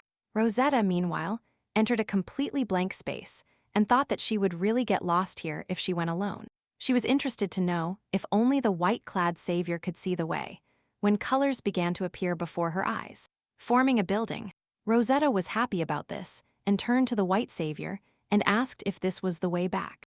There might be something here. However, the girl said there couldn't be anything, as the new incarnation entered the starry hall. Probably the world wanted to show her something. Rosetta thought about the words spoken by the guardian. Looking around, she saw something like a temple or palace. Suddenly, among everything, she saw a familiar figure. Was it Logan? No, the Sun King himself. He was guiding those who worshipped him. And the girl, watching with interest, wondered if this would be the time when the Sun King was the incarnation of the crown.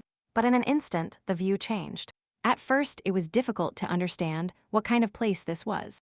It seemed that this town was all on fire. There, passing among the citizens, she saw a modest white-haired savior helping and treating the local residents. Hearing the conversation and the gratitude, the girl looked at her guide and thought that the white-clad savior used to be a princess. She thought that when she was chosen to be the incarnation of the crown, she searched everywhere, but she couldn't find anything about past incarnations. She wondered why no records remained, if the country had really collapsed. She was curious, but asking about it was a bit rude. Lost in thought, she suddenly turned her head again, noticing that the view around her had changed again, and she was already in a new place. First they showed the Sun King, then the white-clad savior, and now there should be a woman with silver eyes and a silver spear. The people met the wise man who came with many animals, and the girl asked them to share everything equally with those who were hungry. She was even ready yesterday to look for more food, but the people also thanked her for it. Rosie noticed wounds on his hand. The world wanted to show her something, and, judging by the words of the white savior, what she observed was what the world wanted to show her. She didn't know what this meant, because they were simply showing her past incarnations of the crown, giving her an idea of what kind of heroes they were. Suddenly, a new view appeared in front of her, but it was already the imperial palace, and the prayer room with a man standing in it. He had pink hair. At first, Rosie thought it was her, but it was her mother, and she refused the blessing. The girl said that the world is constantly trying to find balance. Heroes are needed to prevent disasters, and vice versa. And in this case, if she doesn't become the incarnation of the crown, the catastrophe might not come into contact with the green-eyed girl. From what she saw, Rosetta stumbled slightly and almost let go of her hand when she learned that her mother had been chosen as the incarnation of the crown. Suddenly, she squeezed the savior's hand tightly, and the girl asked the incarnation what she was looking at. If she got lost, then her soul could never return. Rosie apologized and immediately turned to the white savior, asking if she meant that the world wanted to show her something. At that moment, Rosetta's mother told the stars that it would be better for her to spend her whole life without a blessing, and Rosie asked if what she was seeing really happened. She, looking at the guardian, thought that if her mother had been chosen to be the incarnation of the crown, why did nobody talk about it? But the guardian said she didn't know what she saw, but everything shown through this door was part of the world's memories. And this is probably what she should have seen upon hearing the answer. Rosetta turned back to her mother, who was already fading away like into a mist. She thought that if this was what really happened, then the fact that she became the incarnation of the crown had something to do with her mother. But then the savior told the girl that they had arrived and that she could leave here. She pointed to the huge door. Rosetta bowed and thanked the girl, and the guardian smiled and said they would see each other next time. Coming out of the corridor onto the floor, Rosie exhaled in relief, but immediately noticed that there was already a lot of light, and she urgently had to return. As they called her from behind with the nickname Little Sister, and Logan with a frown, He told her to hurry up, because there was almost no time left. Surprised, Rosetta asked what that meant, because even if she was late, there should have been time left. Logan said he wasn't aware of the details, but then he asked his little sister if she had been through the Hall of Stars, and he explained that time flows differently there. Rosetta was worried. Excitedly, she asked what time it was then, how much time she had left. The Sun King, looking down, said that the last time he checked, she had less than an hour left. That's why he came to get her, because if she had gone alone, he might have been completely late and taken her by the hand. The next moment, Rosetta saw that there was more than one ribbon on her hand. But I didn't have time to think too much because Logan took her in his arms. With a wide smile on his face and concentrating, Logan told his friend to hold on tight. And he flapped his wings. Rosetta, whose face was hit by the wind, thought he was fast, like lightning. When suddenly she turned to him, she asked him if he was okay, if he was carrying her like that. He himself said that he couldn't use force. The young man was silent for a while. And then, closing his eyes, he said that there was nothing wrong with him, that he was just using the movement. But Rosie was still worried about him. At the same time, in the mansion, the whole family tied themselves with a ribbon to Rosetta and prayed for her return. Logan's entire face was red and his eyes were watery, and in a trembling voice, he told the P that she kept bothering him. The middle brother, crying, called the youngest brother foolish and asked him why he was crying, saying that Rosie would come back. The eldest put his hands together to his forehead and begged Rosetta to come back. But the Duke himself was on the verge of despair and said nothing. After a while, Logan, holding his friend in his arms, told her that they had arrived. And Rosie saw her home. She asked if it was still too late, when suddenly Kyan appeared in front of them, and said that he had returned just in time. The king of stigmas told his friend that he was worried, because she was late, and he told her that he could look after her, and told Logan to leave. Rosetta immediately approached her friend and agreed with him, and Logan handed his little sister over to the stigmas. Exhaling deeply, he said that, although he didn't like it, they couldn't just waste time now, and he told them to hurry up. Rosetta thought that at that moment, the interval of their answers and the reaction were surprising, but she was a little overworked. Instantly, Rosetta, holding Kyan's hand, asked him how much time was left, and the boy replied that about 10 minutes. At the same time, there was a dead silence in Rosetta's room, which was broken by the Duke, and he asked Nathan what time it was. The boy suddenly rushed to check his sister's breathing, remembering the guardian's words. But Lucas said she was still breathing, and there was no need to react like that. But then Henriette reached out to the baby and carefully lifted her body off her back. The youngest son called his father, but the Duke was already completely desperate, and he accepted that his Rosetta would not return. He looked at the peacefully sleeping baby, his face contorted with sadness. His nose began to tingle and pinch. Looking at his practically dead daughter, he saw in her his dead wife, whom he also held in his arms during her death. Sadly, and for the last time, he asked Rosetta to come to her senses, and a cold drop fell on the baby's cheek, and tears sprang from Henrietta's eyes. The children looked surprised at their desperate father, and faith in good things faded in them. But suddenly, Rosetta opened her eyes. The baby looked surprised at the crying man and called out to her dad. Seeing that his daughter had woken up, Henrietta's heart sank. Instantly, all her siblings and father rushed to her, hugging her tightly. Smiles already shone on their faces, and Rosie said she had returned. As soon as she returned to her body, she was severely scolded, and she felt as if she had been scolded for the rest of her life. Even her siblings, who usually sided with her, supported their father, all with tears in their eyes. Aaron, excited and somewhat angry, told his sister never to use such a dangerous blessing without telling anyone. Tears formed in the girl's eyes, and she looked pityingly at her older brother and told him she would be careful. She even burst into tears, and a while later her father received evidence of the crime of the Marquis of Estellan. The Duke noticed that the girl was looking at him and said that he did not want to put her in a difficult situation. Therefore, he will pretend that he knows nothing, but, as he said before, she is still too young, and the time will come to complete her mission. He patted his daughter's head and told her to live under her father's protection until then. And the next moment, Rosetta tightly hugged her dad, who held the evidence she sent by the legs, and he didn't let her go for a long time. And from that moment on, the older brother Nathan protected his sister all the time, and even accompanied her for a walk in the garden. And brother Lucas started attending etiquette lessons with her, saying he would simply repeat everything. And his older brother constantly read books to her before bed, all the overprotection of her siblings. And from her father became even stronger.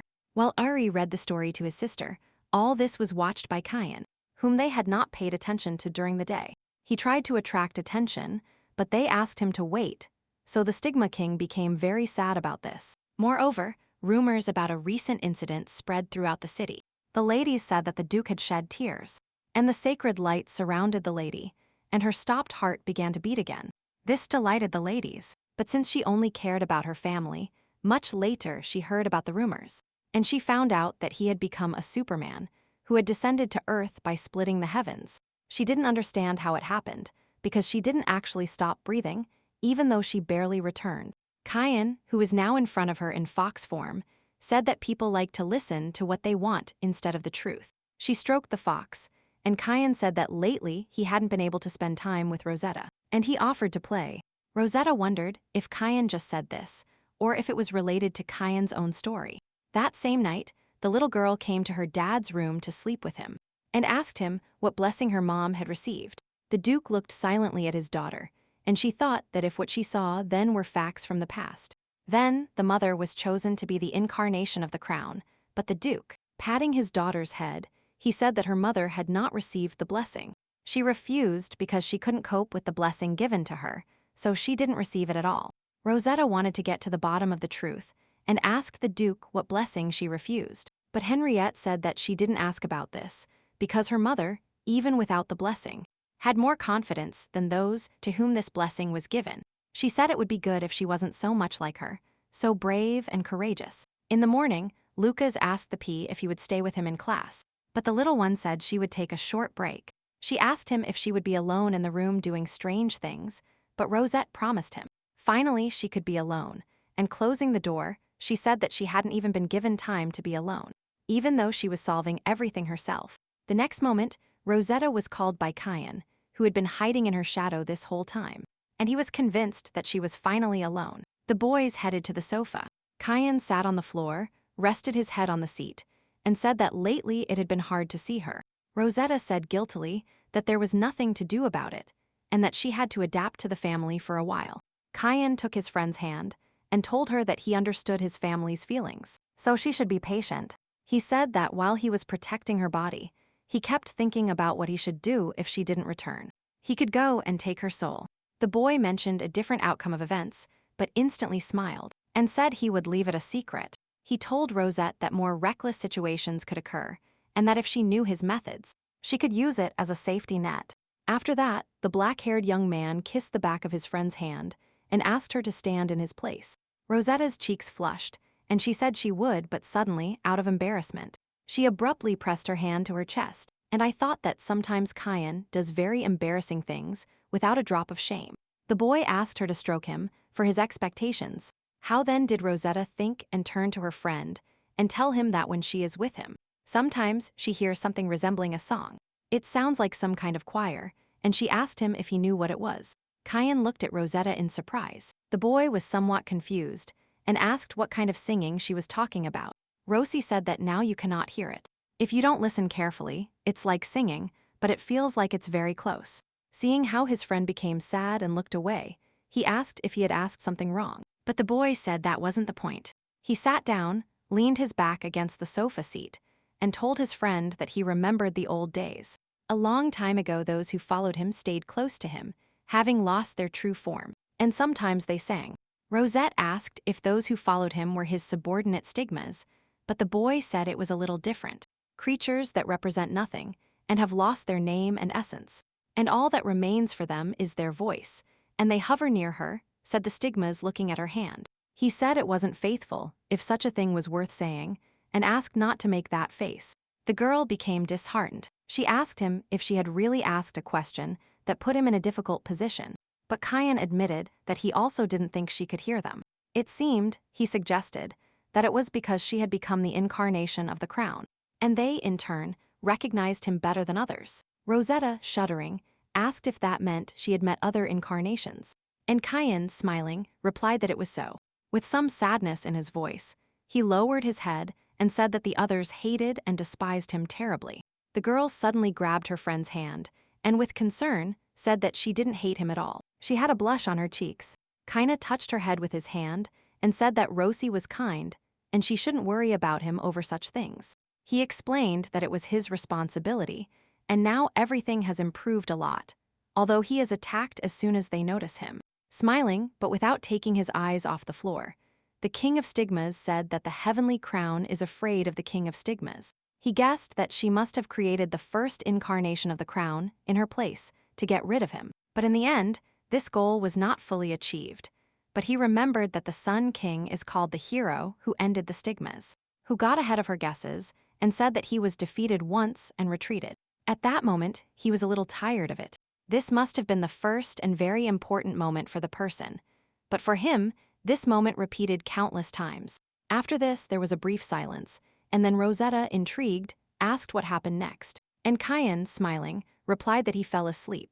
Everything became a burden for him, and he remained in sleep for a long time, waking up and falling asleep again. When he woke up, this time, he was about to fall asleep again, but then he met Rosetta. He looked away and, smiling, said that this is why he changed his mind, decided not to fall asleep because of her. This touched the little one to the depths of her soul, being with Kyan and her. Many important and valuable moments happened. Looking at his friend, she thought and hoped that in the future he would decide not to destroy this world when listening to music. She asked if it could be that the ability to hear this singing was inherited, because her mother almost became the incarnation of the crown. Thoughtfully, the little one suggested that perhaps she became the incarnation of the crowns because of her mother's refusal to become one. But immediately, sitting on the sofa and leaning close to Rosetta's face, Kyan told her that wasn't the point. Because people cannot take fate away from another person. He explained to his friend that his mother's fate remains hers when her destiny belongs only to her. Upon hearing this, Rosetta said that if that was the case, then she would be happy and rested her head on Kyan's shoulder. She just thought that, having become an incarnation instead of her mother. When difficulties appeared, strange thoughts would begin to visit her. But she was glad to be sure that all the missions that would appear in the future would fall to her lot. And she told her friend to trust her in difficult times. Kyan said that even though her destiny belongs to her, this doesn't mean she will have to face everything alone. Rosie smiled. As a result of the dialogue with Kyan, she found answers to some questions. But something that bothered her also appeared. Why in the story he wrote, Kyan destroys the world. At that moment, he was simply writing what came to his mind. And now she was learning new things she hadn't even thought of. So she believed it was natural for the king of stigmas to destroy the world. But now she realized that Kyan had no intention of doing this. She turned and looked her friend in the eyes, wondering if Kyan would have a reason to do this later. But then winter came and Rosetta happily played with the snow, making small snowmen in the garden. And upon doing so, she showed them to Bella, who said admiringly that they were very cute. Rosie was happy to think the same.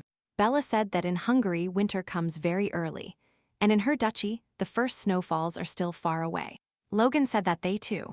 Kyan, smiling, asked the Sun King if it would be better to say that there is no snow in Jedor than they too. The boys started arguing among themselves, and noticing this, Bella asked if the crown prince and Lord Logan got along. The girl reluctantly answered that that was the case. Since the autumn guest search was not completed correctly, the three duchies were gathered again. The boys gathered to build a large snowman, and Kyan also joined their ranks.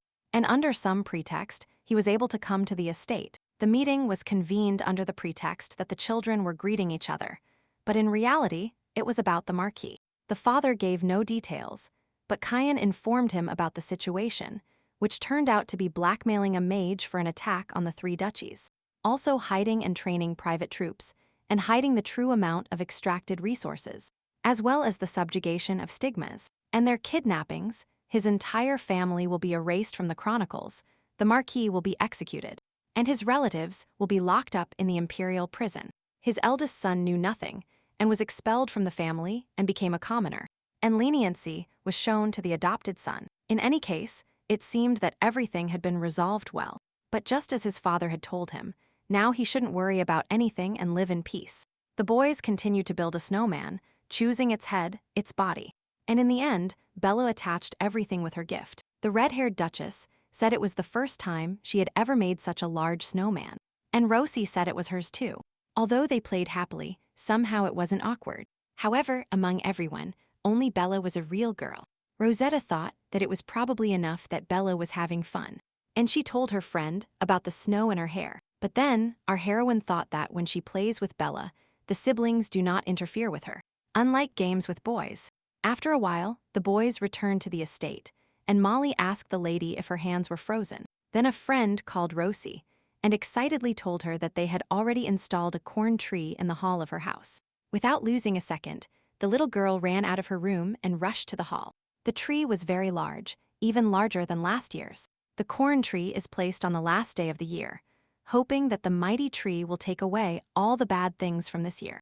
It was also a tradition to give gifts to relatives, but last year she didn't even think about it. But in the end, she herself received many gifts and decided that this year she needed to prepare in advance. How then did she ask her friends what they gave their relatives on Thanksgiving Day, thinking that it would be better to copy others, since nothing came to her mind? Logan excitedly said that he was giving away the famous sweets from his lands. Rosie thought that didn't sound bad. Kyan said, smiling, that it is not customary to celebrate such small events in the imperial palace. And Bella, thoughtfully, said that last year she did a postcard search with gifts. Rosetta became interested in this. The Duchess explained that she had prepared many cards with gifts and hid them in the castle, and whoever found the card would receive a gift. Rosetta thought it was like a treasure hunt in her world, and that a real child would be more useful. She asked if she could do the same, and Bella said that everyone did, and asked if she could tell her which ones she used. Seeing how sincerely they tried to help her, Rosetta ran into her friend's arms. She thanked her and told her she loved her very much. She would have to prepare more gifts because she had more relatives, but Rosetta was prepared for such difficulties. At that moment, the kings of two different castes stood behind the girls, and they looked at each other with murderous looks. But then they approached, and Kyan asked Rosetta if she needed to buy anything in the capital. Lucas said that there were also many things in their area. That same night, Rosetta, sorting the postcards, thought what she should choose if she hid them. Then she needed smaller sizes. But if they are small and thin, then it won't be very good either. And I thought I needed to ask Bella about it. But remembering that she had already gone to bed, she almost completely gave up. But then, desperate, she called Kiana and asked for help. The guy appeared behind her and asked what was wrong. The girl said she wanted to prepare the cards Bella talked about in advance, but she couldn't choose what paper to use. Kyan asked what criteria the card should have.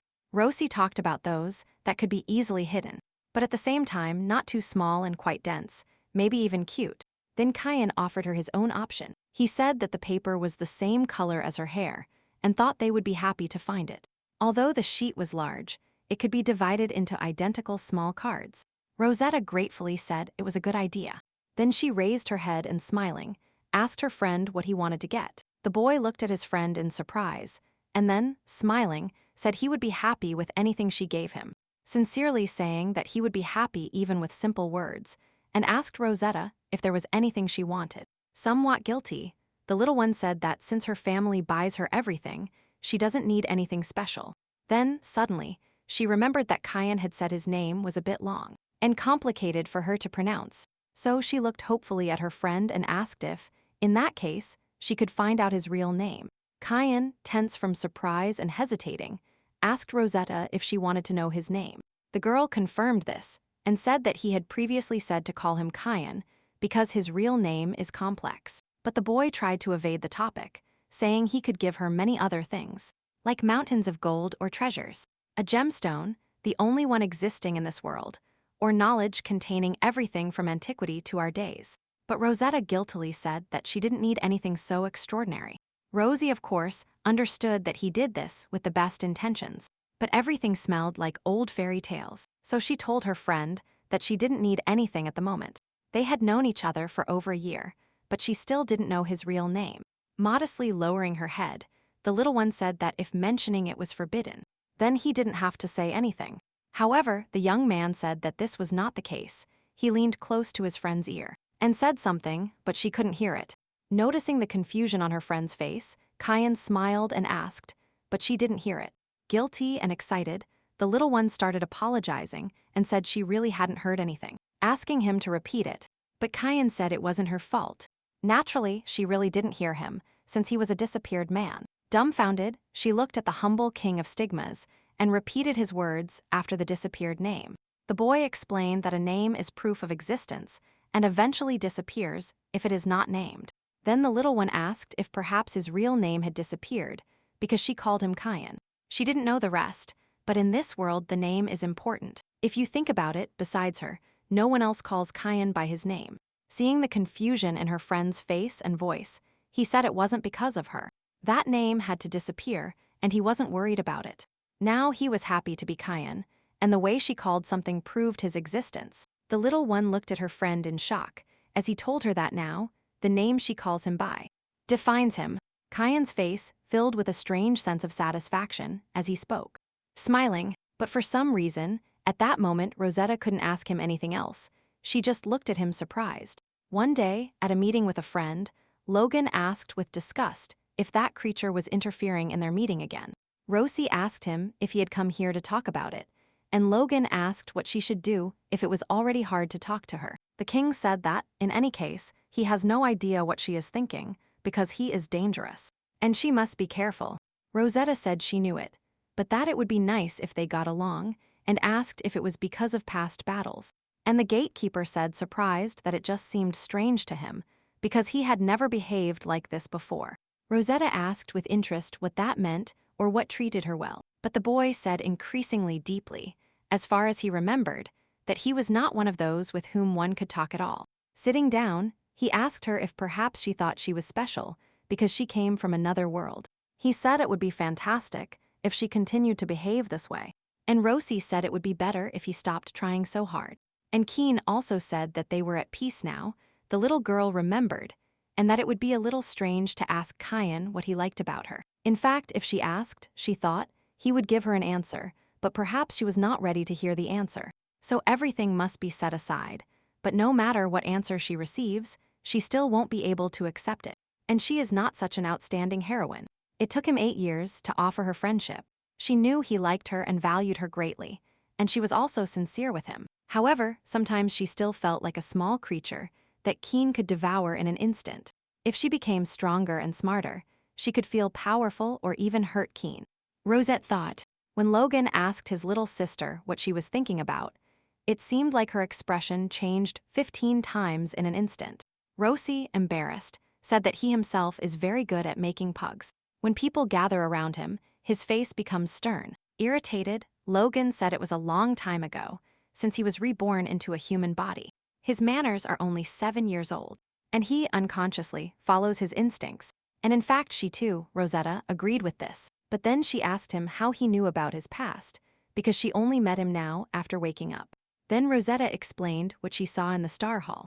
But Logan said that this had never happened to him. It is the first incarnation of the Celestial Crown, a hero who is not born on Earth, but descended from heaven, a perfect being created to fight the Stigma King. People favored him, but never followed him directly from beginning to end.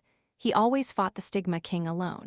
But the white-clad savior told her that these were the events that happened, and that the world wanted to show her, but what did she really see then? So Rosette wondered if she had made a mistake, but she definitely saw the Sun King and the crowd of people around him. As then, she asked Logan if it was true that the white savior was a princess of some country. Raising her eyebrows, Logan confirmed this and asked, did she see this too? However, the white savior doesn't like to talk about it. Rosette asked, surprised, if this was true. But then why? Thinking in turn that it was good that she hadn't asked about it at that time. Looking away, Loga said it was only a princess in name. But as soon as she was born, everyone moved away from her, and no one treated her like a princess. That's why, even after becoming the incarnation of the crown, she supposed she shouldn't have told him this. And this was also different from what she had seen. Again, seeing the confusion on her friend's face, Logan asked her what was wrong. Rosetta said this was also different from what she had seen.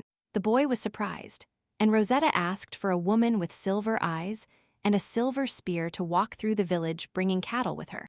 Logan replied that since she remained close to the capital, her own followers brought her food, and this did not match at all. But on second thought, a different side was shown to her because the fact that they were fighting stigmas and other things remained the same. But what did they want to tell her with this?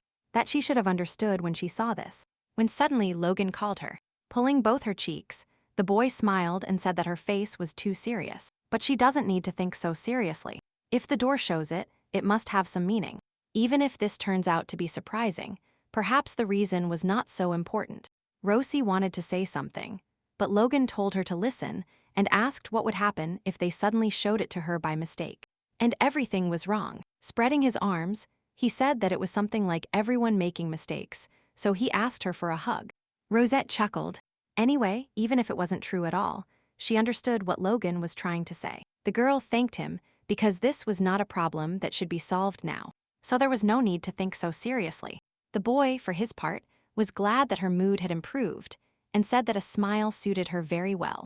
Rosette's face turned red, and she thought he was also saying embarrassing things without thinking. And finally Thanksgiving Day arrived, and since they had prepared such a large tree, they were able to supply it all with gifts. Looking at the crown tree and the gifts beneath it, she found gifts for her siblings. Signed with cards, the girl happily thought that there would most likely be many gifts, because there were 4 children in her family. Last year the gifts were only for her, so she invited her siblings to take some of hers. Nathan and Lucas generally agreed with that, and Aaron said he would accept it since they exchanged gifts with family members on Thanksgiving Day. At that moment, the Duke, realizing his mistake, coughed slightly and turned his head. Understanding what the Duke wanted to tell her, Rosetta said there would also be a gift for father. And he, although he refused, accepted the gift. Then she thought about what brother Lucas was like, and realized he resembled his father. But that same year, she prepared everything in advance. Aaron arrived first, wishing his sister good morning and asking if she had slept well. The girl exchanged the appropriate banter with her middle brother, who arrived on time. Lucas, coming down the stairs, asked if they had opened their gifts yet. The siblings said he was late. After examining the mountain of gifts, she asked the P which of the gifts was Nathan's. Indignant, he asked if asking such a thing was against the rules. However, Rosetta enthusiastically, putting her palms together and smiling, said that there were actually no gifts from her. She explained that she wrote the gifts on cards and hid them in the mansion, and whoever found them would become their owner. There were rules for all this, and whoever violated them would not get a gift to begin with. It was impossible to take gifts. Using the blessing is as forbidden as magic. She hid 100 pieces, and it is forbidden to find more than 20. Upon learning these conditions, Selena told the lady that there would then be postcards, and Rosie asked if they weren't going to participate. The maids couldn't believe that they could join too, but Rosetta confirmed they could, because it was much more interesting together, but asked not to count on surprising gifts. And finally, having presented the rules of the game to everyone, she said that the postcard search was now open. Everyone fled immediately, and then the little girl decided that in this case, she would open all her gifts for the time being. Nathan was the first to find the postcard, and upon unwrapping it, he read that he had received a gift in the form of a cup of cocoa made by Rosetta. Aaron had a scarf made by Rosetta, and the siblings realized they could find some more things. Like the maid found a coupon for dessert from a famous pastry capital. And Aaron said it was very much like Rosetta, so Lucas pulled on the fabric of his older brother's cape and asked him if he wanted to trade with him. Nathan was also interested in the gift his younger son had found. And then Lucas showed him a coupon for a 10-minute massage from Rosetta. Aaron was surprised. Lucas said it wasn't bad, but he wouldn't use it. And Nathan, laughing, offered to negotiate with him. Then a large hand reached out from behind Lucas and took the envelope, reading what was written. The Duke said that if he wants to trade, Lucas can trade unconditionally with his father. In a whisper, Nathan asked what he was trading. The envelope showed pirate ship models, and Lucas said it was better. But the search did not stop. Servants and relatives continued to find more and more postcards, wondering who found how many. Hearing these cheerful conversations, laughter, and commotion, Rosetta began to open her gifts, seeing how good everyone looked. But before she could take the gift out of the slightly open box, Rosette noted that Kyan reached his hand into it and told him not to joke. After all, she had already prepared a gift for him and told him to go to her room at night. The boy was surprised, but Rosette confirmed once again and said they would meet after searching for postcards, and asked to wait a little while. After a while, Rosette announced the end of the search and said that now they need to seal everything they have found so far. She said that those with a seal could use them later, but those without a seal were invalid. After a while, she finished arranging the seals and said that now she would announce their order. Loudly, for the whole hall, she said that father took first place, having found 20 pieces. Nathan applauded him. Approaching, he asked if there was any postcard she wanted to use at that moment. Then he could say which one. Without thinking too much, the Duke handed his daughter a card asking for a hug, and making sure father was ready. The baby hugged Henrietta tightly around the neck while Tom knelt down. She wondered if it was possible to give such a gift, so she wrote it on the card. The hug was nice and very warm, and although she felt she had received a gift, she decided to announce second place as well. And so, in second place was brother Nathan, who found 17 postcards. The siblings applauded him. He immediately told his sister that he wanted to use this, and handed her a card on which he wanted to exchange weekly diaries. She, giving him a high five, said she had chosen a beautiful diary and would write something in it later, and would give it to him. In third place was the eldest brother Aaron, who found 16 postcards. The young man smiled and said that in this case, he would use this first and handed over the postcard. On it, he wanted Rosie to read the book to him, but said he asked to do it tomorrow because today he was busy. Aaron didn't mind, moreover. Today he had quite a bit of fun thanks to her, and thanked her by patting her on the head. The girl, smiling, said she would be very interested in reading to him, and that she first had to choose a book. And then Rosetta announced fourth place, and brother Siashu finished in it, having found 14 postcards. She approached him and asked what he wanted to use, and Lucas asked her until when he could use it. The baby opened her eyes wide and admitted that she hadn't decided. So Lucas simply confronted his sister with the fact that he would use it later. Then his middle brother approached her from behind and, interested, asked when he would use this. But Lucas said that he was the one who should decide. The girl thought that brother Shu was very strange and didn't understand when he was going to take advantage of it. She told the other servants that if they wanted to use a card, they could tell her. And then she turned to those who had not found a postcard and told them that she had prepared a prize for them for participating. She wrote names on all the gifts, so she asked them not to confuse them with others, and to take what was theirs. Last year and this year, not only her family, but also her employees gave her many gifts. She wanted to respond in some way, and she succeeded. And finally, she locked herself in the room after having taken revenge on the sending of gifts. Therefore, she told Kyan that he could come out, and in a moment the young man appeared in front of her greeting Rosetta. Smiling, he said, since she said she had prepared a gift for him, he was very happy with the anticipation. Somewhat confused, Rosie said that maybe he shouldn't expect much, and Kyan said he would be happy with anything. In that case, Rosette asked, even if he doesn't like it, does he have to pretend he likes it? And so, the next moment, he unpacked, and a portrait of a black-haired young man was in front of the stigma king. Confused, Rosetta said that to others he looks different, and only she knows his appearance. So she prepared a portrait. Kyan opened his mouth in shock, without answering. Rosie looked up and asked him to pretend he liked it. But then the young man said that wasn't the point at all. He was so happy about it that he didn't even know how to express it. Rosetta's cheeks flushed. She lowered her head embarrassed and asked if compliments were not enough, saying that the main thing is that he is satisfied. Kyan said, surprised, that she should have studied people's expressions better, because in this case, she could have conveyed her feelings better. The little one, shyly lowering her head, said that what he liked was enough for her, because that would make her happy, and if she had known that he would like it so much, she would have drawn it a long time ago. How then did she say that this was the end of the gift she had prepared for him? And she asked him if he knew that postcards without a seal are invalid. The guilty guy pulled out the postcard, and Rosetta said she hid the last one in a not-so-difficult place, and that it was strange that no one found it. And Kyan said he was 100 times inferior to his family members, but that there were many other participants.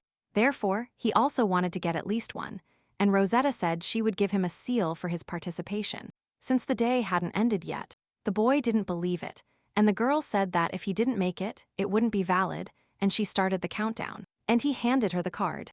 The girl stamped the card and asked him if he was using it now, and Kyan nodded affirmatively.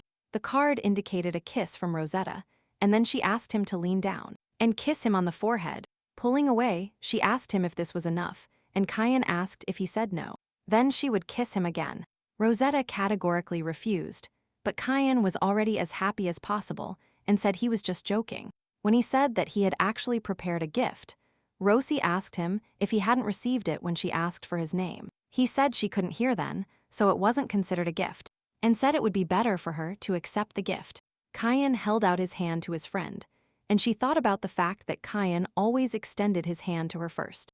On one hand it was simple, but if you look at it the other way it was very difficult, and she placed her hand over his. She thought that even if she couldn't return it all with all her heart, at least she would happily accept it. And the next moment the boys moved, looking around, Rosetta realized that she had created a lake in the secret garden. The boy confirmed her conjectures. The lake shone like a mirror, reflecting silhouettes like a mirror.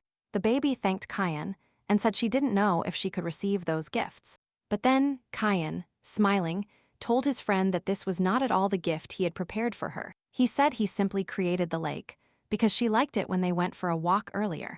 He was glad she liked it, but then the little one, not understanding, asked him what he had prepared. The next moment, the king of stigmas took out a red box from his chest, opened it, and said that it was a gift prepared by him. In turn, Rosetta looked with surprise and embarrassment at the box, with the ring in Kyan's hands. But he immediately explained that it is a ring that changes color when another stigma approaches it. Besides her, something like an artifact, although Kyan is only somewhat familiar with human customs.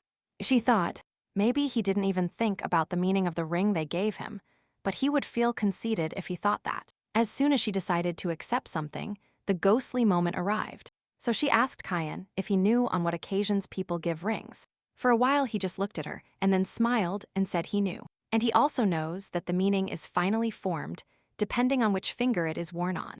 And he would be lying if he said he hadn't thought about what she meant, but that he didn't want to be a burden to her. Whichever finger she puts it on, he will be happy. But it is also true that he wants Rosetta to be his only person. If she says she is disgusted, he will not mention it again, but Rosetta said she is not disgusted. Last time, when discussing the engagement, there were things that embarrassed her, and she avoided answering. She thought about the favor and love of the stigma, its similarity to the human, but she was afraid to think about it, so she avoided it. Looking again at the king of stigmas, she told Kyan that she had never thought of it that way, and decided to live as Rosetta of Hungary in this world, and not as in the novel. Blushing, she asked if perhaps it would take a little longer, but if she could start thinking about it from now on. Has much changed? It is no longer clear what might happen in the future, so it is right to treat Kyan not as the king of stigmas. What about a creature that shows its sincerity right in front of her? Kyan agreed. Smiling, Rosette looked away embarrassed and said she would wear the ring on the second finger. Putting the ring on her friend's index finger, Kyan smiled and said it suited her very well. Rosie said that for the time being it was just a practical thing, so she would check if the function he mentioned worked. And after that, the pair of friends held hands, looking into each other's eyes with tenderness and gratitude. 5 years later, in the imperial capital at Baird Academy, the lesson ended, and the teacher asked to repeat everything before the next lesson. The girl was about to gather her books when Lady Hungary was called. She was already 13 years old. Looking surprisingly at her classmates, she neatly folded the textbooks in her hand and asked them what they wanted. The girls, holding the invitation, asked her if she had any plans for the weekend, because they were going to have a tea party. But with a sigh of surprise, Rosetta apologized and said she needed to go home this weekend. She returns home almost every weekend and asks them if they would mind inviting her next time. As she walked away, one told the other that she was very nervous. But the lady turned out to be kind, as the rumors said. With the start of the new semester, many new students have arrived, and Rosetta will be busy for some time, said the girl who approached. The girl pointed to the invitations to her classmates, saying that they themselves had received many things. The green-haired girl said that since they go to the academy with the incarnation of the crown, nothing can be done. Rosetta asked if they would leave her alone when they came to visit her for another month. Her friends laughed. She turned 13 this year. 4 years have already passed since she entered the Capital Academy. At first, everyone was terribly outraged that she was going to the academy. Rosetta said that father and mother also went there, and that her brother Nathan studied there too. However, older brother Aaron said that he and Lucas did not go there. The younger brother supported him and said she didn't have to go there. Nathan said that although he goes there, it happened due to the situation in the family. It used to be mandatory, but now it is not. Enrieth asked her daughter why she had suddenly thought of that, if there was something she didn't like about homeschooling. But startled, Rosetta loudly said that this was not the case and that her teacher taught well. However, she lowered her head and said that, although she doesn't know exactly what she has to do, She is still the incarnation of the crown. If she continues to stay at home, then, of course, everyone will treat her well. And this will spoil her. It turns out that, whether she has it or not, she would still like to try to get along with other people. When Nathan, raising his hand, said that if that was the case, then he agreed. The little girl was happy. Then Lucas stopped them and asked if he agreed, not because he himself was going to the academy. Rosetta thought that Natty had graduated from the academy, but the middle brother said he had gone to graduate school, so they would see each other until graduation. But he didn't say this out of selfish interests. There was truth in Rosie's words, but she is the incarnation, and they cannot watch her all her life. But then Nathan said that if she said she wanted to find friends, he would be against it. Most children who study there come from noble families or have something even without status, and they can cause trouble. In that case, Rosie shouldn't even go there, Lucas said, suddenly displeased. But then Nathan stopped his younger brother and told him that he was saying Rosetta needed experience. Aaron said that, of course, it is better to get along with peers at an early age. Yes, and she has status. It will attract attention at the academy. The children will consider it important and cause trouble. And if something happens, they can intervene, tell Natty, and she can also quit if it doesn't work out. Other families would also worry about Rosie going to the academy, so I asked that this be taken into account. All this time, the Duke listened carefully to his children's reasoning about entering the academy. But he looked grim. Thanks to Nathan's full support, she was allowed to enter the academy. She continued walking down the hallway when she suddenly noticed the ring Kyan gave her, which started turning black. And then I realized that before returning home, one more thing came up, and my mood improved a little. A girl killed stigmas in the forest with a sword, and a silver-eyed woman, and a silver spear protected her. The savior of white praised the girl for improving her skills, and Rosette shyly thanked him. Over the past 5 years, they have agreed with some of the guardian stars to speak more informally. In recent years, the Empire's borders did not seem to be broken, but a strange increase in stigmas was observed nearby. But if her father and brothers find out that she is involved in their destruction and training, they will scold her. Suddenly, the little girl heard a loud and heartbreaking scream and ran in its direction, because people here are not frequent guests. But the next moment, Rosetta stood still, looking up, and the knight in shining armor gave her strength. He killed the stigmas that appeared with a single blow, but looking at them, he wondered how he could have overlooked them. But then, looking back, she noticed a girl with glasses sitting among the nearby bushes. Rubbing her eyes, she approached the girl and, holding out her hand, asked if she was okay, and the girl, who had tears in her eyes, thanked her.